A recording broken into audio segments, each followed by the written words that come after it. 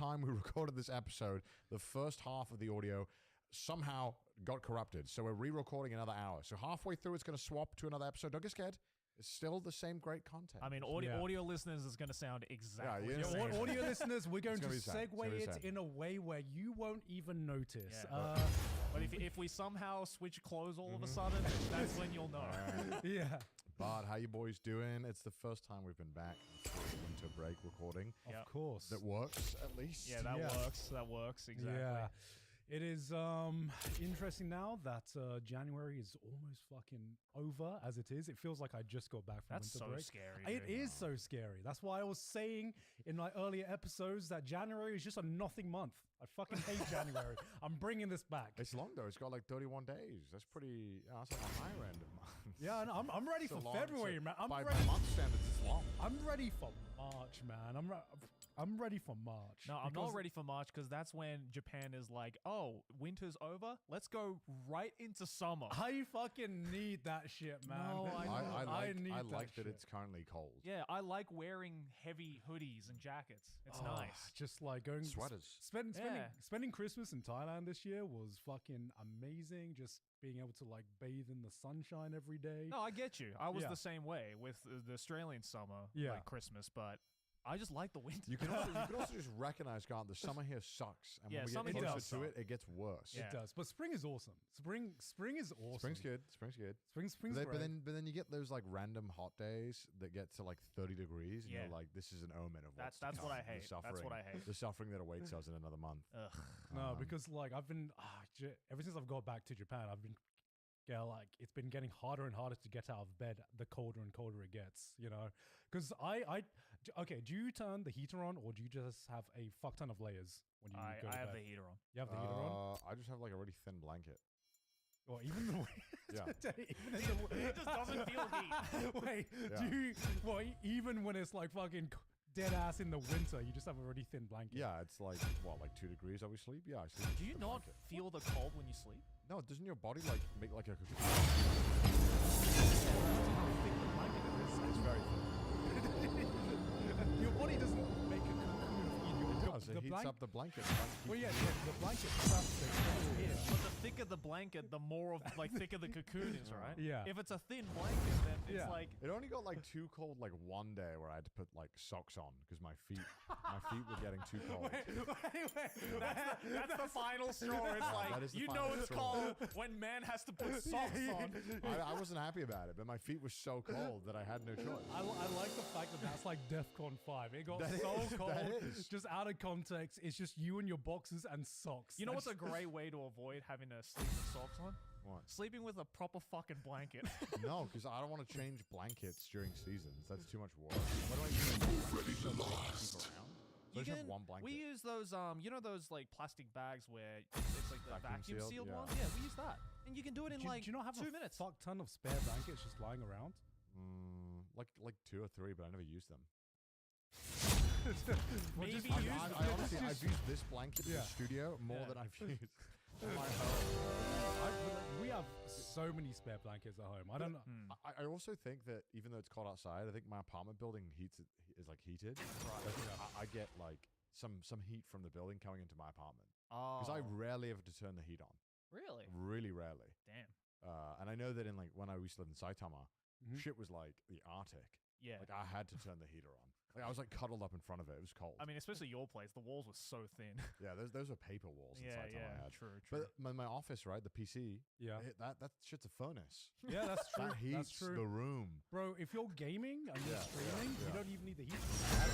That is more effective than the heater itself. To turn the AC. It's like, yo, let me turn the heater on. Loads up GTA 5 in ultra graphics. Well, yeah, if I play like I don't know, like Marvel Rivals and I stream it, like my PC is like max load, and it's like I think it makes the room. It'll make it like 27 or 20. Jesus Christ. Yeah, it really heats. Is it up. actually 2720, or is it potentially that you just emit more body heat than the average person? I think I also emit more body heat than normal. Yeah, I feel like you do. You're very good with the cold. Cold is pretty chill for me. Like even for me, because I remember when I got back, my house is like freezing because it's not an apartment, it's a house. My room was freezing, and I no matter how like high I turned the heater. It just like I was like I considered getting gloves when I was like fucking scripting because I was like this my fingers are freezing. They don't really have like Yeah. I don't think insulation is like a big Yeah, it's not. It's like it's a definitely big not. factor when building. Yeah. I mean, I know it's a little bit, but I know because the summers are so brutal. Yeah. So much I was wearing lighter. like 3 layers when I started. Like I did a stream and I was wearing 3 layers, and within like an hour, I was like, "Holy fuck!" I keep taking off layers, and it's still fucking hot. What's going on? So yeah, if more of the story, if you're cold, just be a gamer, and you will never have a cold room ever again. Damn. True. Yeah. I mean, it's nice, you know. I don't like during the summer. I pretty much never turn my AC off, so it's kind of nice to just be like not have that be on all the time. Right. But you know, well, that's Yeah, Japan. fair enough. Fair Here's enough. how it is. Yeah. But yeah, no. I mean, went on a Christmas vacation. It was fun. What you Yeah. guys did too. Mm. So it was nice. I saw the clip where I didn't recommend your stream clips Thanks, where Thanks. you got your dad into gaming. I did get my dad into gaming. So when he visited Japan, Mm. Yeah. I don't know how this happened, and my dad has expressed his interest in gaming a couple of times. Yeah. But you know when your dad's like, I want to get into something, and you're like, "Tell me." Sure. Come on, Dad. He's like, I want to get into meth. Well, Dad, it's Breaking Bad, okay? Yeah. I don't know, like I obviously if he's like, I want to get into something, and he's kind of asking me to help him because obviously he doesn't know how. Sometimes I'm like, I'm down to help, but are you down to learn? Yeah. That's the because the gaming's you can't. It's not like if you don't know anything about gaming, I feel like it's actually really difficult to get into. Yeah. Well, it's because we've been pre-programmed with Yeah. the language of gaming, you know. Yeah, I think it's a lot of stuff doesn't make sense. A lot of Yeah. stuff is inherently like not very friendly. Yeah. So I think there's a lot of easier ways to get into it. But when my dad was in Japan, he was in my living room. He's like, I want to get into gaming, and then he was like, I want to play this, and he picked up a PS5 controller in my living room, Okay. and he's like, I want to play it, and I was like, PS5's in my stream room, not here. He's like, oh, and I was like, but what is here? I had the Steam Deck dock hooked up to my PC. Yeah. Yeah. I was like, oh, you play Steam Deck, play whatever game you want. He said, what game should I play? I was like, oh, I don't know.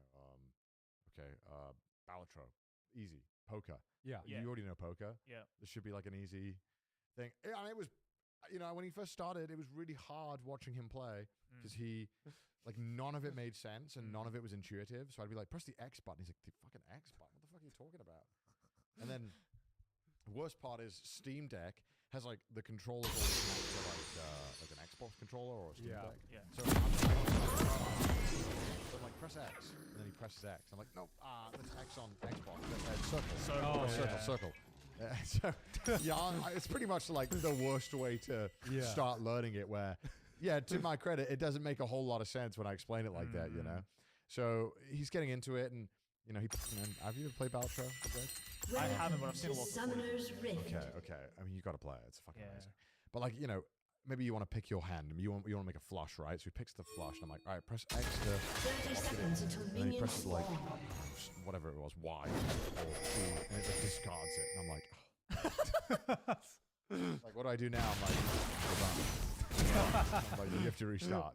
Run it down again. Run it down again. Oh my god! But eventually, he was having fun, and when he left, he was like, I really want to get one. I want to get a Steam Deck. And I was like, okay. I was like, I think maybe you can get a PS5 or a Switch. But he was like, no, I want to get a Steam Deck. I really like it. I like that you could pick it up. Minions have spawned. I can switch. Yeah. But I was, I think, I don't know. I also don't think Nintendo Switch is as to learn. I don't think there's any good way to learn gaming nowadays other than to like just throw your head at it. So he wants to get a Switch, and I'm like, a Steam Deck, and I'm like, okay. He's like sending me links. He's like, should I get this one? Which one should I get? The OLED with the 12 gigabytes or the 1 terabyte version? Again, more stuff that doesn't make any fucking sense. to anyone who doesn't understand gaming. I'm like, just get this one. Get the one with like the smallest size. Yeah. So he gets it, and then he messages me. He's like, hey, I was like, don't worry, I'm coming back in 2 weeks. I'll come to you. So I get there, and I told him to buy Xbox controllers. Generally work. I feel like less. So I get him these Xbox controllers. I go to use them with the Steam Deck, and it's like he's not connecting. not going to connect everything I can do. Right. Not worth it. I think of. I was like Googling what's the problem with this. Turns out you have to plug the Xbox controllers into a PC first and upgrade the firmware, and then you can connect them to the Steam Deck. Which, admittedly, you wouldn't have this one with an or like any other console. And you got no chance. And there's no way my dad would have No fixed it. chance. Right? No chance. So I finally got it working, and then I had to then add him to like download now. Yeah. Which, to be fair, is a pretty fucking awesome feature. I just think you share your Steam library. Oh, okay. From the Steam account in the same country as yours. Right. So my reception is Netflix accounts. Yeah. Hey, So- Netflix could never. I was like, there, you can have all like, and most games you can share. Yeah, it's like some new games you can share, but most of them are all games. So, you know, 500, choose anything you want to play. Anything that makes sense. It's one game. And it's just like an AI slot game that I'd installed for a video where I play every single game. The company sent me. I was like, no, actually, no. You know what? I'll pick a game. I'll pick a game. He probably has the worst It's Steam genuinely library. 'cause terrible. It's 90% like streamer games. And Yeah, it's awful. It's meme games. yeah, meme games, streamer games, and then there's like 10% of the games that are actually good. That much. Yeah, it's like probably like 3% of the games you might like want to play. Yeah. I think Call of Duty is going to be fun on this, and that's also going to be so fucking hard to Yeah. to learn. Like learning how to move the camera while moving is Yeah. so unnatural. If you don't Oh, for sure. Yeah. so I was like, let's maybe try and find something with a bit more of an easier control scheme to kind of get you into this. Yeah. And I was looking. Okay, maybe let's definitely get Baltro. Let's try Vampire Survivors. Like, let's download Vampire Survivors and see if he likes Oh, it. that's a good choice. Yeah. So I downloaded it, and I booted up, and he goes, "This looks old." I mean, I get it. I Yeah. was like, "Dad, it was released like last year, 2 years ago, 3 years ago." It's an aesthetic, Dad. It's an aesthetic. It's retro's in right now. I feel like they're old because Vampire Survivors is probably like 4 years old. Yeah, I I mean, don't want to check how old it is, but I know it's older than I think it is. I think it is like 4 years old now. Was it like? When did Vampire Survivors come out? But I mean, you should try Vampire Survivors. My main thing was like, I need to find a good game as simple of a control scheme as possible that has a Yeah. lot of replayability. Yeah. 2021. 4 years. Because I feel like for someone to get into games, they find a control scheme they like, replayability. It needs to be a game they keep playing over and over again to kind of get used to like certain things. Vampire Survivors is mostly just the Joy-Con. Literally just the Joy-Con. Yeah. And then like maybe you have to choose, you click on it. A couple of buttons. Yeah, so it's very, very hands off, like super hands. So start playing it. Give it a shot. Give it a shot. Give it a shot. And he was like, I don't really understand. And I was like, okay, so the attacks are all on a timer. You have to move around, and it's all time. I can see it just going, like, it's just fucking going out. Just pick up the garlic, Dad. Just pick up the garlic. Yeah, so I was like, all right, no. All right, well, look, we'll get the fucking garlic, and it'll all make sense. Yeah. So we finally get the garlic, and I'm like, now run into them. Run into them. Enemy I gotta run away rampage. from them. No, you You have have to the level garlic. up. You're stinky boy now. You have to level up. I'm telling you, he's like running away. Like, he'll survive for like 15 minutes, but he won't kill anything. Oh, right. So you can't. I was like, you gotta think about it, Dad. It's an investment. You gotta be making an investment every day. You gotta get XP per minute. You gotta be leveling up constantly for the next wave. You got to figure out the risk assessment. So yeah, he's getting into it, you know. And after a couple of attempts, especially after the garlic, I think the garlic is such a good way of easing people into that game. Oh, for sure. It's kind of like a nice little easy Barrier. way. Yeah, of getting you through the first 5 minutes. Like getting a bit more of the craziness upgrades. So he's finally getting into it, and I then start. I'm like, okay, I start showing. So I start like trying to teach him about the upgrade system, which is so fucking confusing. Because it doesn't fucking make sense. You're like, oh, to upgrade the axe, I need the length level or something. Why does that? Or I need to candelabra to upgrade the Okay, to upgrade the Bible, you're doing a clover or something. You're like, Yeah. this doesn't make any fucking sense to any sane person. Yeah. And so I'm trying to explain this to him, but I can realize it's not working. Yeah. So I'm like, all right, you know what? Just focus on killing and leveling up and getting the gems. And you know, he loved it. So when we went to Germany, on the flight over, he was literally just on his Steam Deck the entire time, and I was like, damn, Hell yeah. he's in it. He's He's a in it. gamer. He's into the gaming. Mission accomplished. And then you know the whole break went through, and it was all good. And he also liked the console as well, because when my nephews came around, they wanted to play like every single fucking game on it. And there's I have two nephews, but none of them could agree on which game they wanted to play. So I'd be like, okay, let's play let's play Garfield Kart. And they're like, one of them will be like, I love this, it's the best ever. And they'll be like, I hate it. New game, new game, new game, new game. And I'd be like, okay, let's play Cuphead. And they'd be like, this looks so fun. And then they'd usually die. And I'd be like, new game, new game. Boys, you gotta get good. I'm trying to explain to them. I'm like, you don't want to change game. You're just bad. You need to get good. Tough lessons. Tough Don't lessons. change the game, change the attitude. So they after like 3 times, they're like, no, you need to play this game. You need to get good at this. I'm tired of it. Why are you putting it through like this? Boy, I couldn't believe it. Back in my day, you give me one game and I beat it. What is this? We didn't have a choice. Yeah, we didn't have multiple games. Like, no, I'm not changing. You need to fucking lock in. There was Metal Slug on a holiday, and there was no other booth. We got what we got. You're either playing Metal Slug or the shitty Garfield. Yeah, back in my day, you had like €2. You had to get good. You didn't get to get. I was like, no, you need to lock in here. I'm not changing the game. Yeah.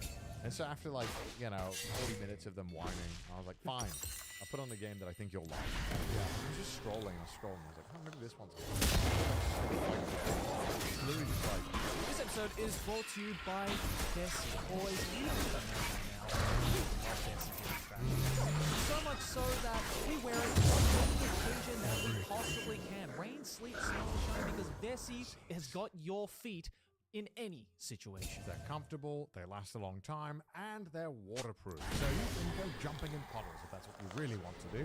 But first of all, I'm a dum-dum who doesn't like temperatures, and that's why Bessie's is so perfect for me.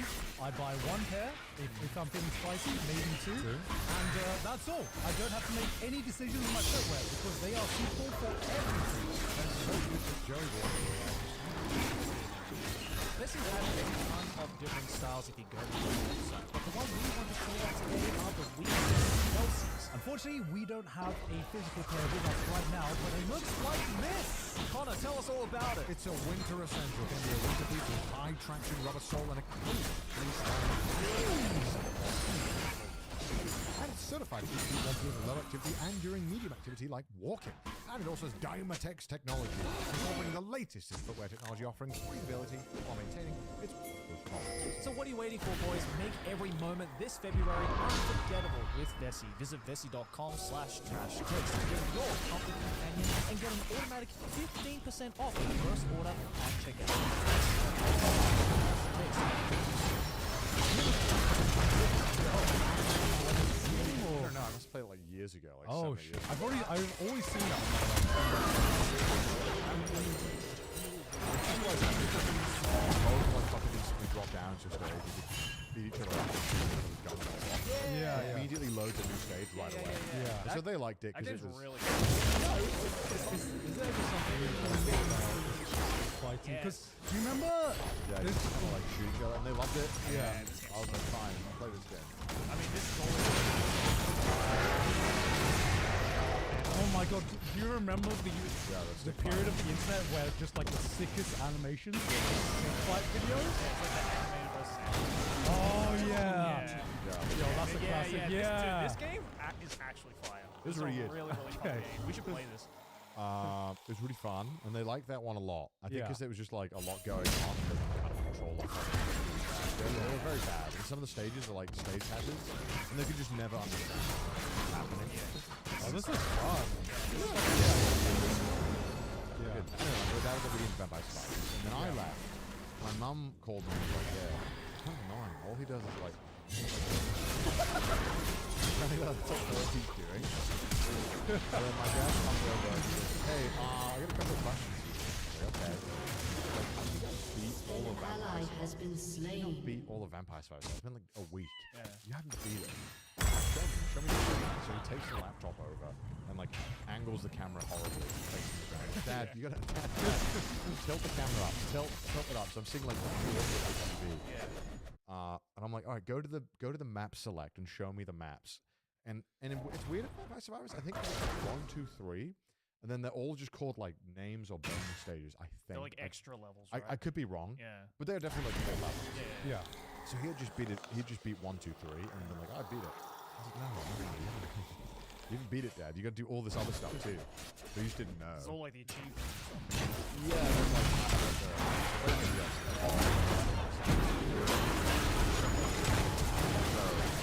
alright, you should go if he does like that. Shut down. Spend your credit. Because I remember last time I was at I spent it was like that I spent no, it's like spend this money. He's like, Yeah. was that real money? Turret plating No, will it's like soon in-game, fall. in-game. Is that real money? I was like, no, you gotta spend it, you gotta spend it. Yeah.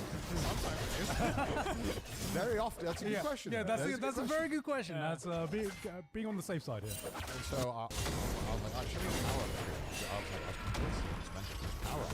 I've played a fair amount of Battle Five. I have not console. Yeah. And he opens the power up screen, and it's all everything. You have been slain. Because I've got like 50 hours in this game. I'm not close. He's like 5. Yeah, yeah. Yeah. I mean, I think I play casually, and maybe he was sweating. I don't know. So he's locked Shut in, and then he down. was like, "Yeah, but man, like I've been trying to play. I'm trying to get good at this other game." And so I watched him expertly navigate through the menus of the Steam Deck. It was Nice. flawless. I was like, "Damn, what a game!" Oh. There was no wasted menu input. It was Hell like, yeah. open the Steam menu, close the game, go to library, open the next game, flawless. Normally there would have been like 4 detours, lost. yeah, I was yeah. like, damn, okay. Opens up Cuphead, and so he's like, okay, let me show you. I'm having a bit of difficulty. Maybe you can tell me what's wrong. And so he loads up the. He's most. Yeah. So he loads up. It's a fucking flower ball. Of course. Yeah, the Yeah. first one. And so I'm like, okay, I just don't know what to do. So he loads it up, and I'm watching him on Skype through a webcam aimed at the TV. And I'm watching. It's like all He's like watching like a dark side for Let's Play. Yeah. So I'm watching him, and he's like he's dodging the first ones. Okay, he's dodging. Okay. Okay. Dodging again. Dad, when are you gonna shoot him? What? He's like, what do you mean? I was like, hold on. And also the bullets start coming. I was like, oh. I was like, well, you need to kill him. You have to shoot him. He's not gonna go away. Yeah, and then he's like, wait. Dodge and shoot him at the same time. I'm like, yes. Oh, this seems hard. I'm like, it is. And then like, so there's points during the level where he dodges some stuff pretty well, and then he's in a position where he has to like shoot the guy. Yeah. Other joystick. And then he's gone. Wait, so did he do the first one? He actually does it just fix it. It's hard to do, yeah.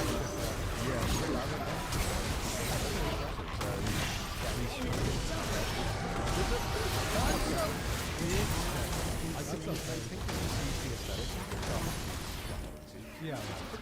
Dude, if your dad, if the next time we hear about your dad's gaming journey and he comes Yeah. back and he's like, I now So- speed on Cuphead. So stay up to date. I'll let you know. I haven't heard from him in about a week, so I'm sure I'll hear an update about how he's either conquered Vampire Survivors or completed Cuphead. Yeah. That would be Which, crazy. if he completes Cuphead, that's certified gamer. I think that'll be that's insane. a lot of people I know. He's gave gunning up for on he's Cuphead. gunning for your Yeah, speedrun We'll, record. we'll know that he's truly your dad. Yeah. I'll be like, okay, so I'm impressed. I'll also, like, he's retired, he kind of like does some odd jobs on the side. I'm guessing he's just You've just ruined him. I guess. I mean, I guess He's probably retirement now. I mean, like, He's a full-time gamer. Yeah. I think there's no better time to get into gaming. You can play fucking the best songs for like the next 10 years. That's basically what a fucking Steam library is now. Yeah. It's just a Yeah. retirement list. Yeah, I mean, like, I feel like if I could go back, shit. I mean, that's kind of what I'm doing now, though. Yeah. 'Cause I kind of like only played consoles growing up, and now I'm finally going to like. Yeah. Kind of makes me think if I was What would I game? recommend? Honestly, I think Vampire Survivors is a phenomenal. I mean, it is. 'Cause there's like a lot goes on and it's so like pretty simple. And it has the obviously the guy who made it. The guy who used to make it. Oh, really? Which is why a lot of the mechanics are very fun. So when you open the crate, it's all like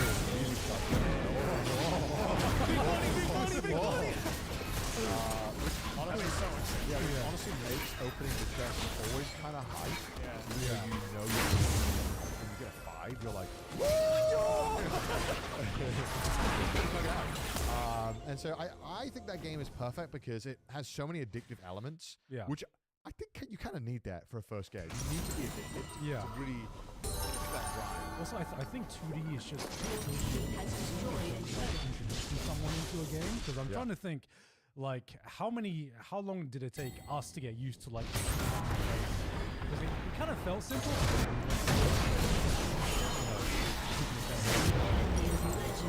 But I remember like playing like Super Mario World on Super Nintendo, and that's a 2D platform. That is and then the first time I played Mario Kart, Has been slain. off is forward. Yeah, it's What the really- fuck? It's pretty confusing to start. I don't remember reprogramming my brain to like be okay with the thing. Yeah.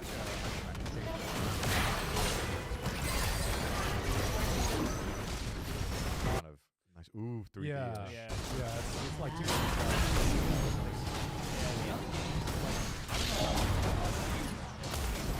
He's played 2 games in his life. He's played Wolfenstein and Doom. And that's That checks out so Yeah. much. I'm like, of course. and that's only because he was working at Logitech at the time, and Logitech were making the at Wolfenstein where it's like 2 mobs, one was the stream. Yeah. So like he's played those games for like I think I genuinely Ally has been slain. look on gaming because it only really looks fun. Yeah. You get a very short gameplay. Yeah. Well, it has a lot of depth, so once they do get hooked, it's a really good way to kind of optimize the build, the kind of fun stuff that's like really, really exciting about it. I know a game my dad. Because my dad, so I found out this cool story. My dad gets addicted really easily to puzzle games. Like for his I bought him a puzzle game. It's kind of like a physical puzzle system where you move like blocks around and it has like 500 different levels and it comes with like different blocks that you set it up and then you have to get one big red block into the final destination. Just like moving it around. oh Yeah. Like the car mobile app games. Yeah, yeah. Move the bosses out of the way. Yeah, yeah. like that shit. But it was like a physical board. Yeah. And I thought, you know, my dad, I got it from my dad because I was like, oh, he does the Rubik's Cube every now and again. He does like, you know, puzzles in the morning. He got really addicted to Wordle. Nice. So I was like, oh, my dad is like that kind of guy. He likes puzzles. So I get him back, thinking this will occupy him for like a month or so. Within like 2 days, he gets to like a hard as fucking like writing this shit out. He gets like level 250 out of like 500. Yeah. And I kind of I was like, what the fuck have you been doing? And then I realized I went downstairs and all I heard was, An enemy is legendary. and then I go to my office, I go up, and I'm like, all right, I'm going to bed now, and I still hear, Is it And I was, it like makes a noise. yeah. So when you get like the one Oh, so it's like electrical. yes, it's electronic. And then I realized on the second day, my dad's, older gentleman now, he normally goes to bed earlier. Something normally gets really wrong with him. My mum told me, my mum wakes up and it's like 1 a.m. My dad normally goes to bed at like 9 p.m., 10 p.m. Yeah. And my dad's just not in bed. My mom starts panicking, thinking, shit, what has happened? Something's happened. She fucking rushes downstairs, and what does she see? Boop. Yeah. That's gotta be some real fucking Legendary. Oh, he does. Or it's like elf. Yeah. So, I think if my dad ever gets to, okay, this wasn't very simple, but like, I think the best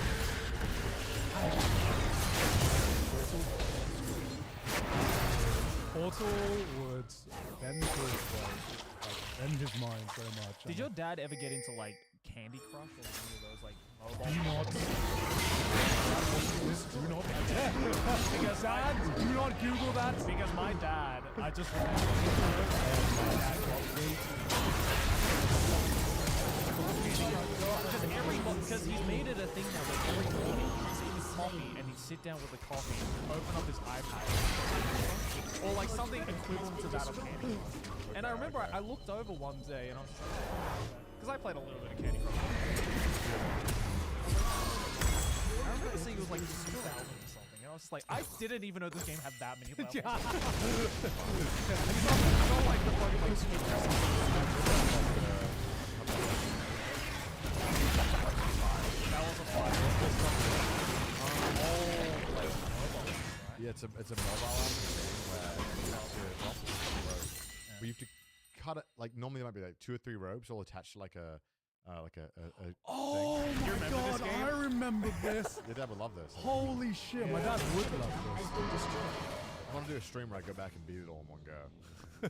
This game was fire. Back in the day, it was Oh, fun. really? Yeah. I remember because this is back when apps were like good and they weren't like productions. They were just like, Yeah. they were just like Yeah. and I remember I bought all these ones out and saved up money. Yeah, that's what your dad can get into. These like old school like It's a really good puzzle. Yeah, my dad loves, I think he just loves solving puzzles and I'm happy with that. It's still firing, I think it's, honestly. test your reflexes. I'm trying to remember like Doodle Jump. I was going, holy shit! That game was fire. Oh my They god! did like an arcade game, like a physical one. Oh, yeah, I saw Really? that. Yeah. Remember, guys, so- It's like a giant.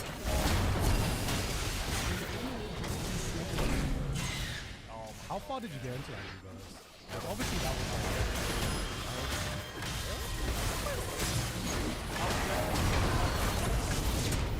Isn't this so fucking? It's like in Japan, the fucking. Has been slain. Man, you got like get in this.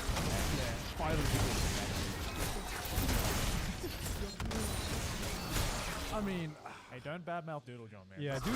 I'll This is the OG. I know it's OG. I was there, but come on, this shit shouldn't be in an arcade.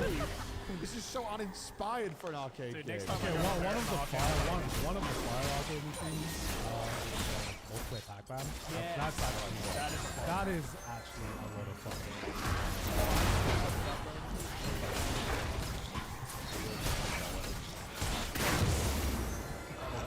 That is the big difference between Japanese arcades and arcades everywhere else in the world. Where 100 you, yen can give you like 15 to 20 minutes of gameplay on a Japanese machine. yeah, that's I'll never play truly hit Japan once it's no longer on arcade. Once we get to Once I can go to if I ever have to go to an arcade again after yeah. that's it. Arcade. Well, the problem is that arcade machines just take a fuck ton of space. Space, man. Yeah, I do wonder.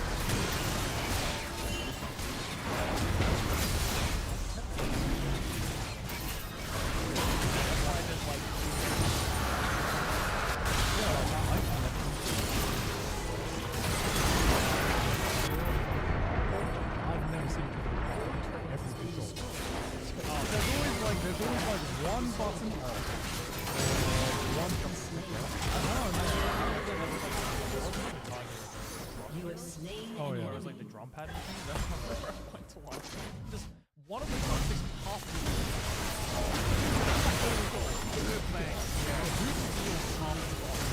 Probably some fucking drunk dickhead. It's yeah. Fucking That's how it normally is, and that's why arcade machines work in Japan because at least if it's a culture, you gotta take care of your shit. Yeah? And I'm sure even then, at least there is more of the infrastructure for maintenance. If you need some like specialized material or Yeah. stuff. I feel like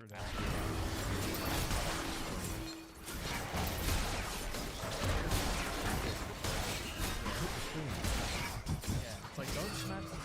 Okay, bang. Yeah. Yeah, in I remember in the UK we had this in our we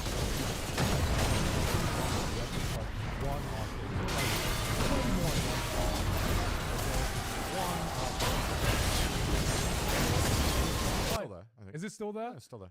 Because the highlight of that arcade was like Bishi Bashi. This random fucking Japanese. Did you ever play Bishi Bashi? That's a classic. They've made so many versions of Japan. Yeah, no, I didn't realize they had made so many versions of it in Japan. You know, after all of the new and fancy arcade machines that come out, like in the Western Bishi Japan, Bashi's fire. you always Yeah. go back to Bishi it's Bashi. it's fire. It's basically like the Mario Party of arcades. Yeah. In the best way, except every gameplay is about bashing like 3 different. Except if you had yeah, exactly. Yeah, so the original was like around like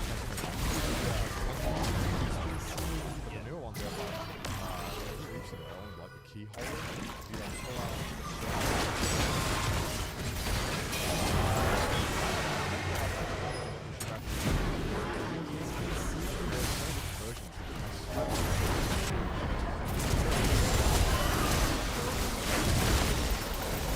Bashi Bishi game. Bashi Just a arcade. Yeah, okay. arcade machine. There's that. Yeah, that one's the Yeah. default, but there's Yeah, definitely. yeah, It's a PlayStation game? Oh, yeah. Guess. Oh shit! I had no You're idea. Scrolling down. I haven't. Yeah, the might ones see it. I always see are these classic ones. Yeah, but there's Yeah. one. There's one where they have a different version. I've seen.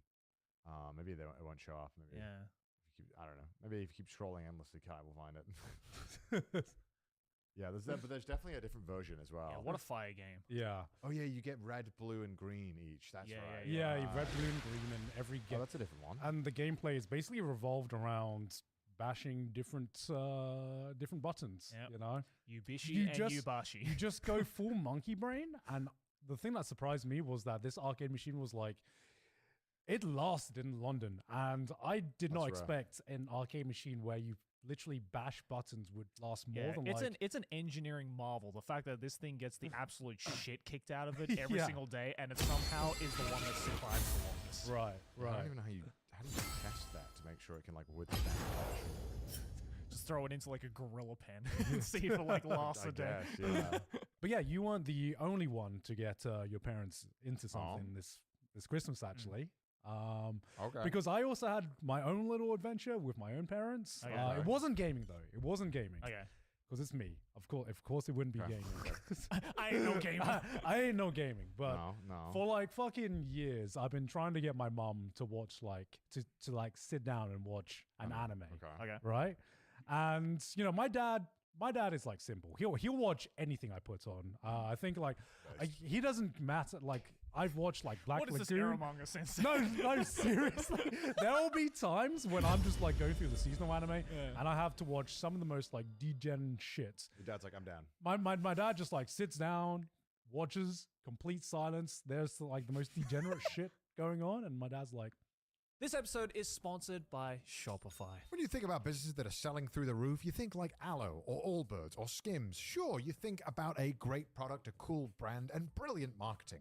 But an often overlooked secret is actually the business behind the business. Oh. Making selling and for the shoppers buying simple. And for millions of businesses, that business is Shopify. Out of all of those millions of businesses, us over at Nonsense, we have been using Shopify from the very beginning because it just works. I know nothing and I knew nothing about selling clothes online and I needed a place to do it, and thankfully Shopify was there, and we've legitimately been using it for the past 2.5 years and it just works. It's great. I just want to ask one thing, Joe. How easy is it to use? Incredibly easy. Because nobody does selling better than Shopify, home of the #1 checkout on the planet. Yes, sir. And the Number not so secret with ShopPay that boosts conversion rates up to 50%, meaning way less carts going abandoned and way more sales going.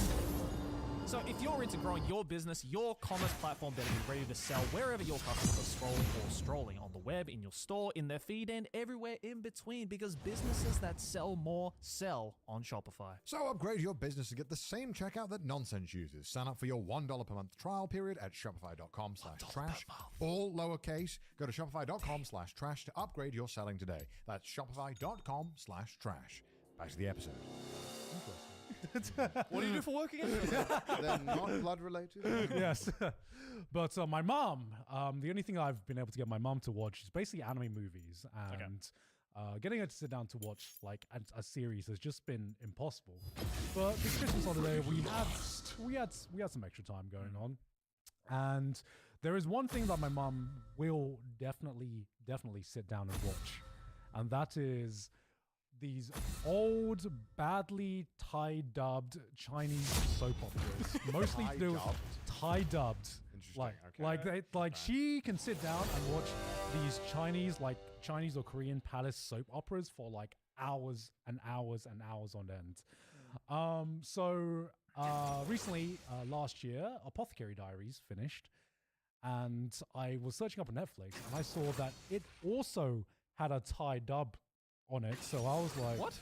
Ooh. Since when? Ooh. Yeah, I didn't know this either, but Netflix it's is pretty good at dubbing. Yeah. Damn. Yeah. Netflix is dubbed in like so many different languages. If you go on Netflix dub, it's not just English dub. Yeah, but somehow it had Thai dub. So I was like, okay, maybe my mom will get into this. Maybe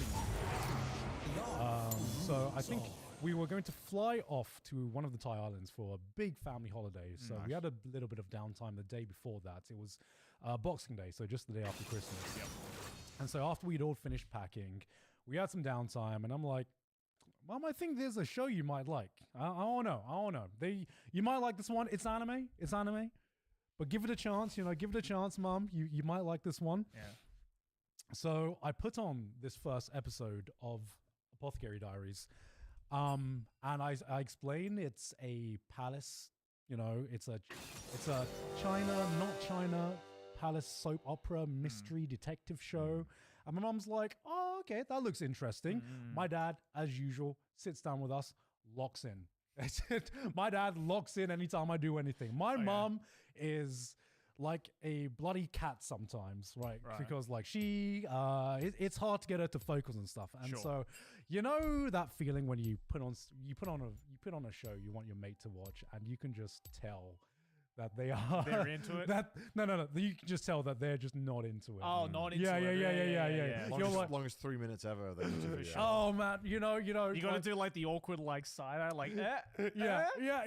Come on, work with me here. Yeah. So I put on the first episode, and my mom tells me she's interested, but her body language is, oh, I'm just gotta pick up the phone. I'll just go, this person's replying, and I'm like, oh, she's missing all the exposition of like everything. You pause it, you're like, are we watching this, Mom, or not? Are we watching this? Fucking commit to watching this. No, thank God. Put the phone down. Thank God. The goat, my dad. My mom, like, in the first episode, my mom's like, so what's going on? My dad's like, all right, let me give you the play-by-play. Her name's Mao Mao. She's gotten kidnapped. She's now working in the palace now. Yeah. And mom's like, oh, that's what's going on? Actually, that sounds interesting, actually. So my mum, out of everything, catches like the last 5 minutes, basically. Right. Okay. Pretty much And- after all the exposition. Yeah, is done. after all the Yeah. exposition, and my dad is the one who is explaining to her everything that's going on. Yep. So apparently the 5 minutes was enough. So Welcome the to day after, Summoner's Rift. we go over to this Thai island, and we arrive right in the morning. And it's not just my family; it's Sydney's entire family as 30 well. So seconds everyone's until very minions excited to spawn. just go out and do stuff. It's our holiday after all. Wisconsin family, so they want to start drinking immediately after lunch or whatever. So we all plan to go out, have a day just exploring the island, getting some food and stuff like that. Yep. And my mom's like, would it be rude because I'm like a bit tired? I'm a bit tired. Would it be rude if I just stay back? You know, if you guys go off. Minions have spawned. Would it be rude? I'm like, no, mom, it's holiday. You can do whatever you Yeah, want. rest up. A And summoner my has mom's like, disconnected. okay, so how do I work this TV? And I'm like, so it's the TV works exactly the same as at home, mom, and you know they have Netflix as well, and they have everything. How do I load up Netflix? Yeah. And she's like, How do I play where I left off? has Netflix, you say? Has Netflix, so we all the entire day. We're not home the entire day. So I'm out with the family, showing them around. We have lunch, get a few drinks, go to the beach, have a good time. My mum is just nowhere to be seen. I'm not contacted. We come back in the evening, and my mum is sitting there, and I go in, and she's on episode 20. She's on episode 20 of like 24 of the Apothecary Diaries. I was like, Mom! One day. What? Your mum was being Apothecary Diaries all day. Mom! And she's like, Base. yeah, it's pretty good. Pretty good. It's pretty good. Pretty good. Yeah, 20 fucking episodes in. It's gonna be a masterpiece. Like 10 hours. yeah. What the heck? And then she's like, I'll join you guys in a second. Let me just finish There's a this. couple more episodes Yeah. left. So she finishes it. She reaches the end. And then she's like, and I'm like, what do you mean that's it, Mom? She's like, yeah, that's it. She's like, but it was only 24 episodes. I was like, Mom, what do you mean it's only 24 episodes? Do you know how rare that is in anime? But I need to see what happens with Yeah. Bao and she. Yeah. But she's like, but the episodes are so short. And I'm like, yes, Mom. Now you know the pain of being an anime fan. But I was like, okay, it's okay. The next episode, the next season is coming out literally next month. And she's like, well, that's too long. I want to know what happens now. And so she got completely addicted to Apothecary Diaries, and she is now patiently waiting. I mean, look, if there was any anime that Oh, it was fantastic. I knew she would like it. I didn't know she was gonna like it that. just living like a college student. Yeah. I mean, it's good when they get into something that you actually like think is good. I saw a Reddit post about something about how someone's dad had gotten into gaming, but Defeat. only fucking Scooby-Doo games. Okay. And apparently, like, he was like giga locked the fuck into Scooby-Doo games Yeah. and nothing else. No interest in anything else except for Scooby-Doo video games. I mean, how many Scooby-Doo games are there? Like 7 or 8. God There's damn. a fair amount. And I just remember reading it like, that's like a new fear I've unlocked, that my dad gets into something so fucking bad or like weird that is adjacent to my hobby. Yeah, what's to say that, like, you know, even though you're like, hey, don't play any of these like shitty AI games on my Steam library, what if he's just like, you know what? I mean, that'd be fine. These are kinda I don't fire. know. Like, but yeah.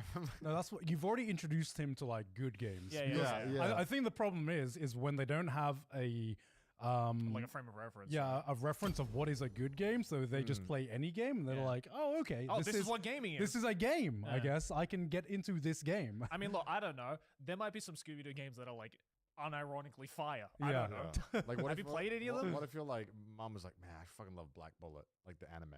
Like, just an anime, like, you were like, what?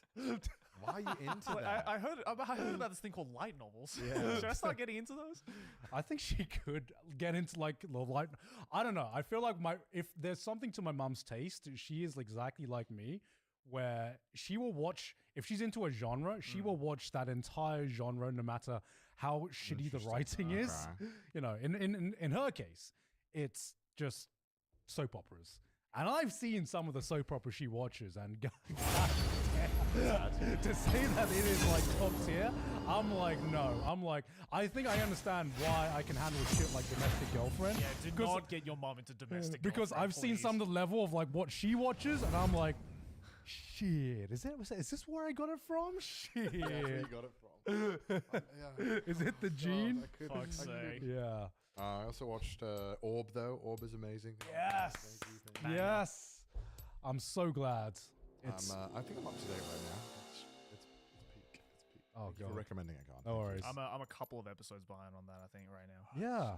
I heard you've been watching anime again Yeah. recently, Joe. Dude, I watched all of Apothecary Diaries. Oh shit! Yeah, I'm no up, way. I'm up to date. I'm up to date right now on that shit. I've watched like just in this month I've watched 5 anime Fuck. Okay. from start to finish. 5 anime. I've watched more anime in January than I did the past several years. Who is this man? The anime Yeah. man is back, boys. Whomst is this man? Do you enjoy it? Yes. Okay. Oh, I did. okay. I was so scared. I was like, man, what if I'm just like not into it anymore? You know, because tastes change, and you know, something you were into when you were younger, maybe you're not so much as an adult. But Right. so I thought, oh man, is this an actual burnout, or am I just like done with it? Right. But Right. thankfully, I wasn't. I was just burnt out as fuck. So what are the 5 shows you watched? Okay, so I watched Apothecary Diaries. Yeah. I rewatched Free Ren from start to finish, Right. just because I want to catch up with the manga. Okay. Watched all Dan to Dan, obviously, because it's fire. I was reading. Oh, I reread the first, I think, 10 volumes of Kaiju number 8, Oh shit. and which has gotten really, really good recently. And I started reading the new Prince of Tennis because I didn't even know it was a thing. That's so random. Dude, I wanted to get into it again. Unironically, have you guys read or watched Prince of Tennis? No. I've watched Prince of Tennis. Okay, so you know like how absolutely stupid the show is, right? Oh, it got really fucking stupid, Like- especially during the end. Tezuka Zone and all this Yeah, Yeah, the yeah, Tezuka yeah. Zone. So where, Tezuka Zone is like one of the more tame powers.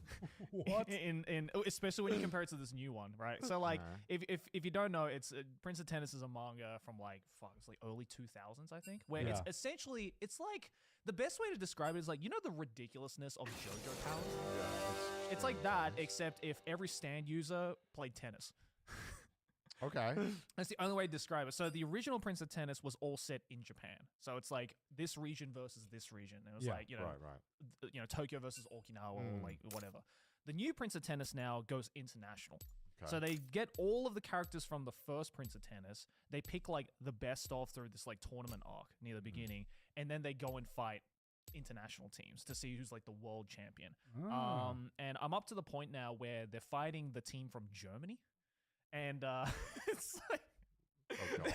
there was a like, point. like JoJo. No, there was Germany, a point. Or There was a point where like it's starting to get so ridiculous. There's a guy in the German team who's literally like 10 feet tall. What? He's like What? an actual titan. Yeah, Sure, look at as- that. What? Look at that. Surely that would be like detrimental to Wait. like play tennis. Like that's not Photoshop. That is actually the panel. And Yorma's there being like, "Damn, I knew Germans were tall, but this guy's a little bit too tall." What is this? A fucking titan? That's a real thing. And this is what I love about Prince of Tennis is the fact that they do ridiculous shit like this, and they act like it's a super serious thing. It's like, man, I knew the international team was going to be a formidable foe, but this was the last thing I was expecting. Surely you wouldn't be good at tennis at that size. Yeah, right? Yeah, how can he hit the ball? I suppose, how big is his racket? Yeah. No, it's half the size of the fucking It's court. like the size of a helicopter. Yeah. So, yeah. 5'10". Yeah, and of so- course they're somehow able to play tennis against this motherfucker. Oh my god. I just had a fucking Welcome blast to reading this. Summoner's It's so Rift. funny. You got Fair to read enough. it. I'll check it out. Yeah, so just this past like few weeks, I've just been like, Damn. but you know what? it was kind of gratifying for me as well, 30 because seconds for the until minions longest time I spawn. was like, oh man, maybe I just like don't like anime I anymore. was like, Yeah, I was yeah. Crying when telling it. I like No, it. I still like it. Yeah, I was like, thank fuck. I actually still like this summoner shit. has And I disconnected. think that just goes to show just how much of a insane burnout I was on when it Yeah. came to like anime and manga. Yeah. Because I had a fucking blast. Like watching and reading, so yeah. We had a great couple of last season. I think Yeah. last season was Minions have Yeah, yeah, spawned. last- sure. And you picked. I remember something had gone wrong where was it like Christmas Day or the day after Christmas, or maybe it was New Year's, where get a random message from Joey, and he sends me the trailer of a new anime coming out, and he's like, looks like the anime man's coming back, and I'm like, what the fuck's going on, Joey? Excited for anime? That's Oh yeah, because they're making anime hell? for Takopi, right? Yeah, What Takopi, the hell yeah. happened in Yeah. Australia? What did his dad pulled him aside and have a conversation? It's like you can watch anime again. I'm like, okay, Dad. Hell Yeah, yeah. So 2025, the year of the anime man. I'm coming back, baby. Coming back. I'm coming back. You just had to give me a Officially. 3-year break, but I think I'm back. I think I'm ready. Finally, my brother is returned. Yeah, yeah. So prepare for more horrendous takes that will make you probably want to kill me. There you go. A summoner has reconnected. Yeah, outside of anime though, I had a real life Ratatouille. like an, Explain yourself, Don. Explain yourself. this has never, ever happened to me before. But we were having a celebration dinner for New Year's basically. So it was me and Sydney on a date before the New Year's. And we thought, let's treat ourselves before the New Year's comes. Let's go to a nice restaurant. So we go to this restaurant, and it's a First lovely. blood. It's kind of like a course meal, which is there are a lot of An places in enemy Japan that has do like been course slain. meals, and now in Thailand a lot of them are popping up as well. So we thought we'd try this one that was close to us. It was a fine meal up until for the most part. We mostly just did it for the vibe and just to try something new. And then we get to the desserts, where we could like order different desserts, and there was like this fucking milk dessert, and I'm like, I don't know how you guys feel about milk desserts, but I'm like, nah. Slop or pudding. Yeah. Yeah, not my first choice. Yeah. Not my first choice. So I go for the coffee flavored dessert. Nice. As very you good. As you do, as you do. And so when we ordered the desserts, this time the actual chef comes out himself. Oh, okay. The actual chef comes out himself to give us these desserts. And I can't remember much of what he said, I'll be honest. All I remember was he gave Sydney like the milk dessert, and it's like a lovely kind of like kind of pudding and milk with some like crunchy bits on top of it, and he's just like, this is like a play on some of the stuff that my mum used to make for me. Okay. Like, oh, okay. The chef really cared about this dish, and he came out to present it, and then he explained my dish, which is more like a coffee kind of cake. And so, I have my dessert, and it's fine. And then Sydney has by her. A summoner has disconnected. This tastes weird. I don't know what this tastes. Yeah, I don't really like milk desserts.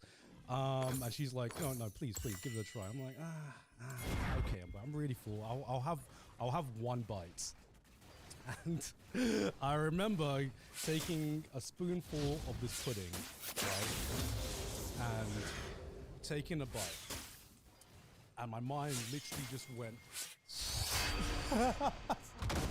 And I instantly recognized the taste. I instantly recognized the taste, because my boss man chef. Anyone living in Southeast Asia, you'll understand what I mean when I say he made somehow a high quality play on a Milo dessert. Oh my god. And I have never had this moment before where I've had one taste and it literally I was just like I tasted the Milo and it just brought me back to being at my fucking grandma's house eating Milo for like the morning. And I'm just like silent for a bit and Sydney's like, are you okay? I'm thinking woman. And I'm like, He's in his mind palace. and I'm like,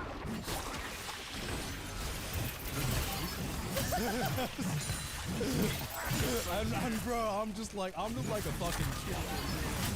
Tearing up. I was just like fucking tearing up. No, it's such a weird experience where some flavor just like unlocks my memory because I've never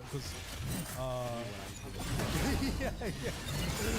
It was like a memory that I'd forgotten I had, and I'm like, I guess I fucking An get ally it. You get it finally. I already get it, but now I just have this double kill. extra layer of appreciation have been for like how slain. fucking amazing food can Yeah, be. of course. Everything. Yeah, Food is yeah. everything. Of course. Like it's kind of like I've never had that experience before outside of just like music where listening to a song just unlocks Brought you stuff back. that just that brought me Yeah, back. Dude, when I went to Germany, A summoner reaffirm has my opinion. disconnected. British food is better than German food. Not that like, I'm not saying it's bad. I just think that like British food gets too much hate. Right. Yeah, yeah. German food is phenomenal because I love salt and meat. So I was happy. And I was eating, every A single summoner restaurant I went has to. reconnected. I love sauerkraut. Oh, I dude. love It's the best. I bowl. Give me a salad bowl of sauerkraut and I'll Eat it. Gobble it up. So every restaurant I went to, can I get a side of sauerkraut with it? And I was eating it. And I was thinking, and I was eating it. And I was like, huh. This is just white people kimchi. Non sai cosa guardare stasera? Prime Video ti porta l'intrattenimento più avvincente. Guarda il game show Red Carpet, VIP al tappeto incluso con Prime. Ma io non me lo perdo, eh. Divertiti con Carlo Verdone in Vita da Carlo terza stagione iscrivendoti a Paramount Plus. Ma che bene. Qualunque cosa cerchi, trovi tutto qui, Prime Video. Fai clic su banner per saperne di più. Prima di un grande palco c'è sempre un cosa mi metto? E quel cappello per la partita di Sara. Cosa mi metto per il tuo palco? Zalan. Right? Holy shit! I laughed and then I thought about it. And I was just like, no, it is. shit, he might be cooking. This is just like white people kimchi. Or I guess kimchi would be Asian sauerkraut. Asian Which one came sauerkraut. first? I don't know, but I was eating it and I was like, this one of them's spicy. One of them's a lot more sour and Yeah. but I was like, this is white people kimchi. This is what it is. It is. Right? I mean, yeah, kind of. Sauerkraut now? You're kind of cooking with that. Yeah. I think you're right. It's pretty old. Sauerkraut is phenomenal, bro. It's so What good. a fucking amazing dude. And it's like the perfect dish to go with all this like heavy, meaty, Yep. potatoy food. Oh, kimchi definitely came first. Oh. 3,000 years ago. That's crazy. Dude, it was great. And I had sausages every fucking day. Of course, you have Every to. single meal, I would get sauerkraut, and I'd be like, every place would be like, "Do pretzels as well?" They're like, yes, I like pretzels. So I think counting the beer, I think it was like 5,000 calories a day every day. It was just so much, but it was fucking phenomenal. Yeah, how many kilos did you all put on? I don't know. I don't count. We don't count it. We don't count it, Chris. That's not the point. That's fair. But I ate a lot. I also, ProZD gave us some recommendations for board games for like family members who maybe don't, they don't want to sit down and read a bunch of rules. Sure. Yeah, And he recommended 3 games. I bought all 3. All 3 of them, phenomenal. They were amazing. Every single day we played these board games. Hell yeah. The one where you do like the numbers, it's called The Mind. Oh, yeah, Where yeah, you put 1 to 100. Dude, we were getting heated over it. Because Maybe it'd be like 10 p.m. My dad might have started on the beers early, and he's, maybe Shut down. maybe he's a little tipsy. It was infuriating playing that game with someone who was not locked in, because like the whole game is that like maybe we'd have 2 cards each from 0 to 100, and we have to go ascending. If I put like 1, you can discern that maybe the next card, if there's like 8 cards in play, it's going to be like a 12 to 15 difference, right? Yeah. So he'd have like you put down 1, he'd have like a 6 and he didn't move. And we're all thinking, no, I'm gonna look. Okay, I'll go. And then he'd be like, what do you mean? Oh, I'm sitting here toiling. I have a 20. I don't know if I should go. Yeah. And then one time I got so angry. I genuinely tilted at a family board game. I think my brother put down 55. We're all waiting. We got like 1 card each. We're all sweating. I've got like 17. Put down 17. Yeah, he's, you get 56. I was like, Dad. 56 comes after Dad, 55. no one else could have gone better than you. You were not looking. And then sometimes you go, is it my turn? I was like, there's no turns. You just go when you think you have the next lowest number, Dad. Go. Bless it. I was getting tilted. It was great. I was playing another game with Just One. That was really fun. Yeah, it was really good board games. Thank you, ProZD. It's a fantastic board game. Yeah, my sister bought like a bunch of I guess like card games and like family games. Yeah. She brought over Monopoly card game. Dude, my brother loves this game too. Dude, it's fucking Monopoly card game? yeah. Dude. I'd never even heard about It's it. pretty good. It's pretty good. If you hate like how long a Monopoly game is, Monopoly Deal. That's But it. you have to fuck each other over. You So do. it can be very fucking Oh, but dude, our family is like pros at fucking each other. So like by the end of it, my dad would just get so It's pretty good. tilted. It's pretty good. You just have to get like you basically just draw cards. Yep. Right. And the first person to get 3 full sets. And it's over. Yeah, 10, 15 minutes at most. It's actually surprisingly a pretty good game. Yeah, we can play it. It's, Very well it's thought. very, very Yeah, good. we should play it. Maybe on Patreon. Yeah, on the Yeah, Patreon maybe we we can play should it. on Patreon. Yeah, but looks like fun. we got so heated playing this game just Dude, because this game is all about Because you fucking can over fucking other steal. people. Yeah, everything. there's like a card where you can steal an entire like finished Yes. set Yes. Oh my of God. properties, and Oh just, my God. just like when you get it in your hand, you just do that look of like I'm about to ruin one of your But guys' then days. someone else can draw a card that's like negate all effects. Yeah. And you're like, Yeah. no. It's like, ah! Yeah, we called it the Hell Nah card. Hell no! It's good. It's a good game. Yeah, it's a really You should good play it. game. It's, Yeah. board games just hit a niche that sometimes Yep. Yeah. can't get with other games. Absolutely. One thing I also learned about Germans is that they don't fuck around. They take that very seriously. Oh, okay. Turret plating will fall soon. I knew that like kebabs are a really popular dish in Germany. So I posted damn, I've been eating kebabs non-stop. And then everyone was like, you call that a kebab? No. What the fuck? Everyone's roasting me in the comments. But that's not a kebab. It's fake German kebab. It can't be real. But you're like, based on the location, this is South Germany kebab. And he was like, what is this? The What is this rainbow of kebab. Yeah. I don't get it. Everyone in Germany loves kebabs. I mean, And base.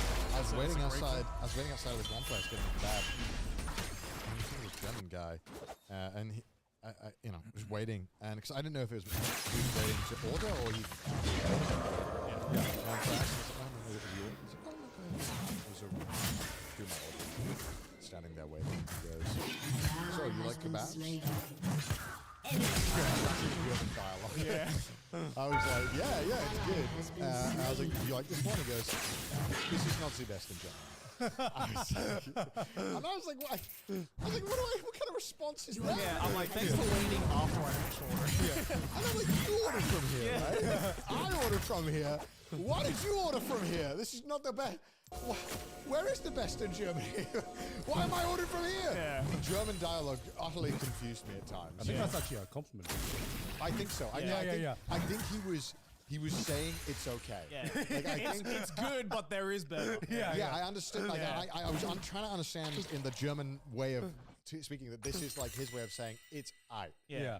Because Which is he didn't fine, he right? didn't say it was bad. Yeah. He just Yeah. said he just implied There's that better. There's and to be fair, this is not the best in Germany. Is kind of like okay, so there's only one kebab that is. Yeah, 'cause I realize this when a German tells me something is good. This is like me saying, bro, this is the fucking shit. This is the best spot I've ever had in my life. This is phenomenal. Yeah, it's good. Yeah, them saying it's good is saying it's not bad. Yeah. Yeah, It's always the opposite. Germans watching. Can you translate for us, please? What is? Yeah. Dude, they know. And the thing is those bastards in Germany, they know it. They know Yeah. that they're confusing to us. Yeah. They know that it makes no fucking sense when they talk like this. Yeah. But they can't help it. But they're very nice. Yeah. I love the Germans. Very sweet people. While Joey pees, should I tell a story? I'll wait. I'll wait. Oh, you. I'm listening. I'm listening. Gant's listening to me. I'm so listening. True. So I went to the like tourist track. Although it's like kind of a cool spot. Yeah. It's like the main beer house in Munich. It's been there since the 1500s. Obviously, it's rebuilt. Okay. But it's like a huge touristy spot. But it's kind of fun to go there, you know, and kind of have that atmosphere of like the same all around. Yeah. And I don't know. But you could just tell.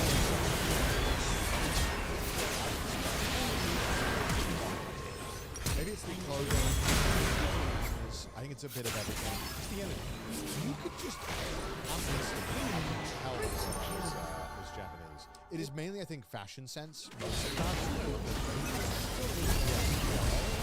So Like when they give off that like reserve energy, I'm like Japanese.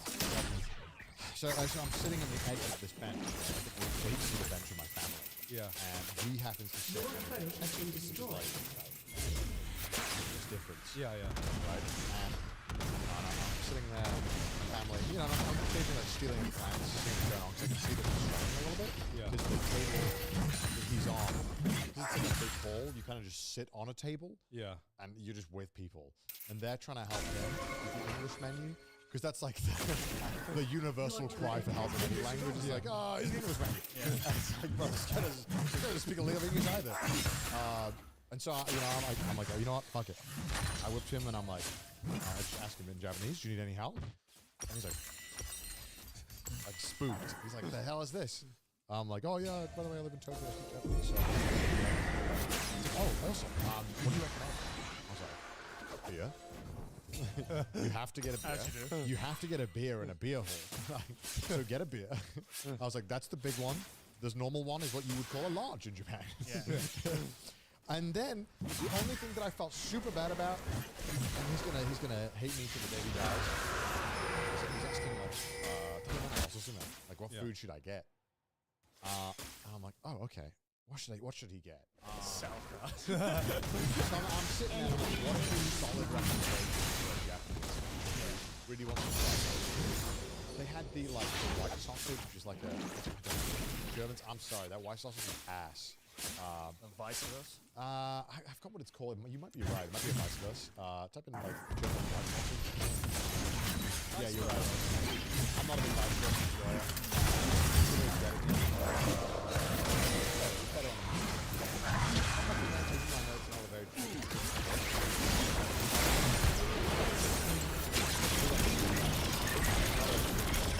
I was like, get goulash or get the sausage platter so you can try just like one time. And I thought he said, are the portions pretty big? I said, yeah, they're pretty big, but what when he actually asked me was, is both of these too much? We're in Germany, right? And these are all like, these both are like 20 euros each. Yeah. I didn't realize he ordered both. So he orders his beer, and then this goulash comes out, which, you know, just my thinking was like, it's kind of like a curry in the sense of like the closest comparison a Japanese person has. It's like curry, Japanese curry is awesome. And the meat is phenomenal. Like it's tender meat, very light. So he eats all this goulash, and I'm like, I'm chatting with him there. He was like trying to steal the touristy stuff. And then I'm like feeling good to myself, and then the second I turn, I see another giant plate come into view. It's the fucking sausage platter with a bed of sauerkraut. And then like, he looks at it, and then he looks at me slowly, and I'm like, and I felt so bad. And the entire time in my peripheral, I keep seeing him go, as he's trying to, he's forcing himself to eat this whole thing, like a Vietnamese food YouTube video. He's getting through it. He gets to like one sausage left and finally taps out. He fucking gave it a good effort. He got nearly all the way through all of his food. And I was like,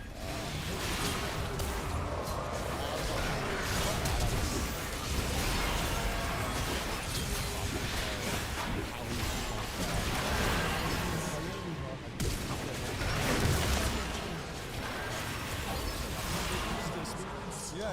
Listen, we got to try 2 dishes, which was my except one of them wasn't. Well, that's just not good. What is this phenomenal India? It's phenomenal India. You gotta try some European cuisine. Proper European cuisine. It's fun. Yeah. It's fun. Look, the meal is the only meal you need in Germany. You don't need anything else. Beer and bread. Also, you get to speak Japanese outside of. It always feels like you're like some kind of like this Ira polygon here. Yeah. So I feel like you're like that.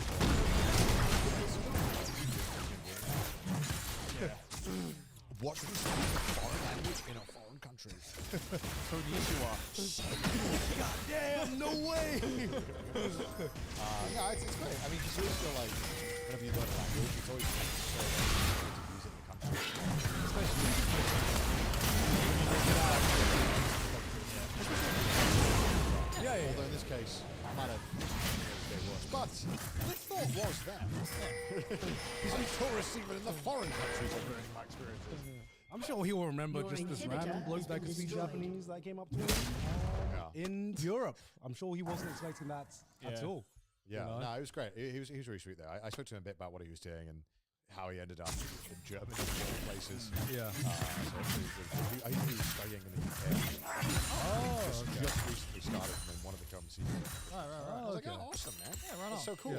Yeah. Because it's like, what, like only like 14% of Japanese people have a passport? Yeah. So whenever I see another Japanese person out there, I'm like, Like a shiny Pokemon. yeah, I hope you're having a good time, dude. Like, enjoy it, dude. We're so nice. Come on, have a good time. Drink some beer. You know, Exactly. like, it's like so.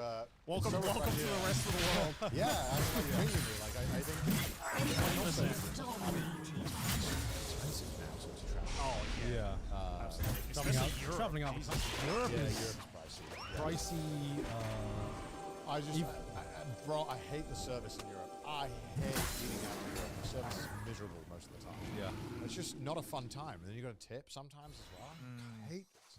It's so bad. Dude, it feels like in Europe, finding a waiter is the hardest task of all time. Specifically, only when you need to pay and leave. Yeah. It becomes somehow every staff has left the building. Yeah. And you're like, where is everyone? Or if they are there, it's like they're trying everything they can to avoid looking you're like, at you. you'll be like, and then they'll like, Yeah, walk that's- past Yeah. only when it's the bill. Only when it's the bill. And you're like, I'm trying to escape. I'm trying to get out of here. It's like a fucking Mr. Beast. I spent 24 hours. I'm trying to get the fuck out of here. Do you have to find it like? Do you find like some of your Japanese phrases when you go? Oh, for sure. Yeah. Cannot stop like now. I can't stop doing it. Yeah, it's also, I kind of realized how like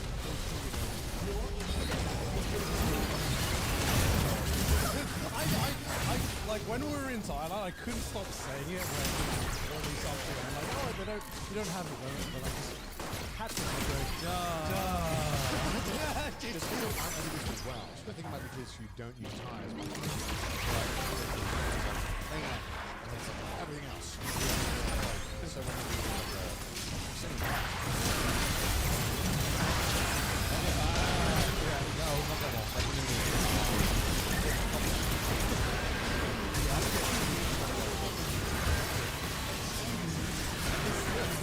You just kind of look weird.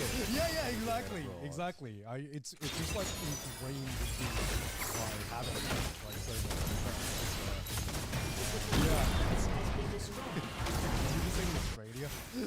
except I don't give a shit. Yeah, you don't give a shit. Yeah, I'm just like, go on the side. Sorry, I'm sorry. I'm the whole day. Sorry. Yeah. Sorry. I'm so used to it. Sorry. What are the most Yeah. You keep talking to me, please. I was going to visit in Australia. Your inhibitor is I literally would wake up and go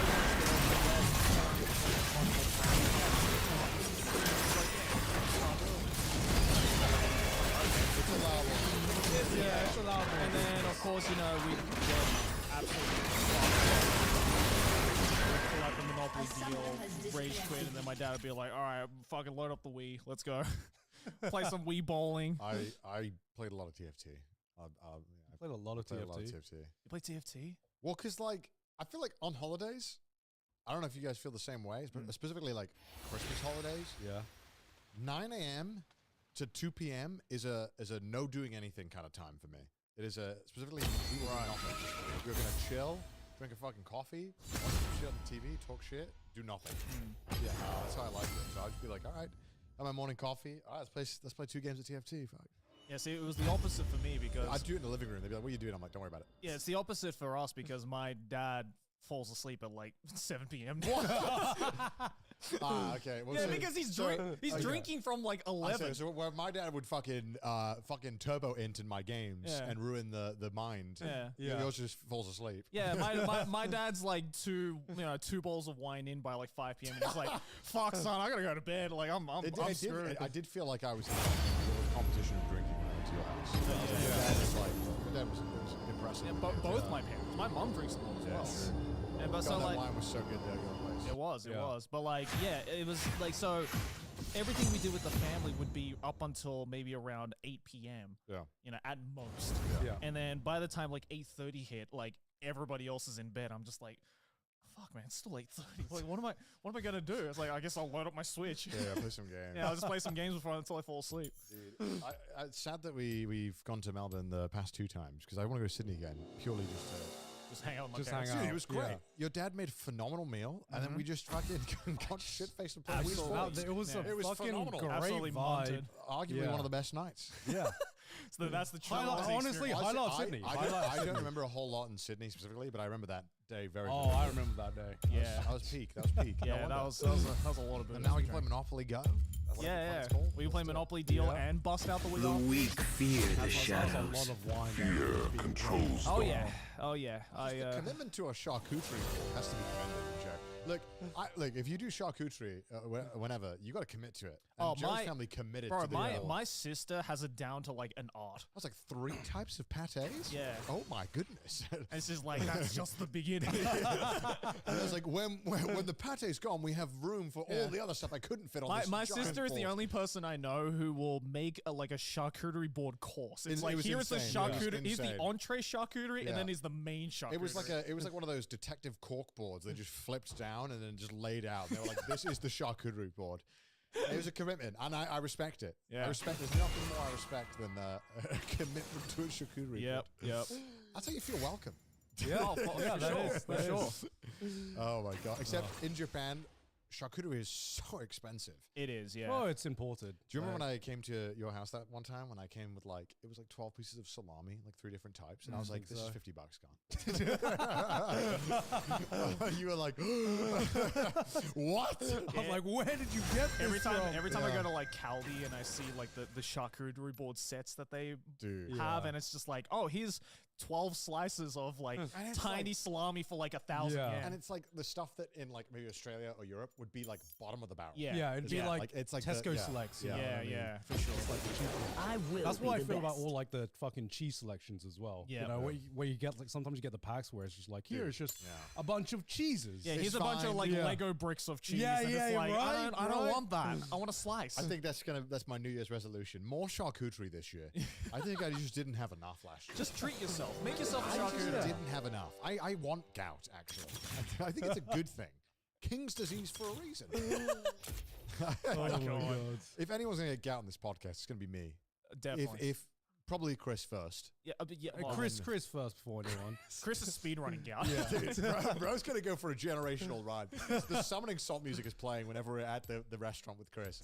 With the charcuterie board. Sea-Dog was doing well on the leaderboard until a new face showed up. A new time save. And was his found. name was Chris Broad. Oh my god. Yeah, Oh but my it's God. I mean it's just fun being around family. Yeah. And Yeah. going. I'm getting to the age now where just going for a walk is a thing. Oh, Yeah. Do you know what me and Sydney have been doing? This can sound so old, but just waking up and just having a morning coffee and just talking Yeah. about just chilling out with because we did it in Thailand a lot because obviously we had like a great view and everything like that, so we would just wake up a little bit earlier than we would used to, just get a coffee, just look at the view That's nice, man. and just chat for a bit. And I'm Wow, like, you're raw dogging the morning. I don't believe in breakfast as a daily concept, but Yeah. when I'm like vacationing, I love when you get to like share breakfast with someone. It's just such a cool Yeah, vibe. of course. Especially Yeah. when it's great 100%. breakfast or coffee, anything. yeah. It's just so good. Definitely. I start like I'm just never hungry enough for breakfast. Me too. Me too. Unfortunately. Same. But if it's good enough, I'll make it work. Yeah. I'll make it work. Yeah. But yeah, I used to think like a walk had to serve a purpose. But I think Like, I've like going a you destination. need to go somewhere. Yeah. Like Yeah. you can't or like walk to a coffee. You can't just walk and come back. But now I'm getting to that point where I'm like, I will go for a 30-minute walk. You're doing that here? I'm doing it in Japan. Oh yeah, yeah. I Just- mean, that's the best place to do it. And we went in the Wales. Yeah. But I realized I'm not quite at the level that my parents and my brother's like, he like every minute has to be doing something. Yeah. He when he wants to walk, it's like 3 hours. I'm like, this is That's a hike. this is a bit much. This is a bit much. Can we shave it down to one? That's a pilgrimage. I'm in the middle at one. After one is what I have to consider what I'm wearing. Yeah, yeah, You know yeah. what I mean? Like pre 1 hour walk, I can kind of get away with anything, For right? sure, yeah. Yeah. But it's nice. But we did a walk in Wales, and I was like, oh, Wales is just Silent Hill. It was so foggy every day in Wales. Oh yeah. And it was genuinely like Silent Hill. I took a picture, and I thought it was so funny because I went for a walk at night after Christmas because I'd eaten so much food. Yeah. And I was like, I have to have a walk, like physically. I Yeah. think my body yearns for a walk. So I went for a walk, and I was walking, and I thought, yeah, this fucking country is just Silent Hill. Look at this shit. Oh my god. Oh my god. And then I where did I go? And then we went for a walk. Yeah. We went for a walk in Wales. It was sunny. An hour later, Jesus. suddenly you couldn't see like 10 meters in front of you. Far out. Oh my god. And that's, we were walking on the biggest aqueduct in the world. Not built by the Romans. It's I thought it was. Wow. It's in Wales, yeah, North Wales. I didn't know an hour from my house. Never heard of it. I don't know how. Because you never went for walks. Yeah, I never went for walks. Can you show it? World's largest aqueduct. It's really cool, actually. If we ever do When like you can see it. when we do Yeah. a trash taste special in Wales, we'll go here. It's, Yeah, for sure. it's cool. Welcome to Yeah, it looks Summer's fucking badass. Raid. You can kayak across it. Whoa, that's cool. It's Oh. massive, Wow, that's really high yeah. up. very high up. There's a 30 couple seconds of them, minion but that one spawn. is huge. And it's Yeah. stunning, really That's beautiful. lovely. If you're ever in North Wales, go check it out. It's phenomenal. Yeah, it's great. Just awesome. Yeah, it's kind of trippy on the water how close you are Yeah, to yeah. the edge. To the That is very you, scary. you look like Yeah. you can just fall off. Yeah. Yeah.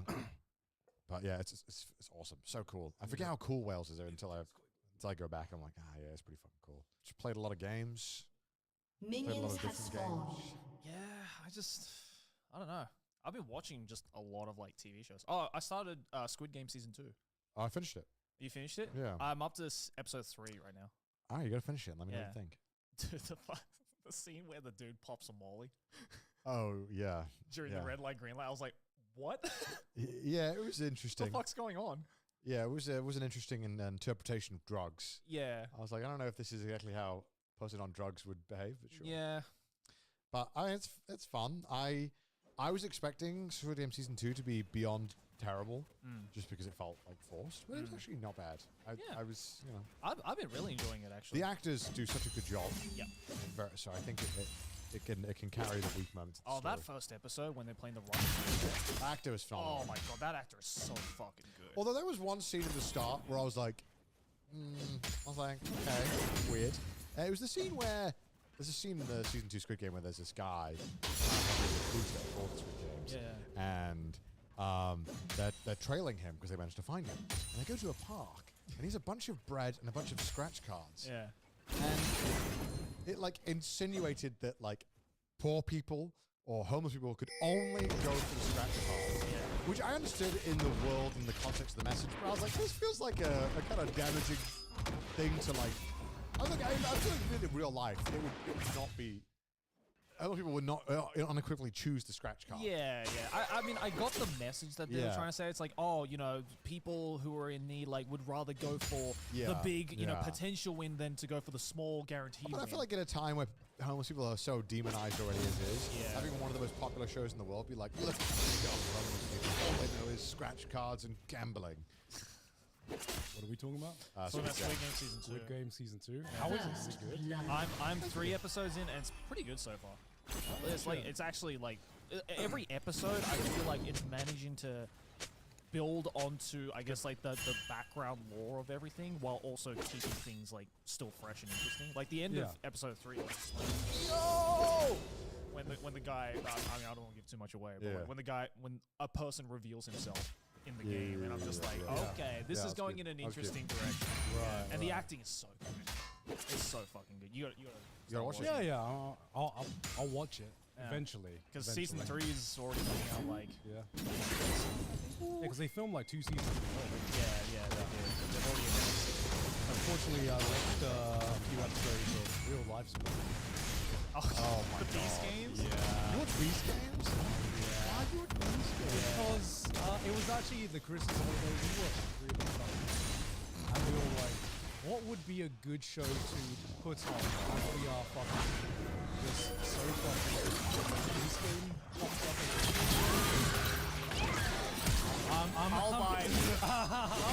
I'm drunk enough, and let me tell you, I would not want to watch this show so at all.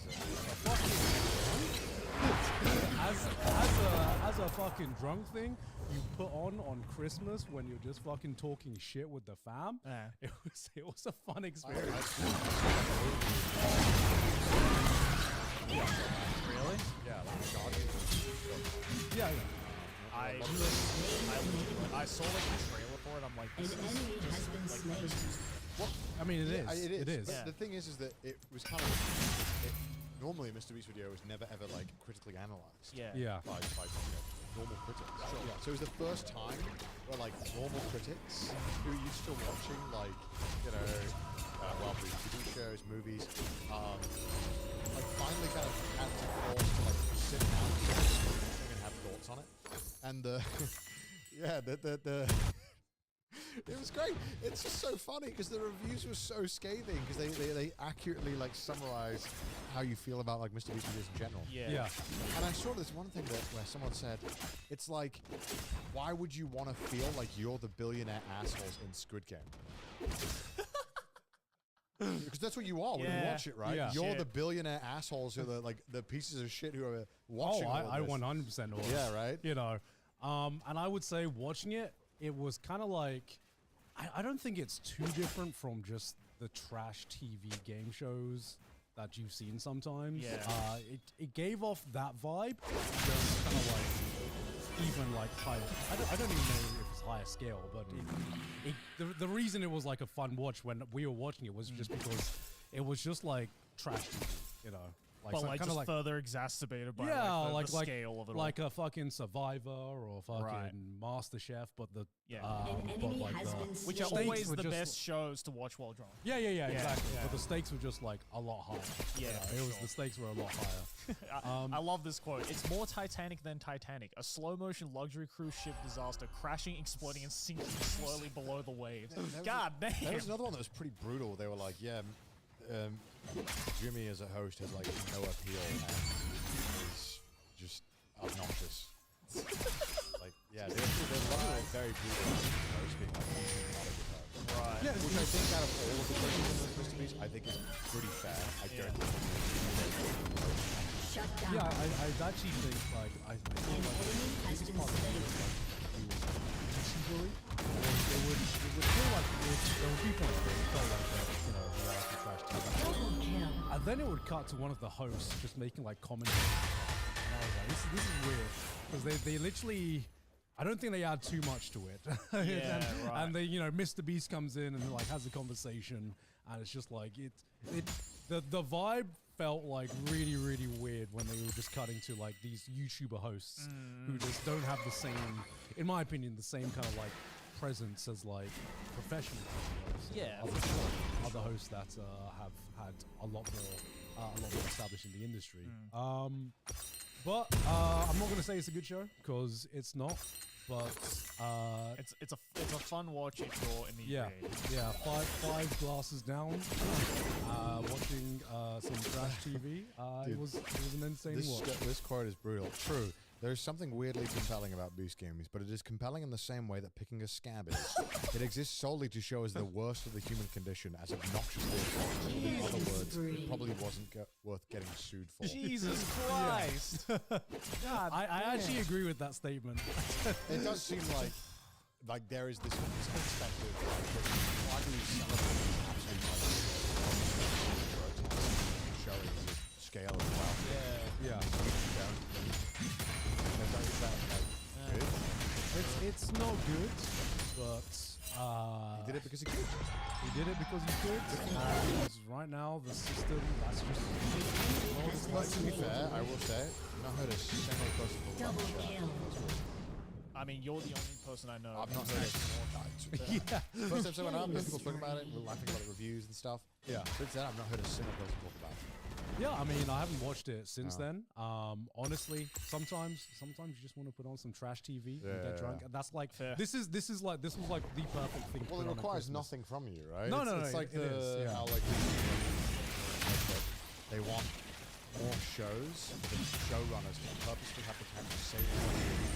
Most people who watch popular aren't looking at the screen, Yeah, they want it to have be it on like the background. second screen. which is so frustrating because I, as a person who do this, I sometimes don't watch it. I pick those shows. I know the shows that I can watch. Yeah. And I am comfortable and okay with the fact that I will sometimes have a worse experience of said show because I'm doing it.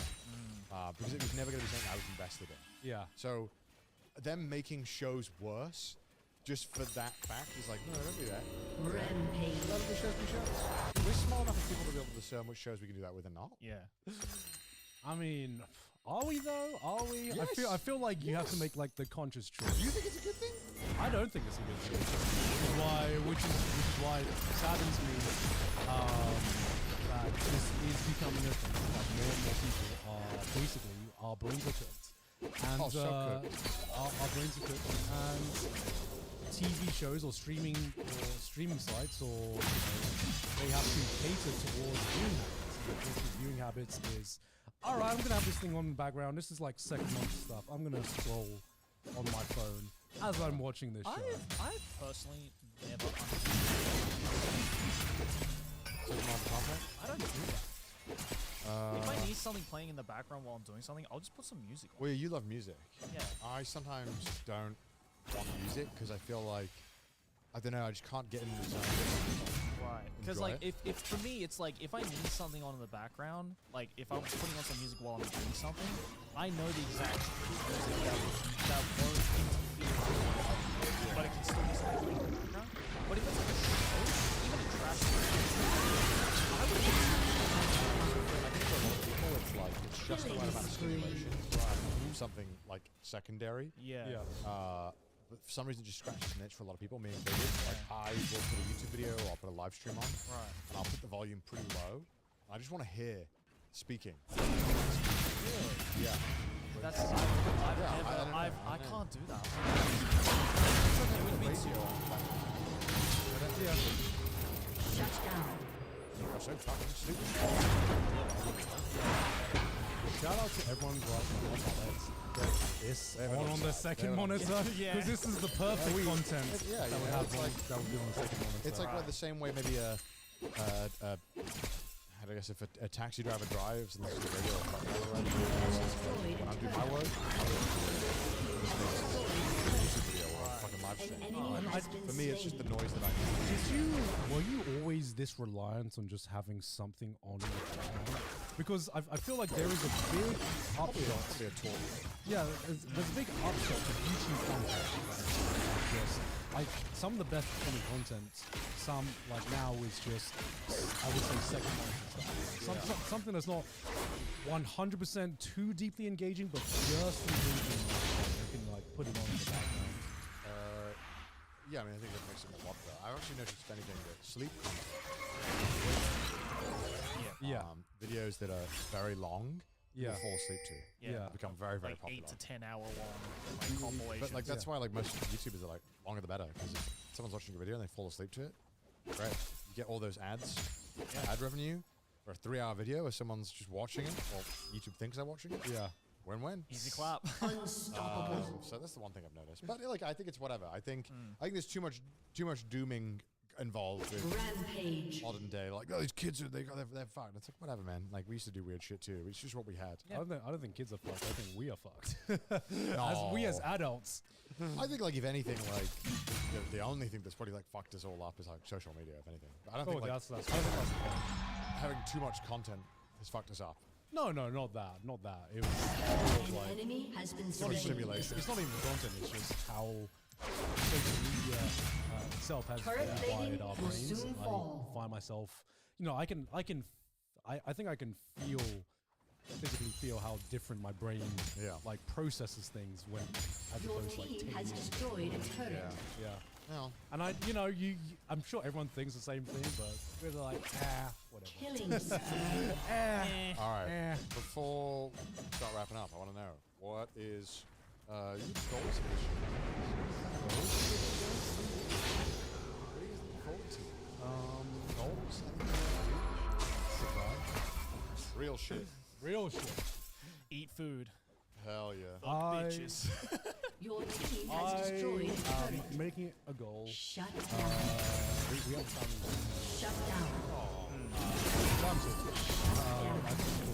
Yeah, you have. Yeah. Yeah. Unstoppable. My goal is to be the coolest uncle there. I gotta assert dominance.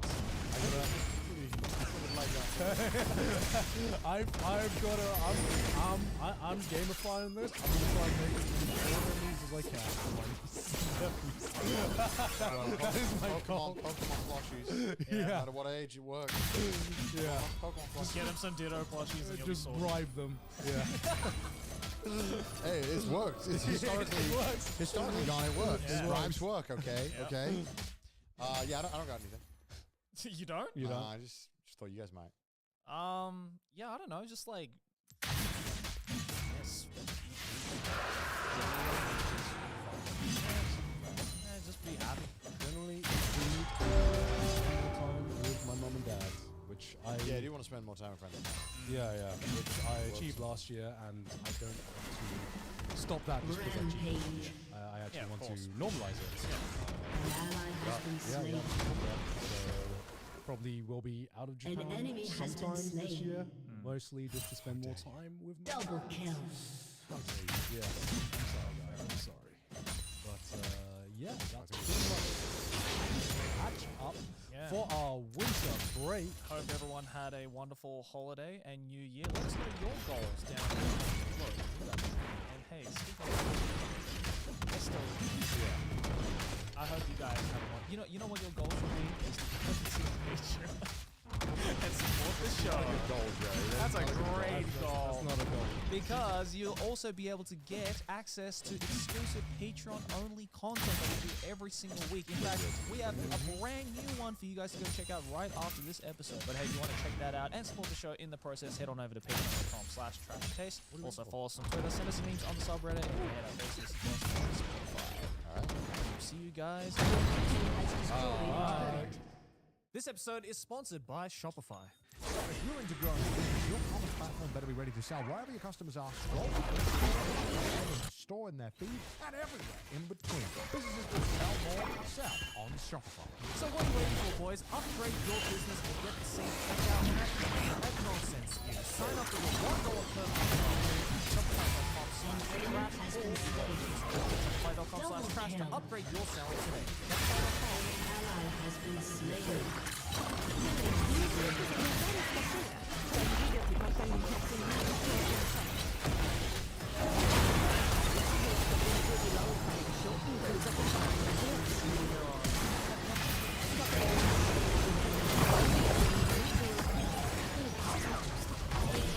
qualunque cosa cerchi, trovi tutto qui. Prime Video. Clicca sul banner per saperne di più. All right, welcome back to another episode of Trash Taste. I'm joined once again by the boys, Joey and Garn, Yay. and we went on a little trip. Just a little one.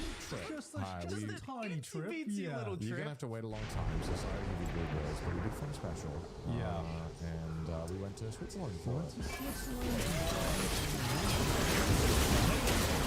Ally has been We slain. thought that, we went to Switzerland. It was such a beautiful, amazing experience. We just wanted to talk about that, but we figured you guys would figure out that we filmed a special there anyway.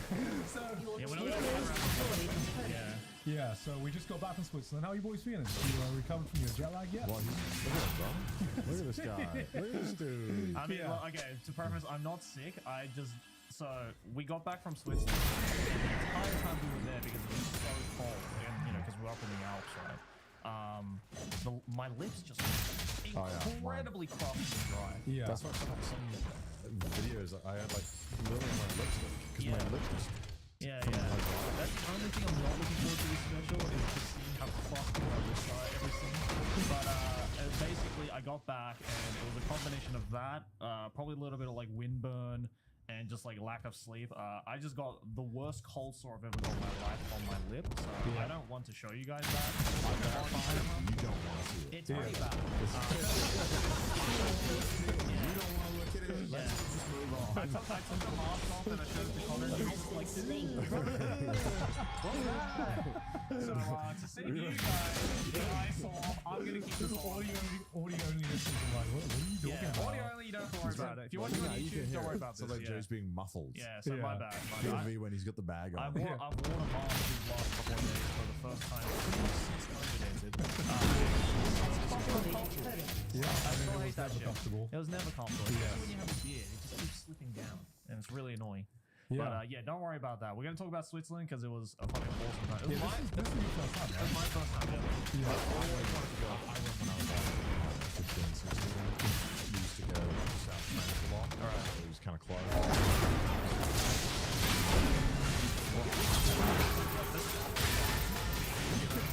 Four countries in like 3 hours. I can't even drive out of Spain. So it's like, But, what? at that age when you go to Switzerland, if you're not from Switzerland, it's so goddamn expensive. That was something I knew and haven't been to Switzerland before because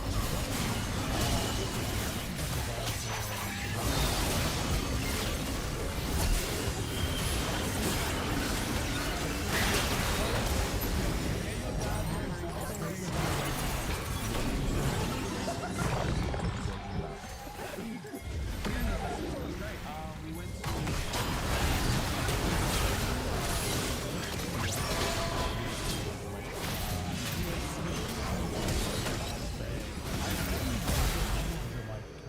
I saw how it was spelled and I was like, Sassy?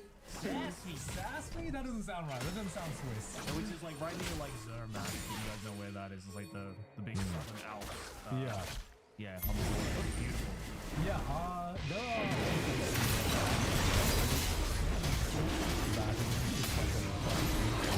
it's enormous and so beautiful that it doesn't look especially up in the mountains.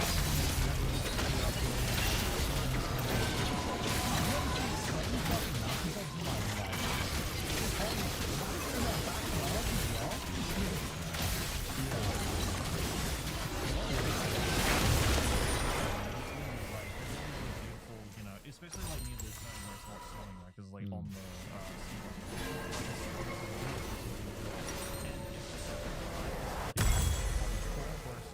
it would just be this empty hill, and there'd just be this one tiny log cabin in the middle of nowhere. And I'm like,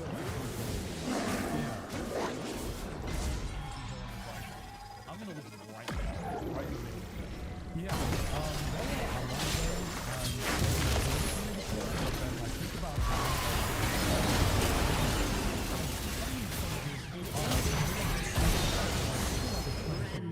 like a steep mountain a lot of the time. An ally has been slain. Yeah. I'm like, how the fuck do these people get to How do people go? How do they go shopping, man?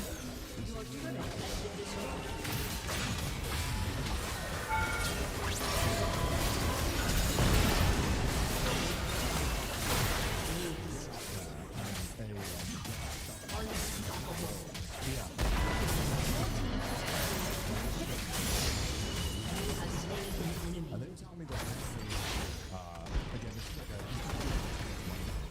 Yeah. They just get... everyone helicopter. Apparently, because obviously in Switzerland, it's mandatory services required. It seems like, again, when we asked the crew this, it's like 20 people, we were like, who's... Like, three of them have done it. It's not mandatory. Not mandatory.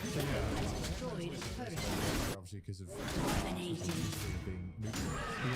Neutral in terms of attacking and defending, and very much not. Oh no, I heard some stories from like the Swiss military, and they were like, yeah, you know, sometimes our bridges are designed to be blown up, and we have probably it's those cottages. They're like the most bunkers. Yeah, really. Like an insane amount of mountainside bunkers that were built during the war. Yeah. Which doesn't make sense. I don't know if they have the most, but they have like an absurd amount of bunkers. And I think there's one of the guys there, they'll send 374,000 bunkers.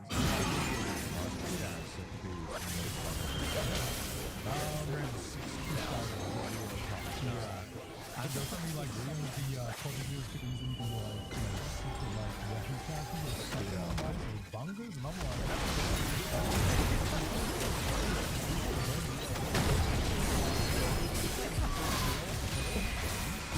They all talk about like,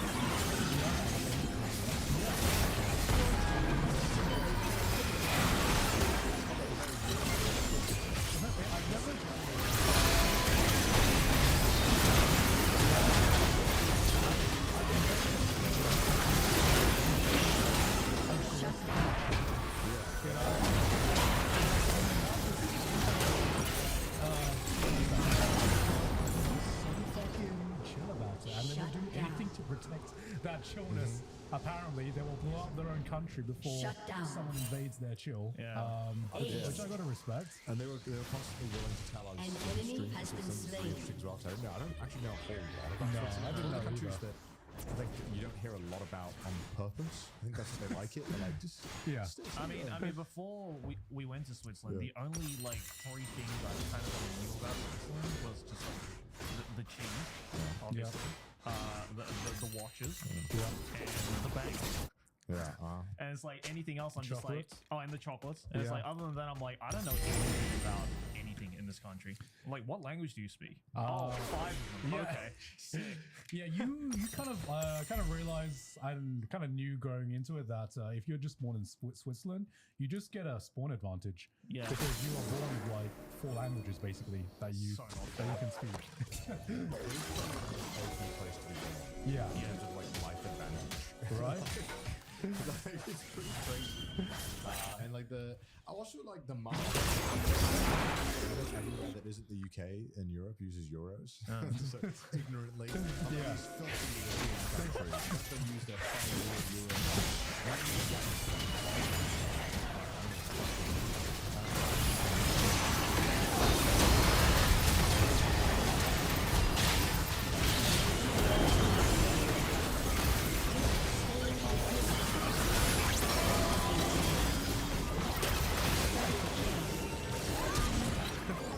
Last I saw, I might be completely wrong on The this. dollar, right? It's 100 and something. Your team has destroyed an inhibitor.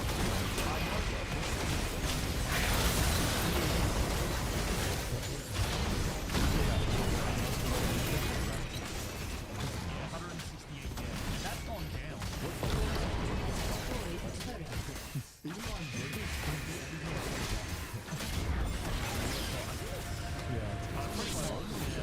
A summoner has destroyed. yeah, so everything was ridiculously expensive. It was. Expensive. It was. Far out. And now kind of realize now that you mentioned that, I think I've been to more European countries that don't use the euro than do. Because on like the Euro trip that we went to, I think most places had their own currency. Yeah, but I think. Like, Yeah, but it wasn't like the main currency, right? Yeah, no, it is. So, like for the Swiss krona. Yeah, the Swiss krona. From what I understand, it is tied to the euro. What does that mean? Like the fucking Scottish pound? So it like fluctuates. So if the euro goes down, it's like pound. It's the pound, but it's Scottish, and it's Yeah. it's, Is that it's, not no, the no, it's same? different. It's- It's different. it's- This is different. That's actually the pound. yeah, that's actually the pound, but it's called the Scottish pound. And there's different notes. So like the Swiss currency value is like 1 to 1, like not 1 to 1, but like if it's 20 and the euro is 1, if it fluctuates, it goes up and down accordingly. They're tied. So do you want to? Can you Google this to show it, Kai? I did not understand that at all. Yeah, it's kind So of weird. I think it's a way where countries like to have like, hey, this is our currency, Right. but it is still completely like reliant No, on Sweden. the euro. Sorry, yes, The Swede krona. type in like Swedish krona Swedish krona. tied to euro. Sweden does not currently use the euro as its currency and has no plans to replace the existing Swedish krona in the near future. So they don't use euro. Okay. Wait, which one of the countries does this? Is Fuck. it Danish? Danish? Could be. I could be wrong. Yeah, I On, remember. on this episode of I Factually Made It the incorrect. Fuck Up on No, I Trash swear- Taste. Yeah, is SEK pegged to euro? Scroll down. That's that one. Not just in German. We Man, should peg all it. of this is Wait, just what, Yeah. is it the Danish? No, it's the Danish one. Wait, that's what Hart told me. Which is also called the krona, right? Is it? Yeah. What's the Oh, Danish currency? okay. Krone. It's the Krone. krone. Okay. Krone. So it's Oh the my Swedish god. krona Okay. and the Danish krone. Okay, I'm fucking stupid. It was Denmark, not Sweden. Yeah, Sorry, yeah. Sweden. I know Yeah. you don't like being confused with Denmark. You have just declared war on all of Sweden with Yeah, that. so like this currency is like required to stay within a range. Right. Right. So I don't understand the benefit of doing this because I'm not smart enough for that Yeah. financially. As I paid $8 for a coffee in Switzerland. So Yeah. Yeah. don't take any financial advice from me. Okay, Yeah. so answer me this as Okay. someone who is not European whatsoever. Mhm. Can you still use the euro? No. No. So it's only this yeah, currency. It's a different currency. Yeah. So Yeah. in Switzerland you can only use the Yeah. franc. Yeah. Yeah. Okay. The same Yeah. way you couldn't rock up to Australia with the dollar. Well, then Like- where do you use the euro? That's the real question, right, Joe?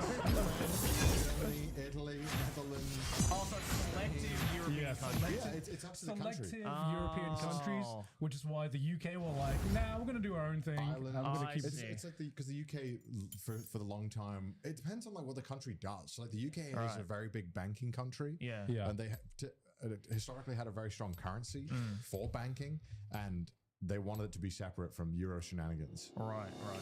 And I imagine like there's a little bit of like elitism in there where they thought like, no, we don't want this filthy no, there's definitely. I white mean, currency. you know, We want like our good currency. I mean, if there Right. wasn't any elitism, how did what happened with us in the EU, right? Yeah. Let's just The talk weak about that. fear the shadows. I mean, But- never talk about fucking controls them. That's it.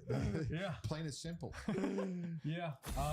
But you know, back to Switzerland. I see you laugh. Met some interesting characters there. It seemed like almost everyone we met there just had an interesting story, which is kind of shows when you're born in Switzerland, surrounded by all of these other countries, you kind of have so many different experiences from so many different cultures just because you're right in the middle of everything. Yeah, our team was kind of we were like collecting the infinity stones of Europeans because I feel it was like every different nationality was just happened to conglomerate into Sweden. Not Sweden, sorry, Switzerland. Sorry, Sweden too. Because like we obviously had like Swiss people, but we had a lot of like French people. There was They're basically the same. Yeah. Okay. Look, I don't know the fucking geopolitical shit of that, alright? But one that was really interesting was the guy that you were talking to up in the ski slopes. Fuck, which country was it again? I don't want to say in case I piss Oh, off. Austria? Luxembourg? Luxembourg. Oh, Luxembourg. Yeah, there was a dude from Luxembourg, which is like the first time. It was like kept finding a shiny Pokemon. I was like, whoa, you Yeah. guys exist? You found That's literally crazy. someone who exists from Luxembourg. Yeah. I imagine it's probably not that uncommon in that area, maybe. Yeah. I Yeah, don't know. maybe, but I don't know. it was uncommon for me. And I was like, oh, dude, I've always wanted to go to Luxembourg. And he was like, really? Why? And I was like, because like I don't hear about I mean, anyone who's been to I Luxembourg. don't think there's a whole lot going on in Yeah. Luxembourg. Yeah, I asked him. I was like, I'm kind of interested to go to Luxembourg to just check it out to see what it's like Uh-huh. because I don't know anyone who's Uh-huh. been there. So like, as someone from Luxembourg, like, how's Luxembourg? And he's just like, it's okay. I mean, I think like one of the main cities is like built around a castle, Yeah, which is kind of cool. Yeah, But I mean, you can get that in a lot of other European countries too. Yeah, I don't know anything about Luxembourg except the fact that Luxembourg exists, and now I know. And now I've met And they one always have the person. highest GDP or some shit. something like that. Yeah. Do they? They have a really high GDP. But again, I think that's the case of All like, the a lot of world, people work within one Luxembourg. Yeah. So I think it's quite. Wow. Wow. No, that's great. That's the overall GDP. Right. Why is Luxembourg Per GDP so capita, high? 100 Tourism, yeah. logistics, and information technology. This episode is sponsored by Shopify. Boys, I'm not gonna lie, I'm feeling a little nervous here because what's wrong? you have a clothing brand and you also have your own merch as I well. do have my own I'm merch. the only person here who doesn't sell their own merch. What? Where do I start? What do I do? How do I do it? Well, Garn, Shopify is for you. Ain't no way! Because, Garn, nobody does selling better than Shopify, home of the #1 checkout on the planet. And the not-so-secret with Shop Pay that boosts conversions up to 50%. Damn, Meaning 50%? way less cards going abandoned and way more sales going cha-ching. So if you're into growing your business, your commerce platform better be ready to sell wherever your customers are, scrolling or strolling on the web, in the store, in their feed, and everywhere in between. Businesses that sell more, sell on Shopify. So what are you waiting for, boys? Upgrade your business and get the same checkout that we at Nonsense use. Sign up for your $1 per month trial period at shopify.com/trash, all lowercase. Go to shopify.com/trash to upgrade your selling today. Shopify.com/trash. Back to the episode. Damn. Yeah. Damn, you learn something new every day. Yeah, very Yeah. cool. And I think public transport's free, I think. I could be wrong. Or it's free to How big is Luxembourg? tiny. Fucking Tiny. tiny. Yeah, because I thought it was a tiny I country. mean, it's one of those countries where if you're just looking at a map of Europe, you can't see it from a big picture. Yeah, all public transport is free in Whoa. Luxembourg. That's Yeah. cool. I mean, realistically, how far can it take you? Not very. I think that's because like The longest train we have is 45 minutes. And I could be wrong, but I believe a lot of people within Luxembourg or like who work in Luxembourg don't live in Lux. Like a lot of people will commute into Luxembourg. yeah. Oh, really? Again, it's that small that you can, you know. You can commute. probably like commute to Yeah. a different country to work Yeah. if you think about it. You know? Yeah. That's crazy. I think like there's a lot of advantages to being a very tiny country in like positioned around other larger countries where you can kind of selectively make. I mean, look at it Like, compared yeah. to Belgium, Like which Belgium is is a also very a small tiny country, yeah. Yeah, Belgium already a very small country next to Luxembourg, which is fucking that's like a city. You know? Yeah. Like even like Switzerland is massive in comparison to Oh my God, yeah. Luxembourg. Right? So like, Jesus Christ. I remember we were in the car and we drove from the airport to our first shoot location. And Joey was like, wow, we drove 3 hours and we're half the country away Yeah, I know. from where we started. And I'm like, yeah, welcome to Europe, That Joey. shit blows my mind, man. I'm like, damn, like Italy's just like right there. Yeah. That's crazy. yeah, we went on some like train thing, and I thought it was gonna be like the Eurotunnel where you.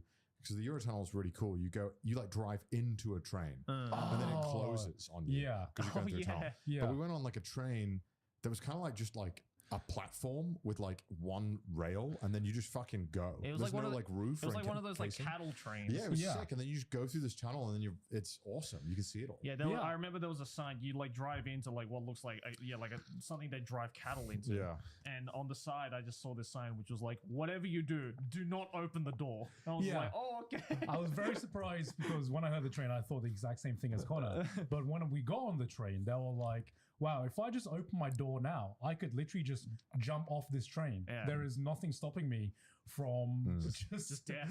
Just death Yeah. right there. And if one of the cars behind me just forgot to put the parking gear on, then we're fucked. We're all You know? If this was in like Florida, it would be shut down within a month. Yeah. You would hear like We shut down within a day. all kinds of headlines. Yeah. Florida man starts car on train. But what it also made me realize was, oh, this is what Elon Musk tried to invent which was already invented by the Europeans like last century. Yeah, and it's actually like good and And it works. actually works and it's good. And I'm like, what the fuck? Of course, everyone was clowning on him. I mean, like, yeah, going on the fucking Vegas Hyperloop when I was there, I was like, this is the worst fucking power of all time. Like, it's just terrible. Like, I'm moving people. I'm pretty sure like the fucking Great Escape Tunnel is more efficient at moving people. Yeah. It was ridiculously shit, and it was not cool. It was kind of sad watching a guy drive through a tunnel. And I remember I asked the guy, I was like, "Do you like doing this? Because you're just driving through a tunnel." He goes, "Yeah, no traffic." And I was like, "That's fucking sad." It was mind numbing. This guy was going in a loop. He was doing Baby Park, but IRL with passengers drunk in Vegas. It's the worst thing ever. Not even allowed to drift. Could you imagine Baby Park where you can't drift and you have to drive like good? That sounds awful. You have to drive without hitting any other cars. Yeah. There's no items. You're not racing. You're not racing. You're not racing. There's no items. You can't drift. You have to just go in an orderly line around Baby Park. Mario, it's shit. Yeah, just turn your brain off. Maybe put on podcast or something, right? Meanwhile, every Yamamoto driver. I think that's that's the worst part about like that kind of job is that like not only is it mind numbing, you don't even get to like you can't even like double dip. You can't like play some games on the other monitor. You know, you just have to sit there and drive through this tunnel. Oh, I've had. Have you never had a taxi driver do that before? I've literally had a taxi driver in Japan. This is when the Olympics were on. He just had the fucking.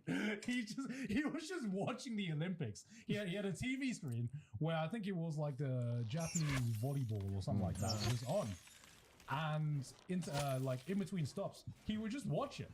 And I respect that. Fine, go for it, bro. he didn't ask if it was okay. He would just like he just had it on, and he just watch it during stops. And I was like, am I going to say something? Probably not. Is this the safest thing in the world?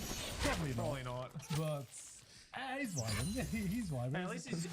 At least he's only just doing it at the traffic stop. You know? Yeah. He's not just like this, you know. It's definitely not good, but hey, look, if he's driving fine, it's taking him down of mind. But it's just, I think that's mind numbing. Anyway, it's shit, but the tunnel system, very cool. Yeah, very, very cool. How do you feel about when Uber drivers like pick up the phone?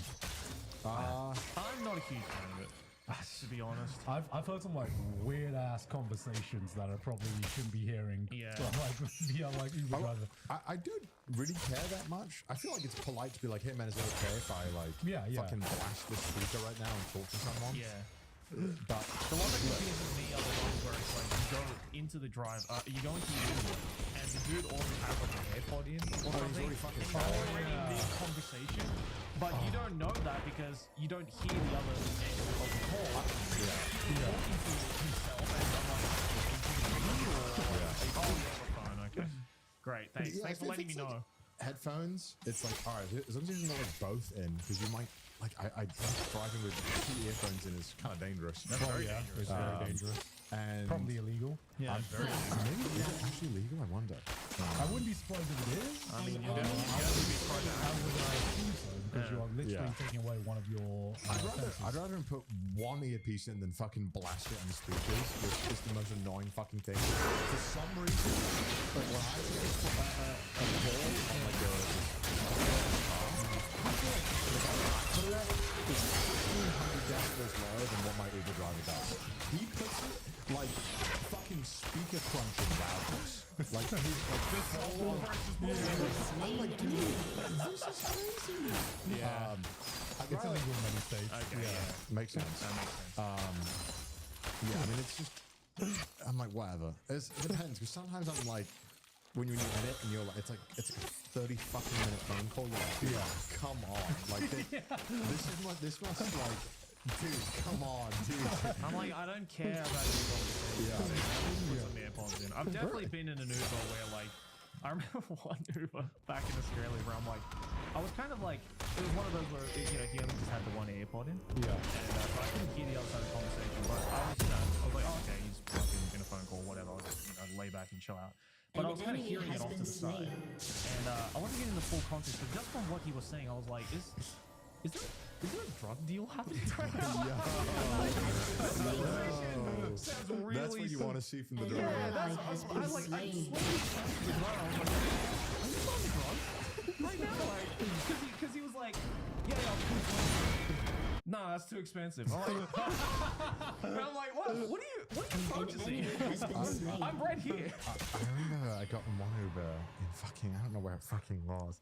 The phone call starts, right? Right. It's like ringing. And he asked me, he's like, is it okay if I get this? I'm like, yeah, sure, whatever. Which I appreciate. Like, I was like, look, I don't give a fuck. I just think it's just polite. Yeah, definitely. And then the phone call starts. So she clicks accept, right? And then it's like silent for 5 seconds. And then a robot voice goes, and he goes, this is the correct facility for... And I was like, what? No, I'm not kidding. I'm not kidding. It goes, and it goes like, do you wish to incur the charges for the call? And he goes, yes. Start through. It sounds like a fucking cafeteria. It's like, it's so fucking loud. And I can't remember exactly what the conversation was, but it was him basically I need to be able to get some console. Like, it was like some conversation, and he was just like, dude, I can't help you out right now. I'm struggling, man. I'm driving Ubers. I can't help you out right now. And then he's like, dude, but we go way back. Like, you know, and I don't know what the relation was to this guy. It didn't sound like family. And this is like it was like the weirdest 5-minute Uber call where he's like pleading for this Uber driver to give him money. Wait, this sounds really familiar. Was I in the car with you? No, this was a single one though. We had one in Australia, We had right? one. No, we had one in Tennessee, where we had a guy where she was like requesting bail money from the guy. That's right. That was a different call. This happened twice, Yeah, I was and like, twice why in does this sound America. familiar? So yeah, we had that one was bail money. Yeah. This guy wanted money for commissary, and he was asking for like $50. But what's the bail money one? I don't know if you were in the car, maybe not. There was this I guy wasn't in the car. who was clearly like Remember this conversation? okay, so we were in Tennessee, Yeah. and there was a guy who a bail money. Yeah. And he sounded quite high because he sounded like he was coughing up lung. Yeah, remember? Yeah, he's malbreathing. And he was really chatty, like he was really fast. And he was really nice. And we got a phone call, and he took it. And it was a girl who was trying to get bail money. That's right. To get out of prison or jail. And she was asking for like $1,000 or something. And I think that was like a sister or cousin or something. It was all related. I remember this conversation. And he was just like, I can't give you the money. Stop asking me. And she's like, you gotta help me. We're family. You have to help me. I can't be stuck in here. And he's like, I don't want to give you the money. And he's like, I don't have the money. Like, it's, and I remember the tour staff was like staring at us like, what the fuck is this conversation? Yeah. Oh my god. That was a whole conversation. I remember that so vividly. America, I would remember that. yeah, America is wild. He just did it so casually as well. Like, it's a full fucking Uber. That is the most like GTA conversation I've ever heard in my life. To explain the cultural differences to a Japanese person of why a person in America would feel this is okay to like have this conversation in the taxi. Yeah. Like I think it would break a Japanese person's brain to be like, It's like, okay, nah, you're making this. like they'd be like, nah, to explain the backstory of what's going on here and like culturally why it's cool to have this. Yeah. Like it's so far removed, like from any semblance of like a shared cultural norm where you Yeah. could explain what is happening in this taxi ride. It's like Rampage. it's ridiculous. It's the freedom. It's It's the fucking freedom. Literally, you go to America some places and you realize that GTA is based on real life. Yeah, they realize that It pretty is well. not a satire sometimes. Yeah. It is No. a An enemy documentary. has been slain. But we did meet a gentleman who I can only refer to as Swiss Pete. He's literally Pete if he was born in Switzerland. Yeah, sometimes you meet someone and you're like, you know, some people I feel have too much life experience. Yeah. And this person was one of those people. He said the head of our production team. That's his actual name, by the way. Yeah, how did we start off like our very first conversation together? Because I remember him coming up to like Joey or something, and he's like, "Oh, do you know the joke? It's a me, Mario." I forgot what he. Yeah, so he was talking to us, and before this, we kind of met him once. And he was really energetic, really funny, but didn't really like. Didn't really know. He kind of started to like warm up to us. When he realized that, we were he was like, oh, okay, well, we can talk to you in this chat. Yeah, he just came, and when he found out that I could speak Japanese, he was like, oh, yeah. Do you know, you're Japanese, right, Joey? And I'm like, yeah. And he's like, oh, okay. Do you know the joke? The It's Me, Mario. An enemy has been slain. I guess? like the Nintendo character? He's like, yeah, but there's like, it's a joke. It's me is like super in Japanese. and I just slowly turned to Gonkon. I was like, it's not. He's definitely saying it's a me. Like me. And he was like, no. I was like, I can check for you. And he pulled his phone out and he typed it in on Google. He's like, it's me. Trying to fact check, right? Yeah. The first thing that comes up was like the Google like automated answer. It was like the it's a me Mario referring to Super Mario is completely false. He's ejected. He said it so innocently though. I know. Oh. Yeah, he was very cute. And we were going to this other shoot, and he's talking to me, and these mountains are crazy high. They're like 3,000 meters, 3,000 meters, 4,000 meters. Tall mountains. And we're passing by this mountain, and he points at it and he goes, "Oh yeah, I remember when I went up this mountain, but it was dark and cold." I was like, "What?" He's like, "Yeah, I went hiking in the mountains at like midnight." I was like, "Why would you do that?" And he was like, "Oh, it was storm. It was storm." I was like, "What?" I was like, "But why would you do that?" He's like, "Well, me and my friend, we had a few drinks. We thought it was a good time to go up the mountain." And I'm like, "What? Does he have anything like prepare?" He's like, "No, it's okay. We just go to the nearest hut and we talk to the people in the hut, and it's chill. We drink the drink and then keep hiking." I was like, what? I'm like, wait, so you decided to go hiking at midnight, and I was like, is this summer, winter? When is this? He's like, oh, it's like spring. So he goes at midnight, hiking up a 2,000-meter mountain with a friend with nothing, and then just chilling, randomly going into a cabin and making friends with the owners who live there, and then just chilling. And then he's like, yeah, it's so cool. It's like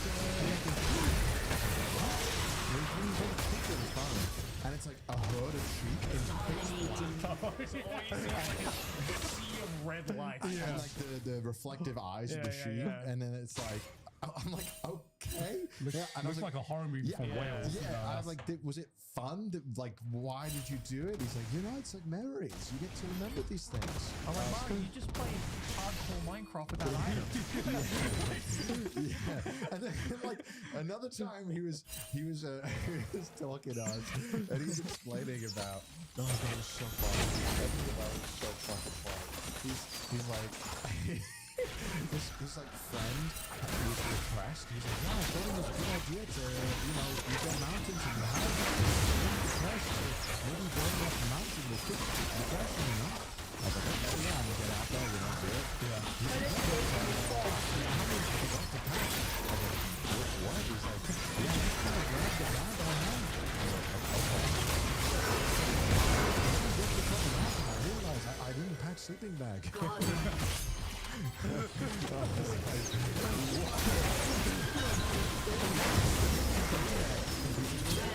Made her depression worse. I was like, was that the one where he was like, yeah, I almost died? Yeah. I was like, so like, how did you sleep? He's like, yes. So I gave her coats. She makes a sleeping bag, and then I just kind of shiver. Yeah. It's like, what?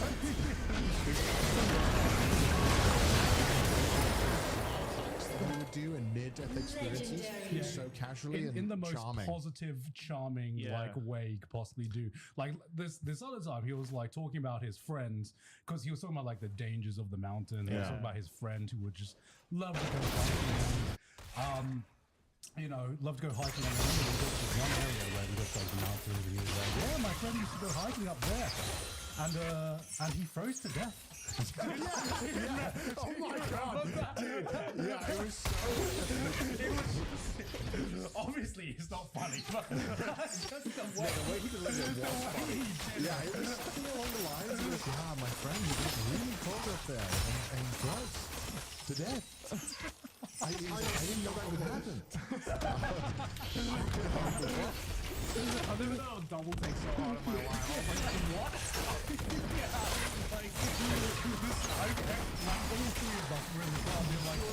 Has destroyed a turret. It was kind of like a what? He would just do that so often. Like I remember, like this was way after like he told us all those stories about like climbing up the mountain in parts of Switzerland. He was talking about Thailand to Gar at this bar, and he started. He was like, oh yeah, I really like XYZ section. Like he was referencing quite like niche parts of like Bangkok. Yeah. And then God, obviously was like, oh wow, like you seem to know a lot about Thailand. Have you gone before? And just out of nowhere, he was like, yeah, I studied Muay Thai for 2 years in Thailand. I was just like, what? Like, when the fuck did you do this? I was like, yeah, I just went to Thailand and my friend wanted to learn Muay Thai, so I went with him and then I ended up staying for 2 years. This man has done like every single side quest. What haven't you done? Like if we like in this like 4 hour time, we've done like the most random things, and then we'd ask Mario what he thinks about it, and he would just like he just pull a story out of like He's the kind of guy that just makes friends with he's the friend. He is like the like remember that time when I thought we were talking about like sea fishing. Talking about fishing. Yeah. Mario, have you been fishing? Like, let me think. Yeah, I've been fishing in Zanzibar.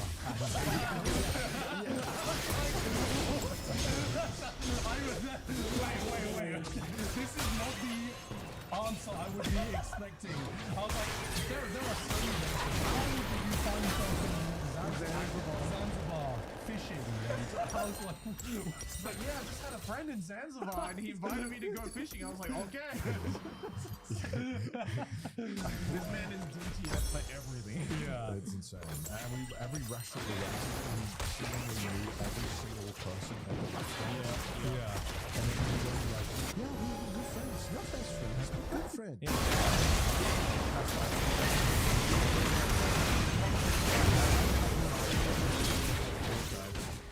And he was just like, Joey, I need to like ask you a second opinion on something. And I was like, yeah, what's up? And he's like, I have a friend. He's not my best friend. But I'm like, he's a good friend? He's like, good friend, yeah. And I haven't talked to him in about 5 years. And he just randomly messaged me on WhatsApp asking for 500 francs to borrow. And I was like, okay, that sounds a little bit sus. And he's like, yeah, but I might give it to him. And I'm like, Mario, you just prefaced this story by saying he's not even like your best friend. He's like a friend you haven't talked to in years. And he's like, yeah, but you never know. A good thing might come back. Oh, he's so pure. He's so nice. So pure. And I was like, look, man, it's you're an adult. If you think it's a good idea, then you should do it. And he was like, I'm gonna do it. And he just did it on the spot. And he just texted me this morning. He texted me this morning actually about that exact thing. Let me see if I can bring it up. He said, "Ha! Good thing I trusted that gut. Guy just refunded me that money." To be honest, I don't know the whole context, but if a guy just straight up asks you for $500 off Ray, it's kind of scary. Yeah, he's a teacher. He's been a teacher for years, and I've known him since university, and he has like 3 kids. And he's asking, and I'm like, what? Why is he asking for? What does he need the money for? And he's like, I don't know, but I'm just gonna give it to him. And I'm like, you're way too nice. We need more people like Mario in the world. And this is apparently throughout this which is, quite, physically intensive even for the start. Apparently, the entire time he had a hairline fracture in his hand and a broken rib. And I'm like, Mario, you've had 2 broken bones this whole thing. You didn't go to the hospital? He's like, I mean, I should have, but I wanted to come to this instead. I'm like, you were carrying around all this heavy shit with a broken hand, and you're just like, yeah, no biggie. I'll just come along because it seems fun. Oh my god. Mario, you're a fucking treasure. Yeah, bro. this is like We love Mario you. if you're ever in Japan. We'd love to hear more stories from you. Yeah, we love you. The most out-of-pocket thing he came out with, I think by far from what I heard, was that we were walking and then he like points to a building and he goes, "Oh yeah, I used to squat in that building." I said, "I'm sorry, what, Mario?" Because literally 2 minutes ago he was telling us about his mom. Yeah. And I was like, wait. I was like, how long did you squat this? He's like, oh, yeah, 10 years ago. I was like, okay. I was like, why did you squat it? Did you not have an apartment? He's like, no, I had an apartment. I was like,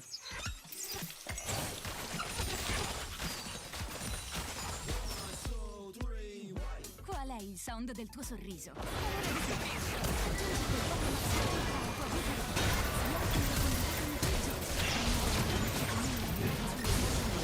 Con un uso continuativo di due volte. Scopri di più su colgate.it.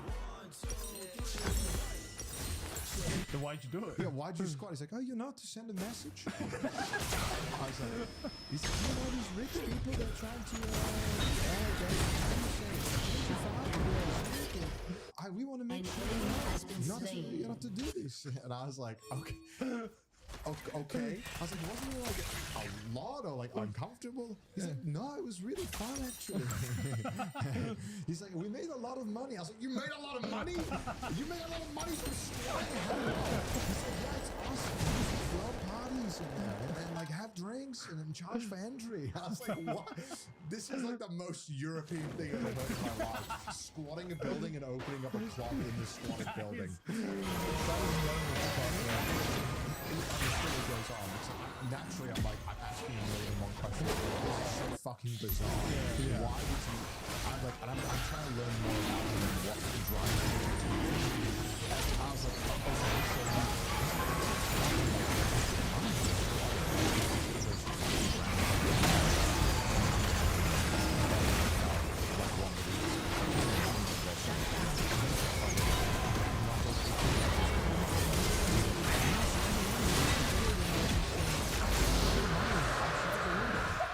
was like, I was like, what? I don't know if this is like Googleable, but he was like, yeah, it was a big deal. He threw like 10,000 Swiss krona out the window one day and just told people to come get it. It's the most insane story. It's the most like V for Vendetta shit. Yeah, I was like, wait, so you just got all the money that you made from this, no one touched it, no one took any, you just threw it out the window? He's like, yeah, we just took it and put it out the window. Yeah, he is the guy that you will just be hanging about and you will hear the most out-of-pocket things just randomly. Just sitting there so casually with this giant smile on his It's all been bullshit, but I believe him. I did as well. Yeah, the way he was telling the story was so earnest. I'm like, this you couldn't have made this shit up. Like it sounds too bizarre to have been made up. Some of this shit was way too detailed and way too bizarre. Yeah. What an interesting man. Love that man. What an absolutely interesting man. Other than that, though, I mean, we didn't spend too much time in Switzerland. We only spent like 3 days. Did manage to get some souvenirs though. Yep. Swiss chocolate. Yeah, lots of Swiss chocolates. We went watch shopping as well. Yeah. We didn't intend to, but I think halfway through we were like, this seems like a good idea. I did not know how deep the watch rabbit hole went. I had an idea. What do you mean? I don't know. Oh, it gets very deep. Yeah, because I knew about obviously like Rolexes and you know Seiko, Japanese brands. I didn't know fucking expensive as shit watch. Most of them. Yeah. Well, okay, so someone who actually worked in the watch industry, I spoke to them a while back, and they were explaining to me like how like the whole market works. Yeah. And basically, they were like, watches is generally the only jewelry that men wear. Yeah, that's true. That is like and are willing to spend on. Jewelry is often not a market that and will spend money on. But it's one of the only markets that jewelry, which is this insane stuff, you spend time on, that never. Like the jewelry just that's expensive for expensive sake, right? There's a lot more to it than that. When we were there, we were buying a watch. I looked on Reddit. I was like, please just do a good watch or whatever. I didn't want to scam myself. And then ever since then, my Reddit has just been watch recommendations, like watch subreddit recommendations. Some of it is very sad. Yeah. Some of it's helpful. A lot of it's very sad. I will tell you which one of our mates is super deep into the watch rabbit hole. Okay. Kevin is. Okay. I didn't Okay. realize this. Really? Yeah, because I didn't realize this because I think we have like a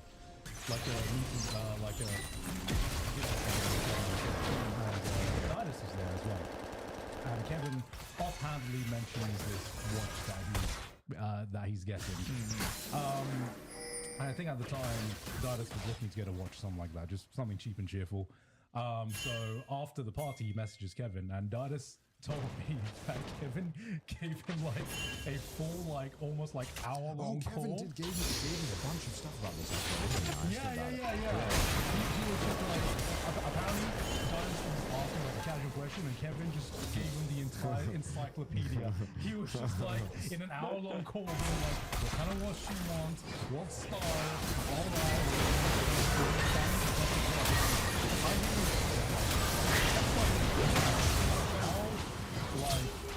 what kind of rabbit hole are we going into with watches? Because I know nothing about watches. I mean, we all kind of.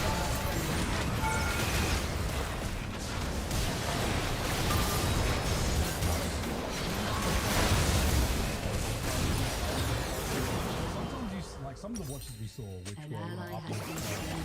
fucking $10,000 to There were a couple I saw which were like in 6 figures. yeah, like 100,000, like the high range. I'm like, what makes an expensive watch? I mean, there's like crazy markups on watches. Yeah. I mean, I think they just put shit in it. Like diamonds, gold encrusted. No, I'm gonna buy it. But I think they look ugly. Am I crazy? Some of the watches where you have like They're so too many fucking things, big. too Yeah. many things going on. It's like you are trying to tell time in like every time zone in the universe. But almost. it's crazy how like because they are again the only jewelry that men wear, they've kind of become like this alpha male symbol of like your wealth, like the wealth you can wear. Like you, and I think like, I don't know if you've heard about this, but Rolex now, most stores won't let you walk in buy a watch. Yeah. Oh, really? You have to go on a wait list. Yeah. Oh, fuck. Like cars, you know. Yeah. And like normally people will be on the wait list forever. And like I saw this subreddit because I've been because I guess because I googled this one Reddit question about watches, I've now been inundated with Reddit watches, and I've got to say there is no bigger copium that I've consistently read in my life than the Rolex subreddit. It is like people. There's like, it's like there'll be like a dude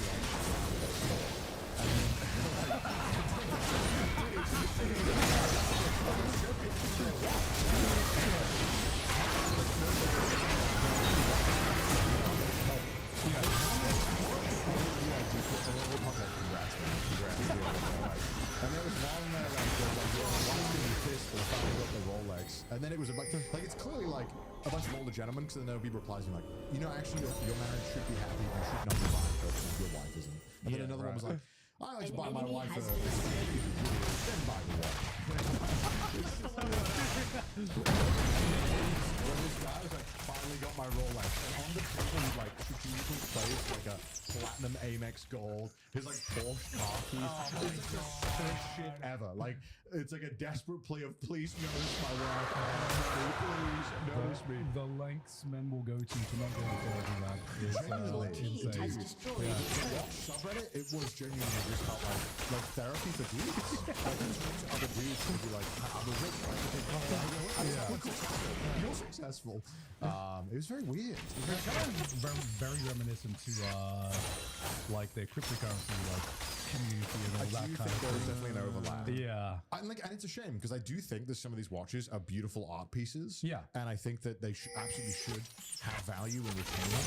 But I think, again, it's like NFTs. It's like, it's half of the product is, but mostly the fact that the people who are in it kind of make it feel like, oh, Yeah. I like you. It's I feel like it's often hard to want to do.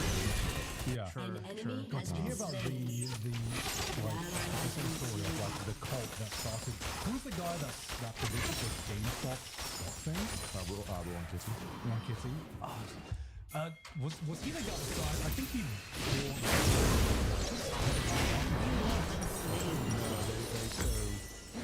He did GameStop, but then a lot of people obviously wanted to find the same company again. Yeah. And so Bed Bath & Beyond was one of them. Oh yeah, it was Bed Bath & Beyond. And But they- it was like one person who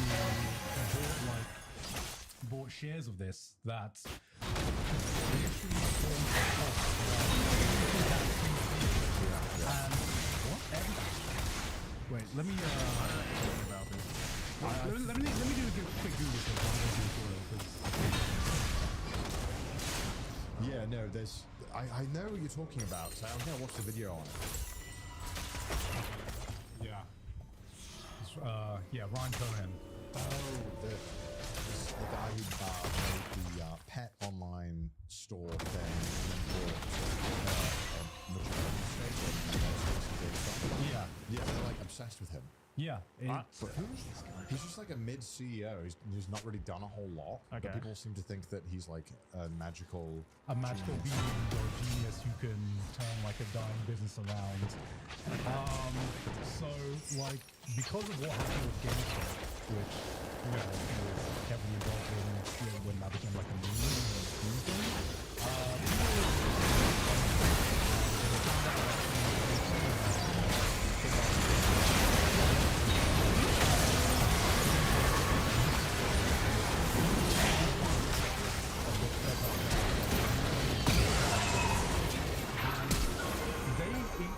They were so invested.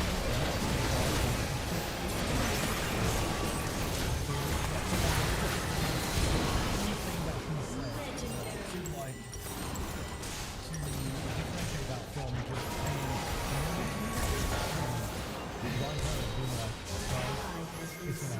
it's gonna happen. Yeah, like it's code for something. Right.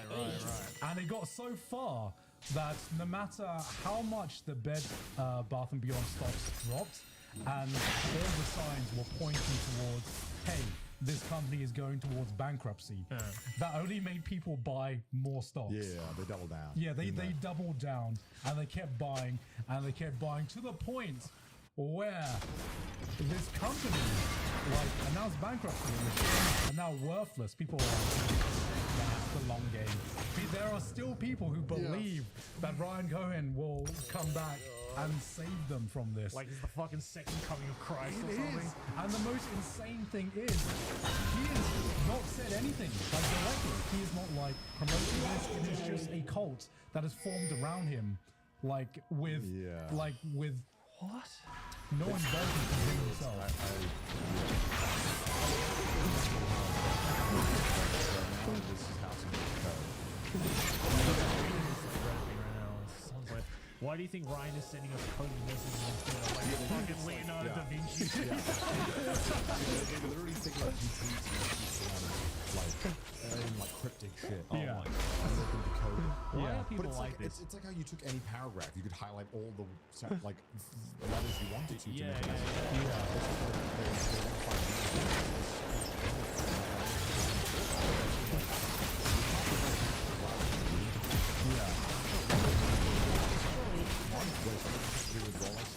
No, I just the whole Rolex kind of community reminds me of like this kind of community where it's like a bunch of guys who are, you know, they're very invested in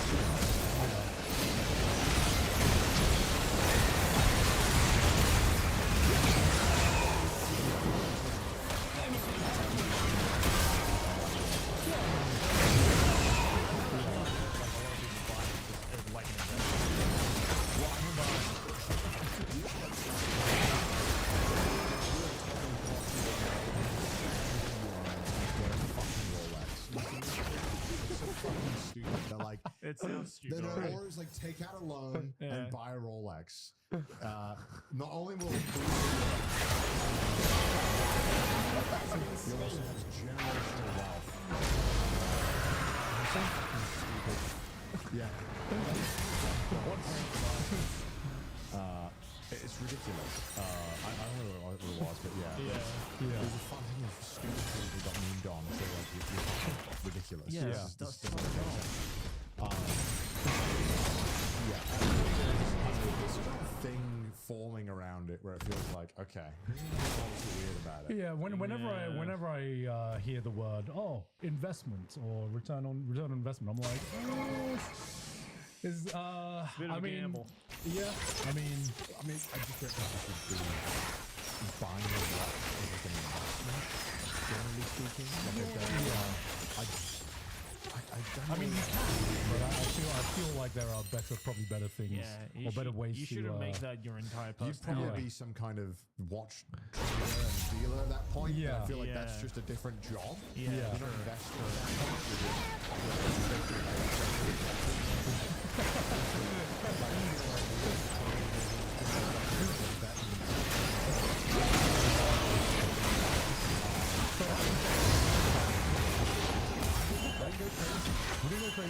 Well, look, to me, I feel like if there's a watch that costs 10 grand, it needs to fucking.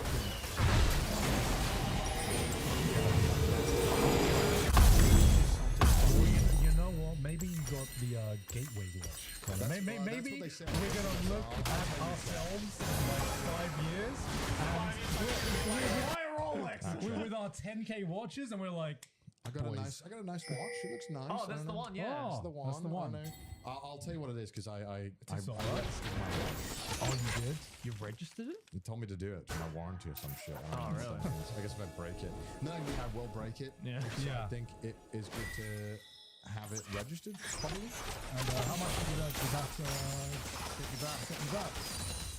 It's 875 Swiss francs. What is that in normal money? It's like Probably about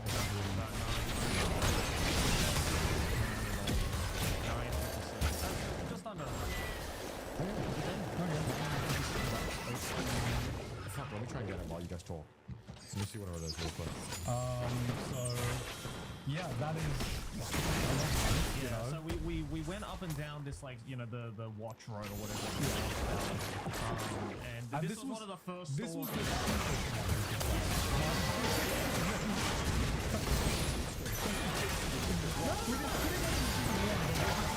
this was the cheapest.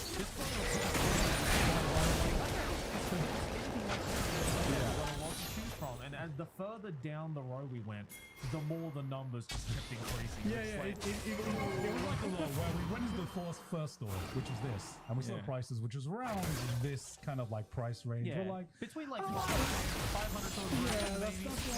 that's expensive, but you know, it's for people in our position. I guess it's something we can afford. Yeah. We go into the next shop, which is almost like next door. 10 grand watch.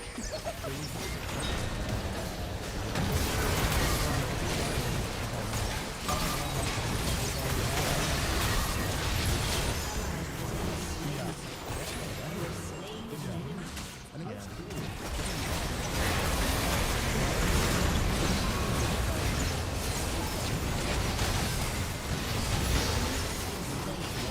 Okay, that's nice. Yeah, literally store 3, no price. It went from 500 to a grand, 10 grand, no price. No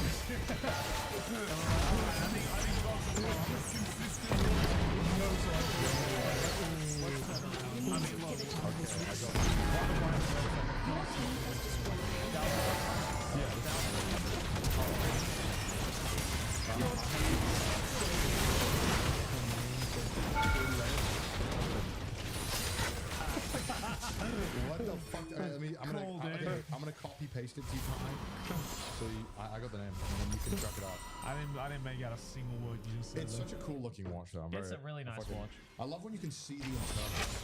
Yeah, you were really harping on about that.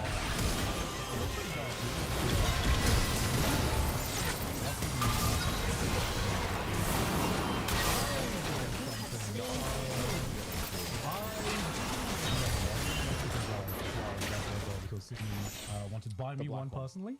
So I was like, I want to give Sydney the opportunity for us to watch something together. But what I did find, which I thought would be a nice souvenir, would be a pocket watch. Yeah. And I did.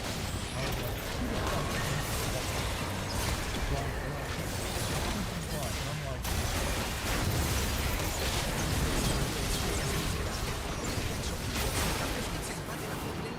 Partecipa al concorso e scopri subito se hai vinto 6 mesi di Spotify Premium. Il premio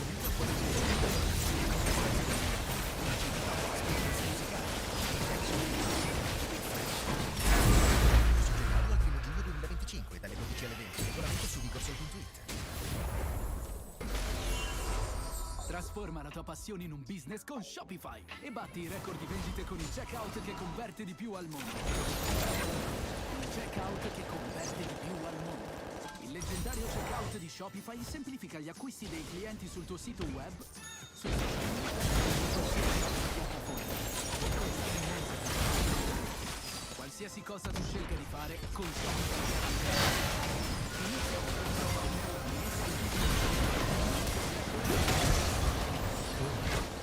who does use the pocket watch anymore? I was thinking, what a nice little trinket. I've done it like twice in my life. I'm like, you know what? Shut down. I'm gonna treat myself. Yeah. Will I ever wear this in normal daily use? No. But when I'm having a Peaky Blinders ass moment, I'm gonna bust that shit out and be the alpha male in the room. look, when I have to dress up, when I'm going to a wedding or something, that pocket watch is gonna do something hard. That's gonna go hard. Yeah. You're like, hey, go on, what's the time? It's like, hang on. Click. Yeah. I think it's cool. It's cool as fuck. It's going to be a Yeah. power thing. I hope so. Because they are literally trusting.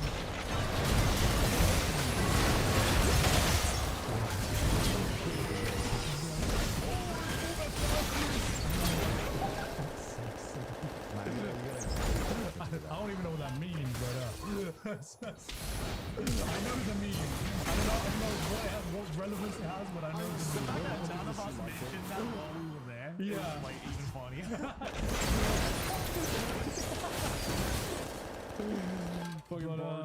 Yeah, I love that. Yeah.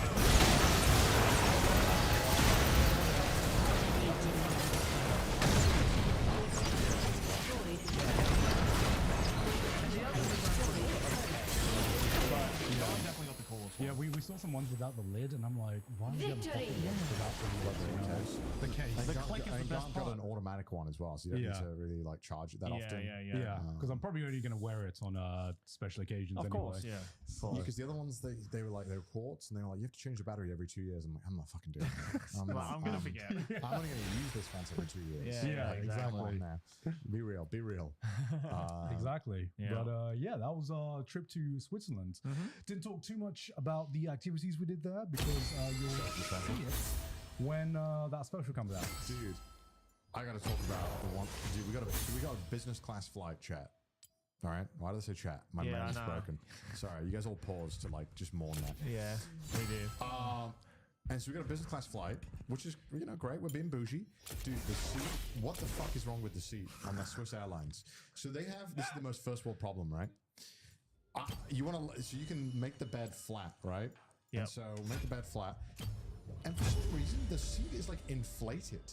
It's like a bean bag. So you're trying to fall asleep, and this thing is like pushing you. Imagine like a seat where in the middle there is a giant pocket of air that you can like manipulate to move around the chair. It's the worst thing ever. The engineers who designed this, you need to be able to turn this shit off. I'm trying to sleep and I'm getting like pushed to the side and I'm like, oh god. Yeah, see, I thought I was tripping or something because as I was like leaning back on this chair, like trying to fall asleep, I could feel my back just like start Or like moving. your butt move around. Yeah, my butt move around. I'm like, is this like a massage chair? Like, Dude, and I was like looking for the button to like turn it off, and I was like, what the fuck? Yeah. But they keep it on when you lie it flat, so the middle is just inflated. It's the weirdest thing to sleep on. So we're like we were strategizing like a fucking boys meeting before. We're like, all right, how are we gonna beat this jet lag on the way back? Because European to Japanese jet lag is horrible. Yeah. Specifically going from Europe to Japan, it's really bad. So we were like, how the fuck do we gotta calculate. All right, 4 hours in the side, we gotta get 6 hours sleep minimum. Should be able to beat jet lag. Yeah. We didn't account the chair was a fucking bouncy castle, and that you'd have to fucking roll around and fight with it. I was about to whip out the Swiss Army knife, pop a hole in the bloody thing. I wanted to fucking fall asleep. It was horrible. I did not fall asleep at all because of that. Joey woke up. Joey looked like a corpse. I binge watched fucking Dead Demons the entire time. I was just like, all right, let's go get the Naruto Express now. Did you? Oh, dude, that was crazy. I made that gold split as well. You did. Oh yeah, you did. We found out that apparently you can just run into a Naruto Express and buy the ticket while you're on it. So I didn't know you could do that. Okay, well, we're getting mismatched with our stories, but just because we're on it right now, when you land in Naruto, dude, it sucks. First of all, I'm sorry if you ever landed Naruto. I'm sorry to hear that. You have to get the Naruto Express or the Ueno Skyline, which is good. Yeah. But I think when me and Joey live, the Express is more convenient. Yes. Problem is every 30 minutes, which is not a big deal really. But when you've gotten off a 14-hour flight and you just want to get home, and you've got a fucking hour plus train, and then you've got to change again, and you've got luggage. It's just the shittest thing ever. Yeah. And then they're like, wait another 30 minutes. You're like, I just want to go home and shower. Please, I want to go home. See, bringing it back to the flight, my biggest problem wasn't I slept great. I don't know about you guys. I did sleep, not great, but I slept. I slept great. I actually had no jet lag after I got back. Me too. How about you, Joe? I struggled for like 2 days. No, because I didn't sleep on the flight. No, like at all. So I only just fixed it this morning. My biggest issue was, you know, live flat seats, fucking amazing and a lifesaver, and pretty much the reason you get business class at the end of the day. Yeah, you want to sleep, especially if you need to work and especially if you need to work the day you land. We're there for 3 days. Yeah, we need to make sure we're ready to go. My biggest problem is, you know, it's issue you have to deal with in economy, which is if you get the window seats and you want to go piss. Now, normally when you pay the exorbitant price for business class seats, normally you are in your own little corner. If you are at the window like a seats, middle, there's like two middle seats and 2 side seats. It's like the preferred layout. You do not have to disturb anyone when you're going to take a piss. Not on Swiss Airlines, where if you have the window seats, you are basically boxed in, and your neighbor, if they are sleeping, you basically just have to like dance over them. It's a big step. So on the flight to Switzerland, I was sitting next to Connor, and I was getting some sleep. Obviously, Connor's used to having other business class flights where he doesn't have to disturb someone. So he decides to drink the entire tea in all of Switzerland. I think he drank the entire Swiss water reserve in that one flight. I think he legitimately had maybe 4. Bro, okay. 4 fucking mugs of tea. You know, obviously, when we first started flying business, I felt guilty about it because it's just a lot of money. It's just so fucking money on these stupid flights. Yeah. But now I'm like, mask off. Fuck it. Yeah, I fly business every time. Let me give you the real raw review of how it is. Don't get scammed out there. The number one way to not get scammed: constantly get service. Get shit. You paid for that seat. Milk it. Sometimes I get a flight from Japan to LA. All I do is sleep. I feel like I wasted it. No, but I know that I didn't because I slept on a flight, which is already a miracle. But I do feel guilty. I'm like, no food, no drinks. I'm going to bed. Don't wake me up. Yeah, to me, sleeping is the most. That is the premium cost. That is the premium cost. But this one, because we were leaving in the morning, our flight was what? 12 or 9? Yeah, 12 p.m. Yeah. No, it was like. Oh no, it was 11. It was 11 a.m. Yeah. And it's a 14-hour flight. Fucking doozy of a flight. Yeah. And we land at like 10 p.m. So the objective was don't sleep. No, the objective was sleep. No, that's the way there. The way there was. Yeah, the way there you'd stay awake so that when you get there, because you get to the hotel at like 10 p.m., you can sleep immediately. Sleep right away. Oh, I slept. I slept for like 2 hours. Slept. I slept. So this is the flight where I drank everything. Yeah. So this flight, we were awake 14 hours, and I knew a great way to stay awake was drink tea every available option and play Slay the Spire for 14 hours straight, which is what I did. I literally, my chair didn't recline once. I can confirm that is what I was he did. just doing Slay the Spire for 14 hours straight, staring at it, watching shitty movies. Yeah, you were second monitoring the Garfield movie. I remember that. Dude, I watched nearly every single new release they had on the plane on the way there and back, and I have a review. We'll go through it in a little bit. Okay. But I Slay the Spire fucking raw dog. No, it was raw dog, but I was just locked in to Slay the Spire. Yeah. And every single time that I was done with the tea, the moment someone came past, I was like, "Can I ever get another one?" And then I could tell they were getting annoyed with me after about the 8th one. Yeah, every time I looked over at you, there was just like another fresh batch of tea. I'm like, this is the most fucking British ass moment I've ever seen in my life. But this was bad because Garn, bless his heart, was trying to rest, and now I'm on like a pee every 90 minutes situation because I'm drinking so much tea that I literally am just full of piss every 90 minutes, and I have to go. And I'm trying to tell Garn like, "Hey, Tamana, I'll just like crawl over you," but he's like, "No, it's all right." And he gets off, and I'm like, I feel bad, but No, because funny. I remember when I slept, every time I woke up, it was more tea being brought. I would the jingling of the porcelain.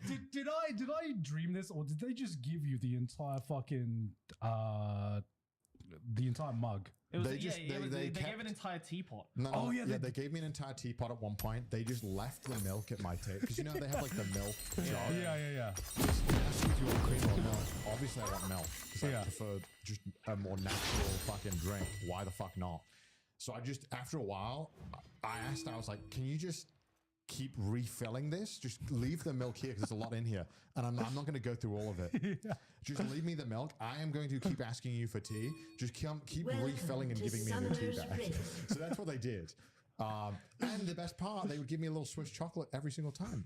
So not only am I drinking, I think I drank around 10 or 12 cups of tea, and I had about 10 chocolates. Like little, chocolates. They were good. They were good.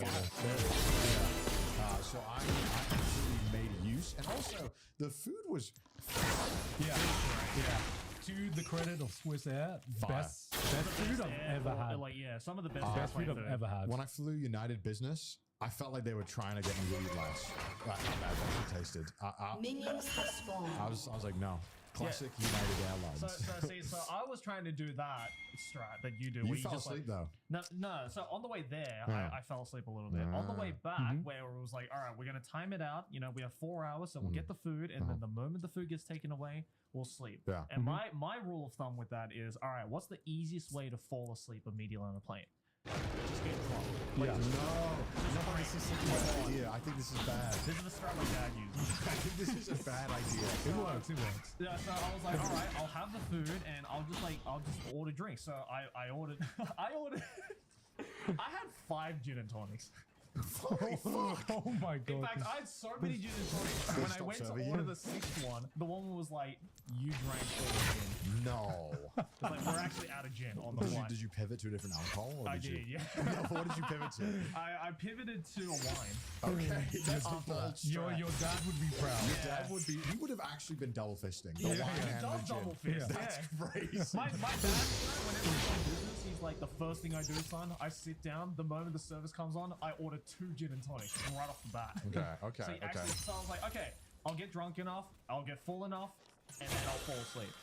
But because of the fucking beanbag chair, Bro, the beanbag chair is the worst thing ever. so I'm fucking This like, is the privileged section trash so I'm just like slogging through Dead Demons, like quite shit-faced. So you couldn't fall asleep after 5 gin and tonics and a couple of wines? 5 gin tonics and 2 glasses of wine. You couldn't fall asleep? And I couldn't fall Oh asleep. my God. So I'm just like lazy-eyed, just like watching anime for 18 hours. And the main reason why I stopped enemy has wanting been to piss slain. more Yeah. is I often wake up to piss and then struggle to get back to sleep. Right. But if I do ever wake up like 2 or 3 hours in and there's like 6 hours, I don't know how many hours left, I often feel so shit because the alcohol's wearing off. Right. And now I just feel shit and I can't fall asleep and I feel awful. So not only I've almost like worked against what I was trying to do. Because now I'm gonna land and feel even worse. No, but see, this is the first time where, like, normally It I've didn't work? done that strat so many times to America and, like, whatever, Australia. Adapt. Overcome. And it's worked every time. Like, I would just fucking knock out and then I would wake up, with the stewardess waking me up. Yeah. But this time around, man, You gotta like drink. Here's the strat. You gotta drink early on into the flight. Don't drink too much, but just drink early on to get like a light buzz, right? Do all your drinking like as early when you like can. You gotta stop. And like when the lights turn off, you stop drinking. You watch one movie, maybe like a few episodes or something. Yeah. And it's the moment where the alcohol starts like wearing off is when I start getting really tired. Because anyone who's ever like day drank and then stopped, you know how fucking tired you are? Yeah, When that moment when your body is just like, wait, I gotta process the alcohol now? It's Yeah, just, you get the what? EP. You start getting the EP. So if you want to do it on a flight, don't keep drinking. Just preload your drinking, then stop, and then 1 or 2 hours in, your body is just gonna I want to say that. I just avoid alcohol on the flights now. I just kind of stick to. No, that's the best way to get the value, dude. It depends what you're drinking. Even then, it's like. G&T, dog. Yeah, but it's not that expensive. I guess, I don't know. Not that it's any better, Yeah, but, right. but I always want to feel like I'm getting like just fucking bringing drinking costs. Maybe that's the best part. Is like the service of just constantly having to do shit. Another teapot. Yeah, but like legit. I'm like, they have to do like, I'll fly ANA a lot. Dude. If you ever fly ANA business, you gotta try the ramen. The ramen is fire. Everyone I know who's flown ANA and I convinced to try this, it's like life changing. I don't know why.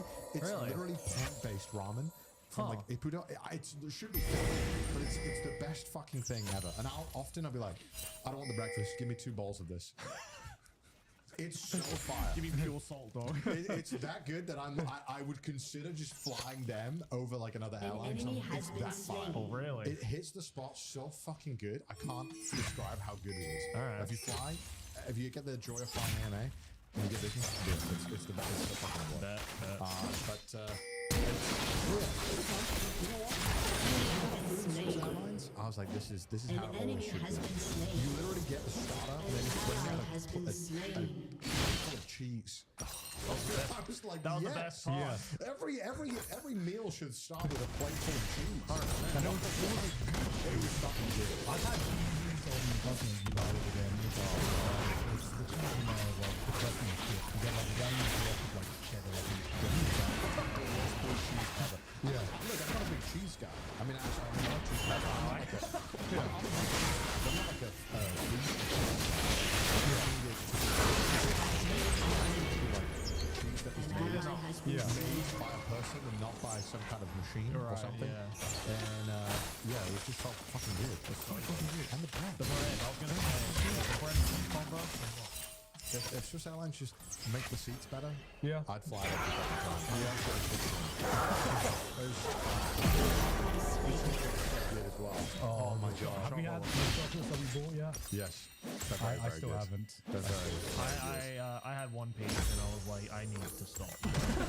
This is dangerous. This Yeah. could kill me here tonight. Oh my god.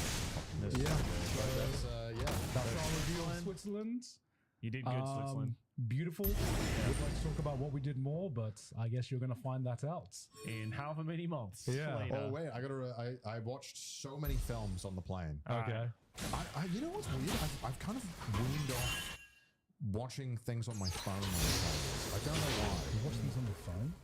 Well, I used used to watch to? things on my phone. Oh, I mean, I did. And now I kind of just opt for. Yeah, when I saw you bring the iPad on, I was like, shit, Bro, I should have done God's that. iPad setup is like some kind of like scaffolding system. Yeah, he had like a full like monitor setup. He brings adrenaline scaffolding onto the plane to hoist his iPad in front of him. Bro, it's what? crazy. An enemy Bro, has been this is slain. like, this is living in 2035, brother. I'm putting on a high-vis vest and a hard hat and starts setting up the iPad system. It's crazy. Look, Enemy I want to having watch what I want to watch when I'm on a plane, you know? My iPad literally has like all of the manga I agree. and anime and films that I might want to watch when I'm traveling. So I have like this travel bag with all like everything with like the setup, you know? Yeah. Whatever I can like hang my iPad up, I can just, you know, just prop it up if I want. It's perfect. I never need to use like things. I mean, I agree with you. Yeah. I just like watching shit that I would never normally watch. That's what I like about the in-flight movies is that I get around to watching movies that maybe I'm like, oh, I kind of was interested in that.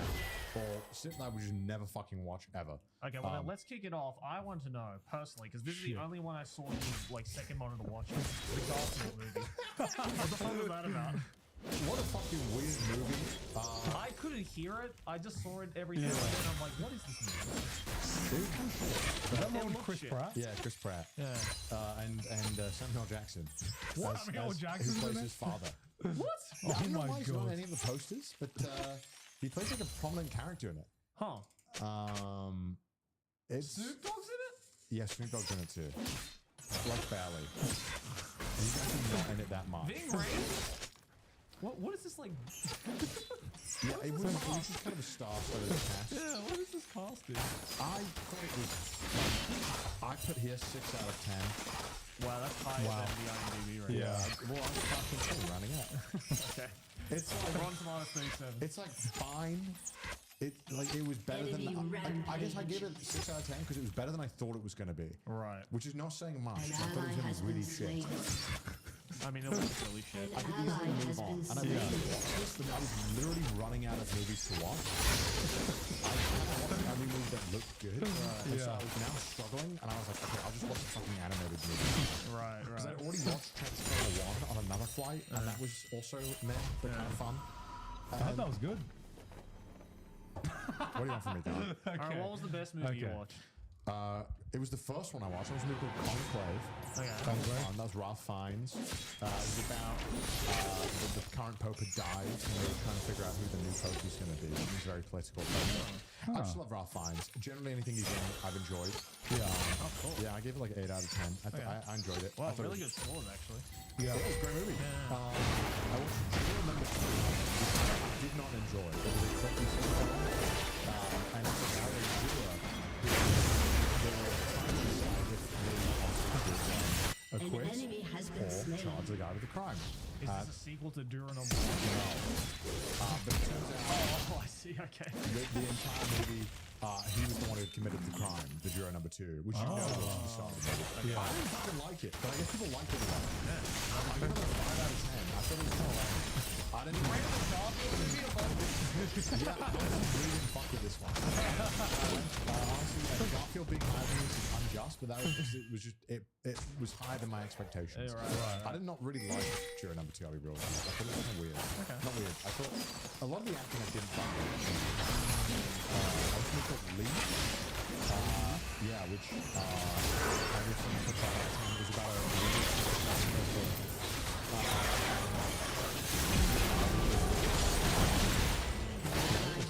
Triple 5. I was like, that's good. As a photographer. It's kind of fun. The only weird part of the movie was Andy Samberg was playing like a very serious role, and it's very weird to see Andy Samberg play a serious role. But yeah, I reckon it's a great actor. I want to be Junior, something whatever. 5 out of 10. There's fucking yeah, mostly me. Yeah, I realized sitting next to Connor, he would just put something on. Yeah. I can never do that. Yeah, I can't do that. Yeah. I watched The Fall Guy. That was kind of fun. I give that like a 7 out of 10 movie. It was kind of fun. Ryan Gosling is good in it. Yeah. Oh, the one with Jacksepticeye in it. Oh, he's in it? Apparently. Uh, That's what I heard. He's one of those cameo in it, right? Yeah, there's a bunch of cameos. Yeah, I think one of those YouTubers who cameo. oh shit. No, wait. Are you thinking about another film? That's Ryan Reynolds. Oh, probably. Oh. This is different. This is different. What's Ryan Reynolds one called? It's I forgot what it's called. It's a different movie. Different movie though. Okay. I watched Ryan Gosling, Ryan Reynolds. I watched The Wild Robot. The Wild Robot. I did not like it. I gave it a 5 out of 10. That's the Oh, okay, yes. Okay. that's the highly acclaimed. Wow, people fucking like this. I thought this was fucking snooze fest. The DreamWorks one. It's crazy how my opinion is so different to almost everything To they say. you, it was just another airplane movie. To them, it was a masterpiece. I thought this was kind of boring. I don't know What's if it it's about? just a robot that is in a world, and then it wakes up with odd years later and finds a fox that it becomes a partner with, and it raises like a bird. And then it's I just didn't like it. See, this is exactly why Netflix have pivoted to second monitor. Yeah. To second monitor content. People like him. What do you mean? Don't tell me you watched this. You were playing Slay the Spire. I was playing Slay the Spire and I'd look up. Whenever it was interesting, I would start playing Slay the Spire.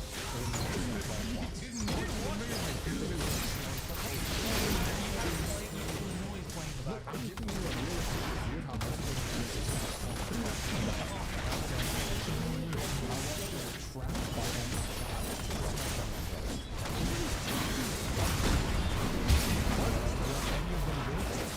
no, this one was really fucking fun. This one was really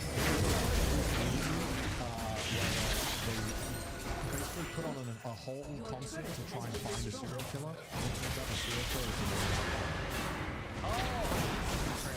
is this foul that was aimed at a 25-year-old boy who's in shoe crime. That's what it felt like. So when I was watching this, Isn't that most M. Night Shyamalan movies yeah, but I nowadays? felt like it wasn't aimed at me. Like when watching this film, I was like, yeah. I thought it was fun, and to be fair, the main actor was quite good, and I felt like he did a good job. Sydney likes this one. This is a Sydney. The whole time watching this film, I'm like, this is like fucking porn. I kind of think Steve, the big guy, just on air. I thought he was really good in it. Every other actor in this film was horrible. Really? Horrible. I really didn't like any of the other actors in this movie. Who else is in this movie? Kid Cudi's in this movie? Oh yeah, yeah. The fuck? I gave it a 5 out of 10.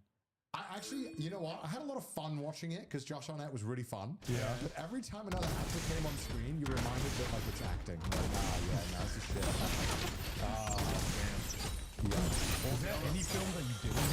Yeah, Conclave. Conclave was the only Conclave. film that I actually like. legendary. 5 minutes in, I put down my Steam Deck and watched the full thing. What was the other M. Night Shyamalan movie? The Watchers. This is the worst fucking film ever. The Watchers? Yeah, this film is so dark. I gave this like 2 out of 10. Yeah, this is awful. Oh, yeah. This is bad. This is really ass. What the fuck is this? Did they all have twists? Yeah, they all do. Yeah, I was just checking if you still It got was way better than this. Watching track, it felt like, oh yeah, this is the right film. I hated her in this. God damn.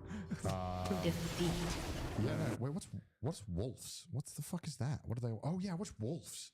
This is another film I watched with Brad Pitt and George Clooney. I feel like they just make films together just for lols. They're just like, yeah, fuck Probably. it. They're at that point in their career where they're just like... Yeah, I gave this one 5 out of 10. I was like, yeah, it's fun. It's fun. Action comedy film. It's literally just Brad Pitt and George Clooney. Like they just instead of doing what the normal a white male thing to do is, like make a podcast, they just make these kind of films where they're like such whatever films that just get thrown onto Apple TV or some shit. Right. Well, that's the white male Hollywood. Yeah, thing this to is do what they now. do. Yeah, this is what they do. This is the Adam Sandler strat. Yeah, this is their version of a podcast. If you have connections and the budgets. Yeah. So overall, a lot of mid films. I can't believe The Wild Robot is rated that highly. I thought that film was so boring. But then I guess I don't know. I felt like it. I don't know. Maybe I'm too pessimistic. Yeah. It's like night and day difference. Dude, this is one where me and the critics can't agree. And What's the user rating? Go to Rotten Tomatoes. 8.2. No. That's IMDb. What's the Rotten Tomatoes? 97. I'm in the minority. I did not fuck with this movie. You are the 2%. And look, you can maybe say it's because I was watching. I'm playing Slay the Spire. Look, and that's fair. And like, if you don't want to take my review on this, I think it's totally fine. I don't get up in arms. People are like, how could he not like this? Look, I just didn't fuck with it mainly because it didn't catch my attention. That's it. We're cooked. How are we cooked? Netflix were right. Netflix were right. Bro, I was watching films, and if anyone was good and caught my attention, I would put it down. And Conclave with Ralph Fiennes doing his fucking S-tier acting, I was locked in. No, you were just half of Ralph Fiennes. Bro, Ralph Fiennes is so good though. Have you watched a movie with Ralph Fiennes where he sucks? Which is valid, first of all. Tell me But one movie where Ralph Fiennes sucks. there is none. But There is I like none. Ralph Fiennes too, don't get me wrong. But like, I again, like we discussed this in a previous podcast. I don't know how you can second monitor movies. What do you mean? Or this whole concept of like, yeah, I'm just going to put a fucking random mid movie on in the background. Like, I can't do that. Well, sometimes you got to have a mid movie to appreciate what you got. If I want to watch a movie, I'm going to watch a movie that I want to watch. Actually, I just, if there's any airplane movies, I still watch the airplane movies. you second monitor them? Yeah, right. Sometimes I second monitor, sometimes I don't. It really just depends what I'm trying to do. Right. I think for that fight specifically, I was trying to stay away. Yeah. And there is no quicker way to fall asleep than watching a movie you are not into. So I had to have Slay the This Spire. is that why I helped. watch on my iPad, because I know I'm going to be invested in the things that I'm watching, because I specifically want to watch them.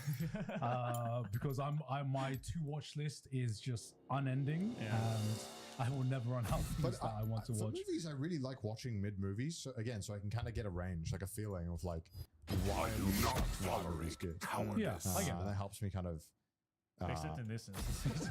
Well, I mean, no, look, I'm not interested in having my opinions line up with critics or what other general public feels. So for me, I'm like, That's why fair. didn't I connect with it? Why That's didn't I fair. fuck with it? Why did it not capture my attention? See, I've watched enough mid movies and enough good movies to know the type of movie I fuck with. It's not always about whether something's particularly acclaimed. Sometimes there's just the vibe, or sometimes But there's also sometimes subject there'll be a matter. movie where I'm convinced I'm gonna fuck with it. Like Killers of the Flower Moon, I was like, on paper is everything I would fuck with. And I just didn't like it when I watched it. I was like, this is too long. That's my main criticism. It's too fucking long. I felt like he was taking the piss out of my attention, and it was just a shame. Like I felt like I was like, oh, I guess something about it was off. Right? Yeah, but I think that's important not to only go and be like, I'm only going to watch things that I think I'll fuck with. Like I think sometimes it's helpful to I'm not saying that. watch stuff that you normally wouldn't watch Yeah, to no, kind of totally. gain like perspective, or even to try a genre that you don't normally watch. No, I I'm not totally agree with that. I fucking watched this movie and it was like an artsy film that I would never fucking watch. But I was like, you know what, I'll watch it just so I can like give it a chance and see maybe if, after a couple of years I fuck Water with it. forgets I the do not fuck with names it. of the I drowned. can't remember. I showed you it on the fucking airplane. I can't remember what it was called. It's about this girl who goes camping with her dad and dad's friend, and it was just so many shots of nothing, and like where they like hold on something and just linger. Yeah. And it had like so many critical awards, and I was like, man, I just don't fuck with the it. artsy fartsy. Yeah, and I wasn't doing anything else. I was literally just watching it. And then there was a scene where like the uncle's like, hey, like what if I like, come in your tent with you to the daughter? And I was like, this feels like an artsy thing. The conflict finally arrives. And I was just kind of like, I don't fuck with this. Yeah, fair enough. Yeah, I had that experience recently. I didn't watch it on the plane, but I rewatched this recently.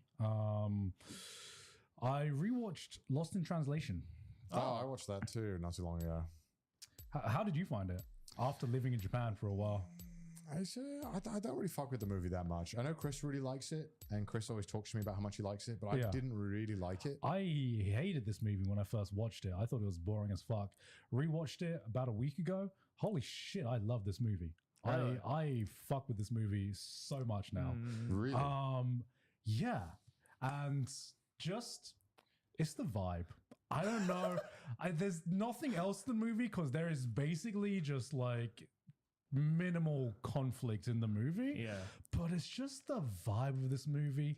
There's this, there's this one scene, the one scene where I'm like, I think I fucking love this movie, is when Bill Murray and Scarlett Johansson are up at like it's after like their like night-long bender. Have you watched it before? I have. Okay, so it's a scene after they go out for karaoke and stuff like that, and they're just like laying in bed, just talking about life. Like, shit, does it get any better? And I'm just like, holy shit, this just brings me back to my favorite part of like every night, which is like when you truly bond with the boys. It's like 3 a.m. and you're just like talking like about like the stupidest. It's either the stupidest or the deepest shit you can ever imagine, and that's when you can feel like that connection. And this movie just captured that perfectly, and I'm like, holy shit, this is it, man. This is the vibe. I think I can't even count on both hands the amount of times I've had the exact same situation going out drinking scotch. Yeah. This is like if you got dreaming gone past like 2 a.m., it's like it always ends up like this. I'm like, I fucking live for those moments, man. I wish I vibed with it. I guess I watched it like a year living in Japan. So maybe if I watch it again like a year or two, 30 maybe seconds I'll see it until different. minions Also, it's like insane to me, like looking at this now, how similar Japan looks, or how much it hasn't changed. It's still like some of the shots in this still look. When was it come out? 2003. 2003. So it's over 20 years old, and man, I can tell why people thought Japan was the city of the future, or like Tokyo was the city of the future, where in this kind of time period, because seeing Japan through this lens, early 2000s, it must have looked like fucking incredible. Like utopia. Like it must have looked like a utopia. And now we're still getting TikToks being like, Japan is living in the future, and damn, it has not changed since 2003. Holy shit, it still looks the same. It still feels the same, man. Yeah, I don't know. I think I was like maybe a little too young to appreciate this I movie think I when was definitely first too young watched as it. well. Yeah, Yeah. maybe when I get older, I'll fuck with it in the message. Yeah. Yeah, that happens sometimes, right? Just because I don't like a film now doesn't mean I won't fuck with it in future. Yeah. I think people get too up in arms about what you like and don't like. Yeah, I love the kind of like I don't know what the message was, but just the feeling of like having a deep connection with someone without necessarily having like romantic feelings. It was just kind of like connecting with someone on just that deeper level. Because I remember watching this when I was younger, and I'm like, when are they gonna fuck? When are they gonna fuck? When are they gonna kiss? when are they gonna pull the trigger? Where's the good stuff? I thought this was a romance movie.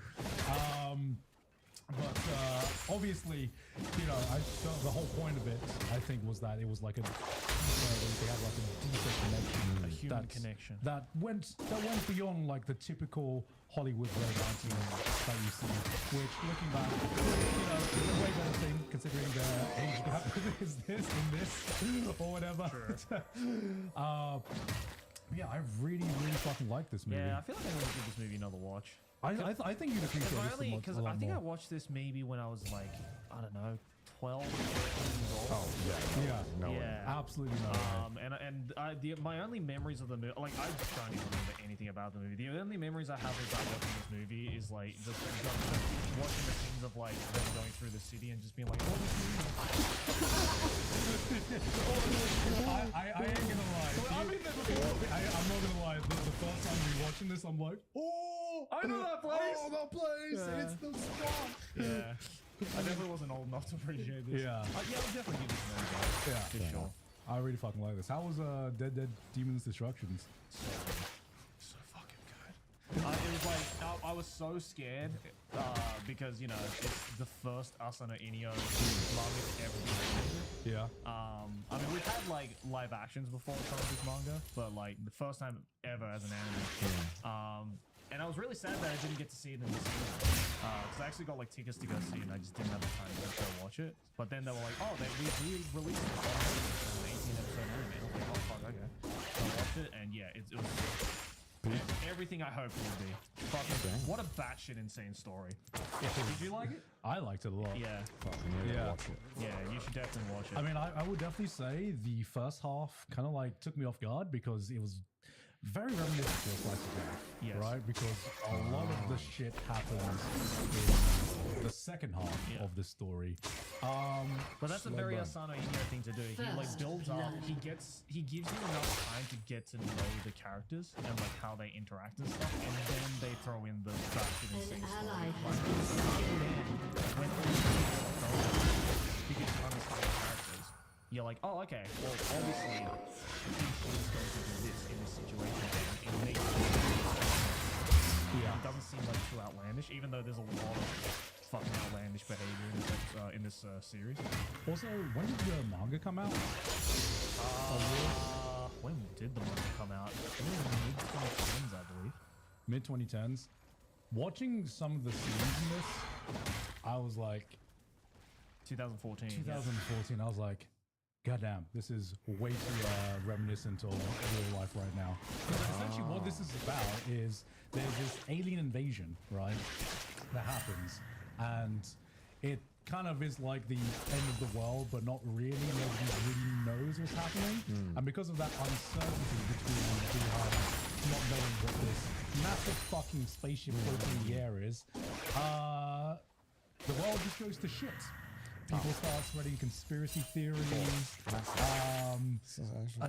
like the society becomes like people segmented like people start to like untrust like the government more, and they start questioning like military and like celebrities. It's a really like real depiction of what would probably happen in a similar situation.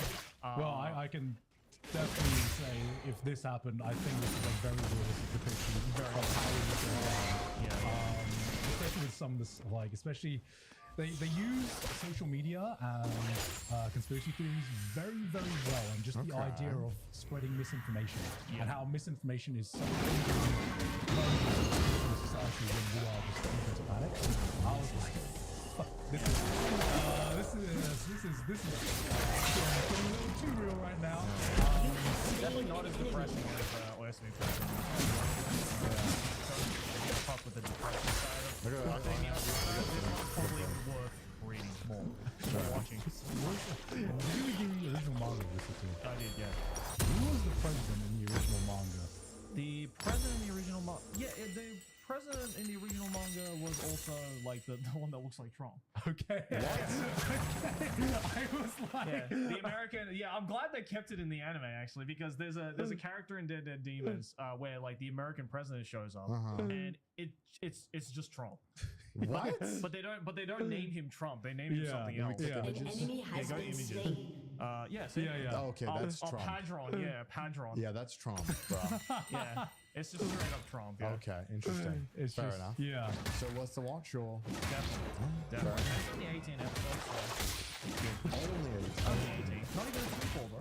In unrelated news,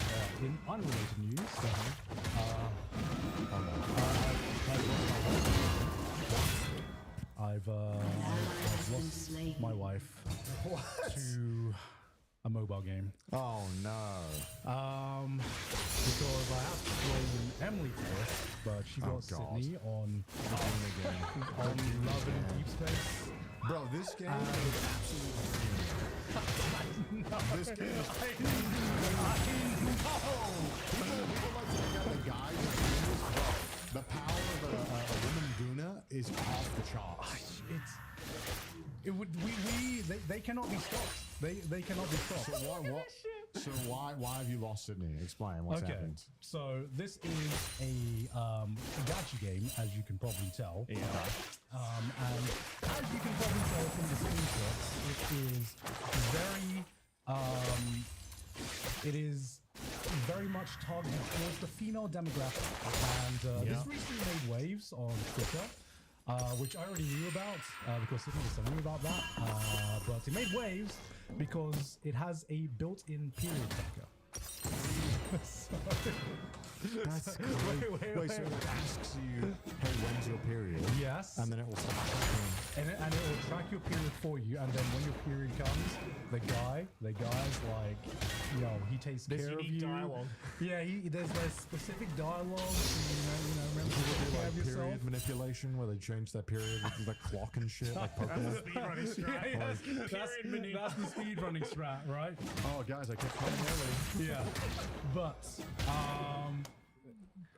the most I will say that I have to give credit because they have definitely hit that target demographic well, and the fact that this is blowing up so much, I remember there's normally like monthly gacha revenues about how well every gacha game is doing, and this thing came out of nowhere, right?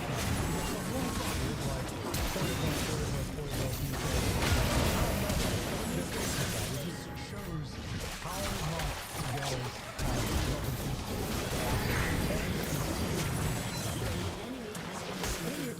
Can you show the latest update? Actually, there's one update where for the longest time girls were like this is a Guna game, but it's not that Guna, okay? It's wholesome. It's wholesome as well. Yeah, 3.9. Maybe what are you looking for? Nothing to do with it. Okay, maybe I saw a clip on Twitter, and I saw that Sydney had pulled for this one exactly. But yeah, it's like the latest manner. So what, like you pull for a character and they... Okay, so I think this is actually genius, because Sydney was telling me about this. But so you have you have what you would traditionally have in a gacha game, which is you pull for characters and you use that character during gameplay, right? Yeah. And sometimes you get stronger characters. So Different skins. in Love and Deep Space, from what I understand from what Sydney has told me, is that you already get the characters. But what you can pull for, what comes with the gacha, is the date scenes with the guys. It's the date scenes with the guys. Yes, yes. And I'm like, holy shit, this is fucking genius. Medical rescue. Yes. Oh, hold on. Drunken Say intimacy. drunken Yeah. intimacy. Tipsy. In the night. Okay. I was like, holy shit, this is fucking genius. You're not even like pretending that you're pulling for the gameplay anymore. You know you want to go into this game. You know you want to be treated right. Does he like faint if Faint sensation. does he like faint and he's like, oh, you gotta take No, care the of-" sensation is so strong that you faint. I don't know. Okay, cool. Oh my god, exclusive tutorial with Zane. Midnight Whispers, dude. You get like ASMR in this shit? Yeah. enemy Oh my has god, been you get like ASMR. Yeah, Oh, you do that? So what are you promoting? Which banner were you promoting? the main release of the game. So I think it's relatively new, right? I did a couple of months ago, maybe a year ago. Actually, might have been. I remember I had to film a skit. They like requested I film a skit where I had to like. Oh, it came out in January. Yeah, I had to. They wanted me to film a skit. For it. I was like, oh fuck. I don't know do skits. But it was interesting. I want to see the names of these. I'm trying to find the newest. No defense zone. That's spicy. God damn. So like, you get this right. When you get like this scenario, do you like level up from it, or like what do you get from this? What do you keep replaying? From what I understand, you can there is An enemy has been from slain. what I understand, there is gameplay where you have like longer scores and all that kind of jazz. But Alright. the real meat and potatoes is the dates and the scenes that you are pulling for. Genius. And Like she just sits there and like watches this all day or I something. will be in bed and she'll get a fucking phone call from She's gonna phone call another man while in bed with you. Do you know what's worrying? Both Sydney and Emily have separate phones just for this game. How can men compete with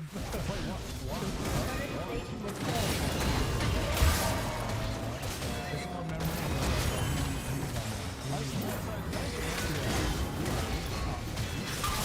Lying in bed being like, I would just it makes me think, right? It made me think. Because my God. made me think about like modern anime as well. Because Yeah. I have a theory, right? Because for anime to get like super mega popular, I think it's like if there's only a couple of demographic, guys can only go so far. A lot of people wonder why, for example, Jujutsu Kaisen got so much more popular than Chainsaw Man. And I think the Jujutsu Kaisen daughters just have that much more power. They do. Man, right? Because with Chainsaw Man, who the girls are? They have like Aki, maybe. They don't really have a lot, right? Like, it's that's about it. yeah. You bring one fucking Gojo, and Jujutsu Kaisen is just like a worldwide sensation. Nanami. Nanami and Gojo and Gesso as well at the same time. Holy Your shit! team has destroyed a Oh turret. yeah, I think for it to be mainstream, right? You need both waifus and husbandos, Yeah, 'cause- for lack of a better term. Well, I mean, if you look at like just recently, you know, like some of the most like the anime that you see everywhere, wherever, it doesn't even need to be in like October or anything. If it was like, oh, okay, let's see what they are. Blue Wolf, Tokyo Revengers, Yeah. what else is there? It just Shut shows down. that a target at. Yeah. I feel like it's a fucking dedicated female fan I feel like the sports anime could get popular. Unless you get the female fans, right? But like, fuck, Prince of Tennis like started this all. Yeah. Like, as much as I fucking love Hajime no Ippo, it is not aesthetically appealing as something like Prince of Tennis. You know what's about Prince of Tennis?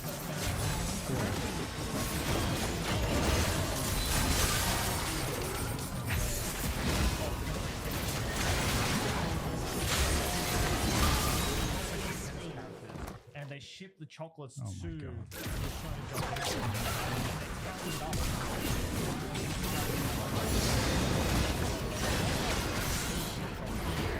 in the range of like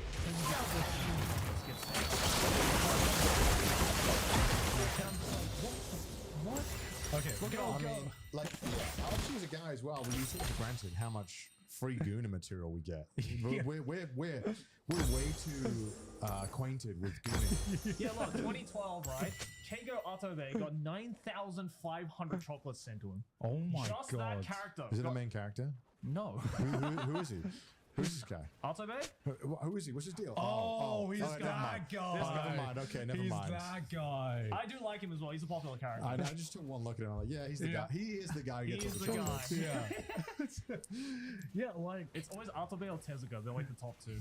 yeah, guys just have so much. Like give a guy. Yeah, we are. Yeah. Give a guy a fucking Makima, and we will goon for a day. Give a girl one fucking Nanami, and she will become a gooner for life. Well, for that's the thing, right? I think that's what you know- scares guys is that Yeah. when a woman goons, it's so intense. The intensity on which they goon is beyond comprehension to a lot of normal guys. Our investment ends when the session ends. Yeah.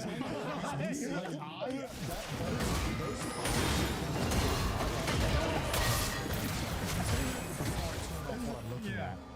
That's a really powerful kind of brings me back down to reality. Yeah. Meanwhile, a girl, she'll fucking nut, write 5 fan fictions and make 20 fan cams, and then be ready to go again.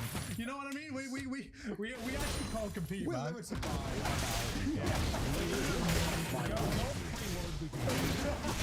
They're born to goon. We're merely visitors of the goon. We don't live in that headspace, God. They control it. It's their domain expansion, and we're renting. We are literally the amateurs to go to the. We are. Yeah. It's like whenever I see that, I mentioned to you guys, I see those Twitter posts, and it's like girls who love reading.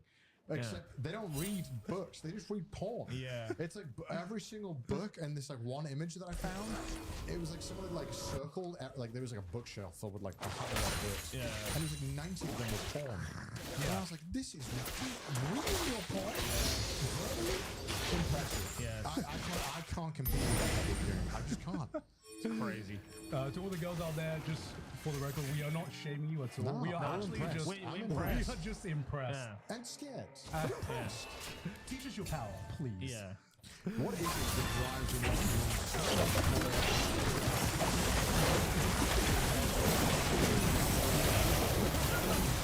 with your 200 Dr. microwave? It really scares us. Yeah. But let us know down below.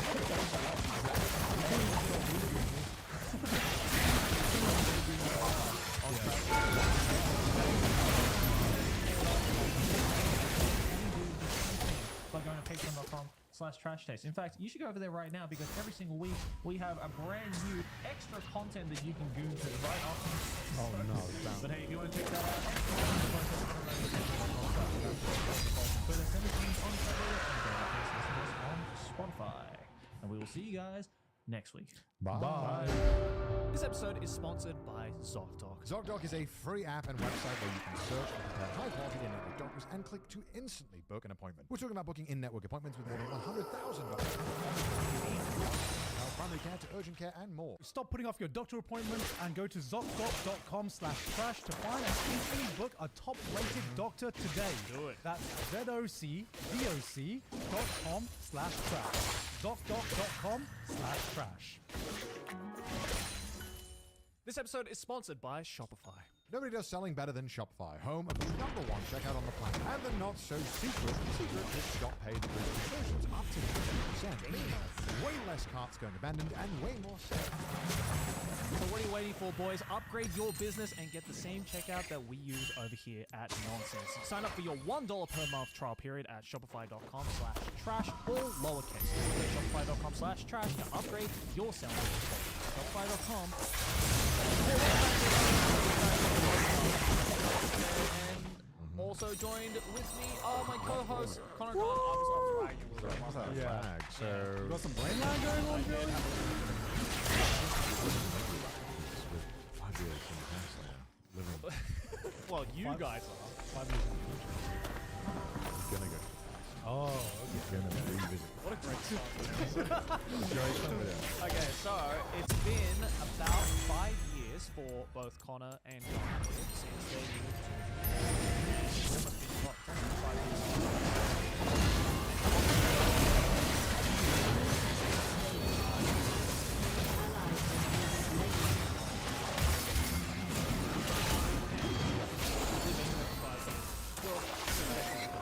Yep. So, today, with a bunch of prompts about certain Japanese. And essentially, we're going to go through each one, talk about it, and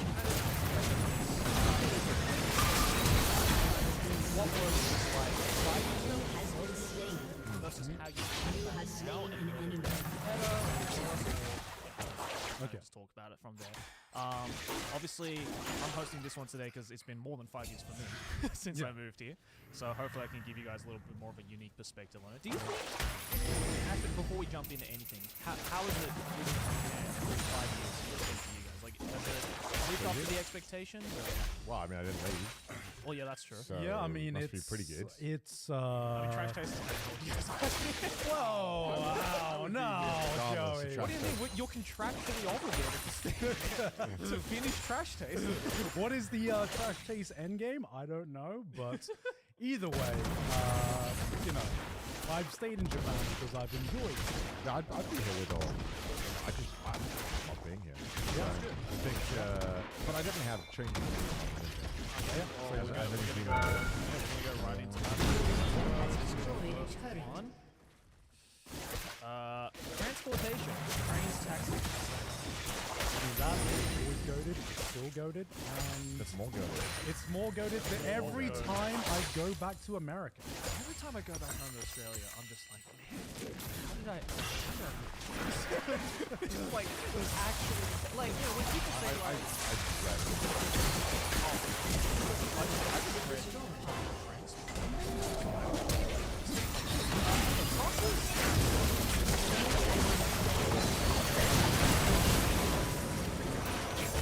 comparative to like other countries. You're from Brighton, so I feel Yeah. like it's better there. Wales, not so great.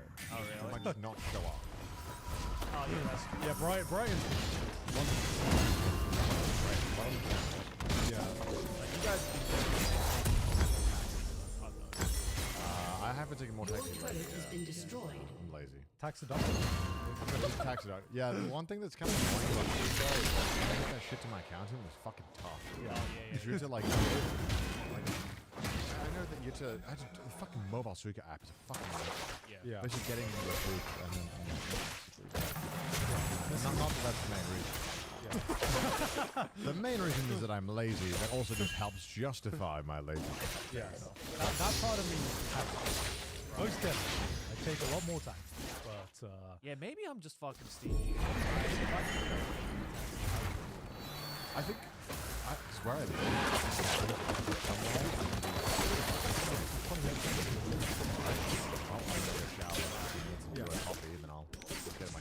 like the big difference between me 5 years ago and me now is I'm in a lot better. We're rich, Joey. I'm rich. I have more money. But I'm rich and I'm tired of spending my money. that means that I go out and buy a fucking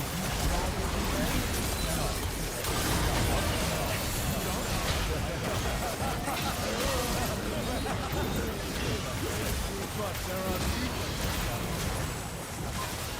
Number one,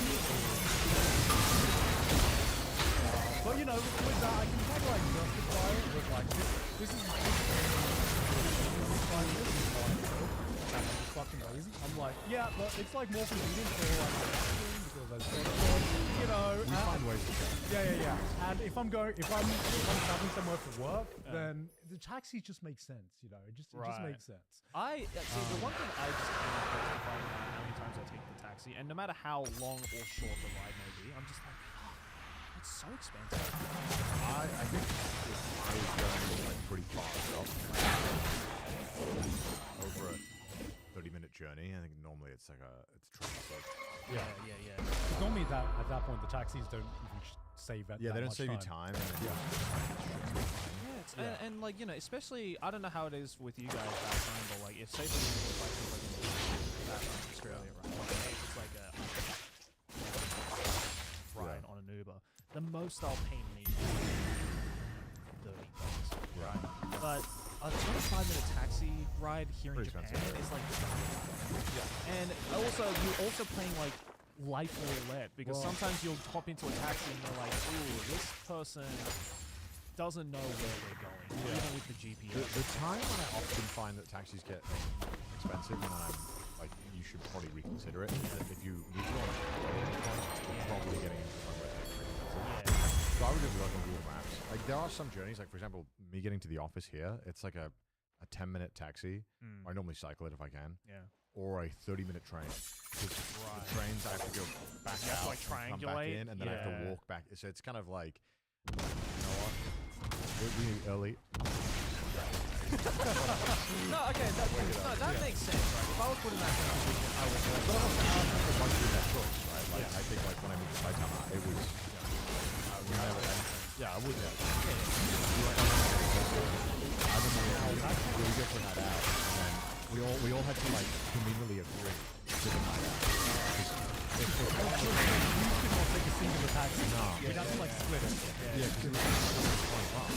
Yeah. Fuck me, like one of us took that. Yeah, and if we just missed the last train, we'd be like, okay guys, we're all splitting this bill, right? Because I am paying this bill. Yeah, that's the only time where I'm like, fuck this, I'm taking the taxi is when if I'm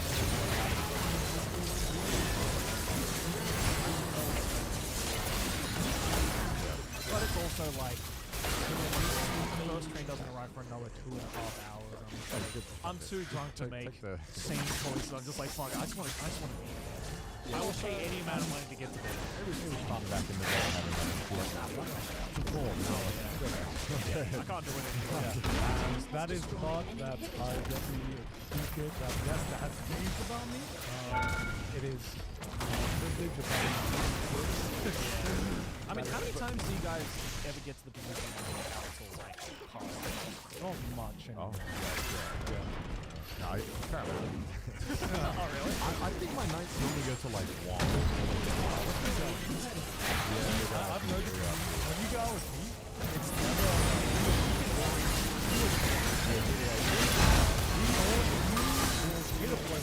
alright.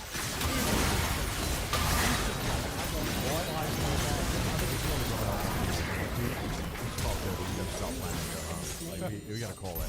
I want to work tomorrow. We gotta call it. But yeah, honestly, the biggest factor I've noticed in my own personal life when the night will go long or not is when did we meet up? So if we meet up at like 5, I'm gonna be in bed by 11. If we meet up at like 7:30 for dinner, we'll probably be out till like 1. I feel like it's just so late. Right. I think for me it also just depends on like the occasion and also maybe just like the vibe, right? Because it's like you could meet up at like, I don't know, 4 in the afternoon because you just happen to have a day off. So, you know, if you're with people that you really gel with, then sometimes I'll have those nights where I'm like, shit, man, it's 3 a.m. Yeah. But then sometimes I'll meet up at like 8 p.m. and I'll be like, fuck, it's 11 already. Time to fucking go. Outside, one of the things, just to finalize the conversation, is that you're in London after like 1 a.m. Sometimes it's really difficult to get a taxi. Rarely. I've really even if I have to stop. Taxi in Japan, I walk 2 feet, put my hand up, and 4 taxis over the line. That's true. Yeah. Pretty nice. And there's a taxi on the road, like,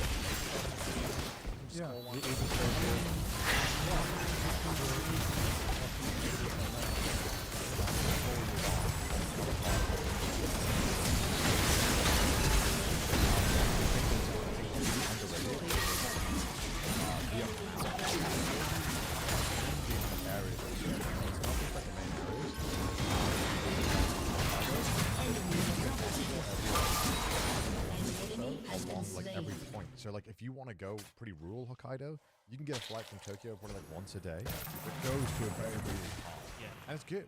It'll be on time. It's great service. I mean, there's also a lot of you can go everywhere. prefectures on the mainland that you can't get to with a bullet train. Yeah. As well. Like it's either airport or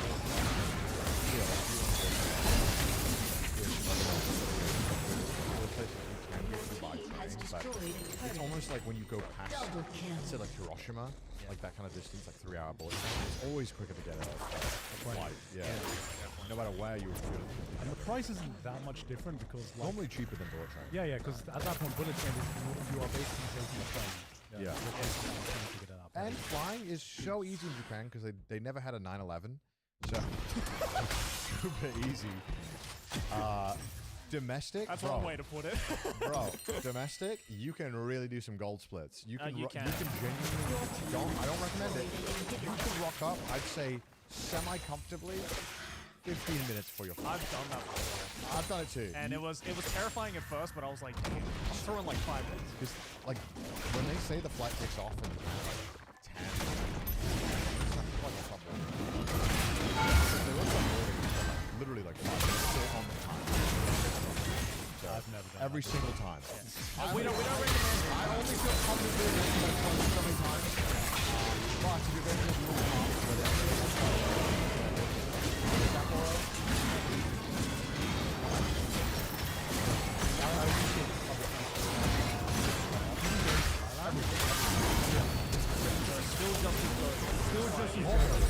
Bro, going to Bangkok this Christmas, I was like, damn, they have upped the public transport so much since I lived there 6 years ago. So going to the city now, it used to take me during rush hour like an hour and a half, and now it's like 40 minutes. That's and that is the improvement you're talking about. Meanwhile, here in Japan, it's just like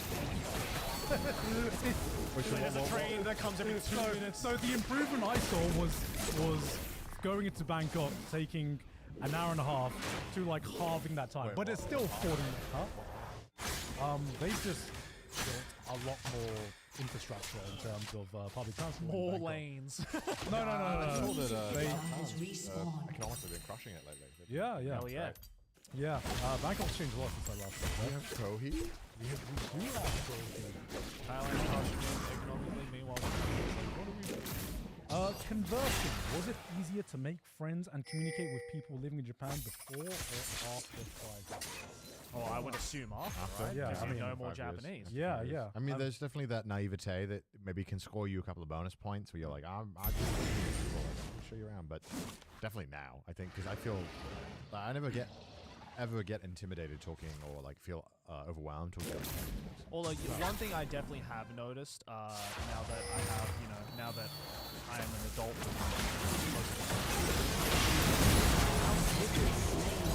feel like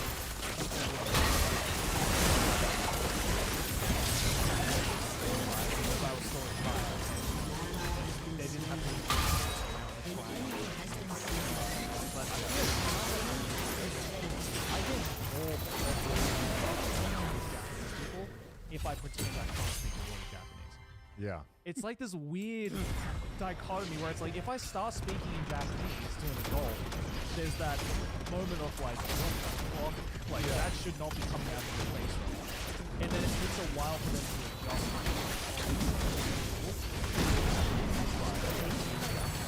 Whereas if I'm just go up and being like, oh hey, sake, right boys?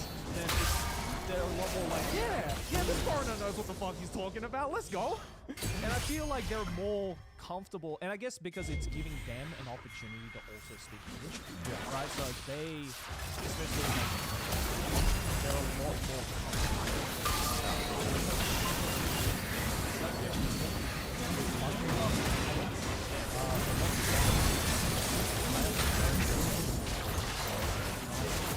And I do that. Whenever, let's say I'm like, talking about I like start the conversation in time. Your team has Like destroyed immediately, a they're like, turret. "Yo, half? Yo, you are half? Your team has Oh, I'm destroyed sorry. I an thought you were inhibitor. one of us, but you are half." I'm like, "No, I'm not a half. I just grew up abroad. Okay, I'm sorry, my accent's a bit weird." Well, I think it's kind of like the vibe of when you get to talk to like the new kid. Yeah. Where it's like,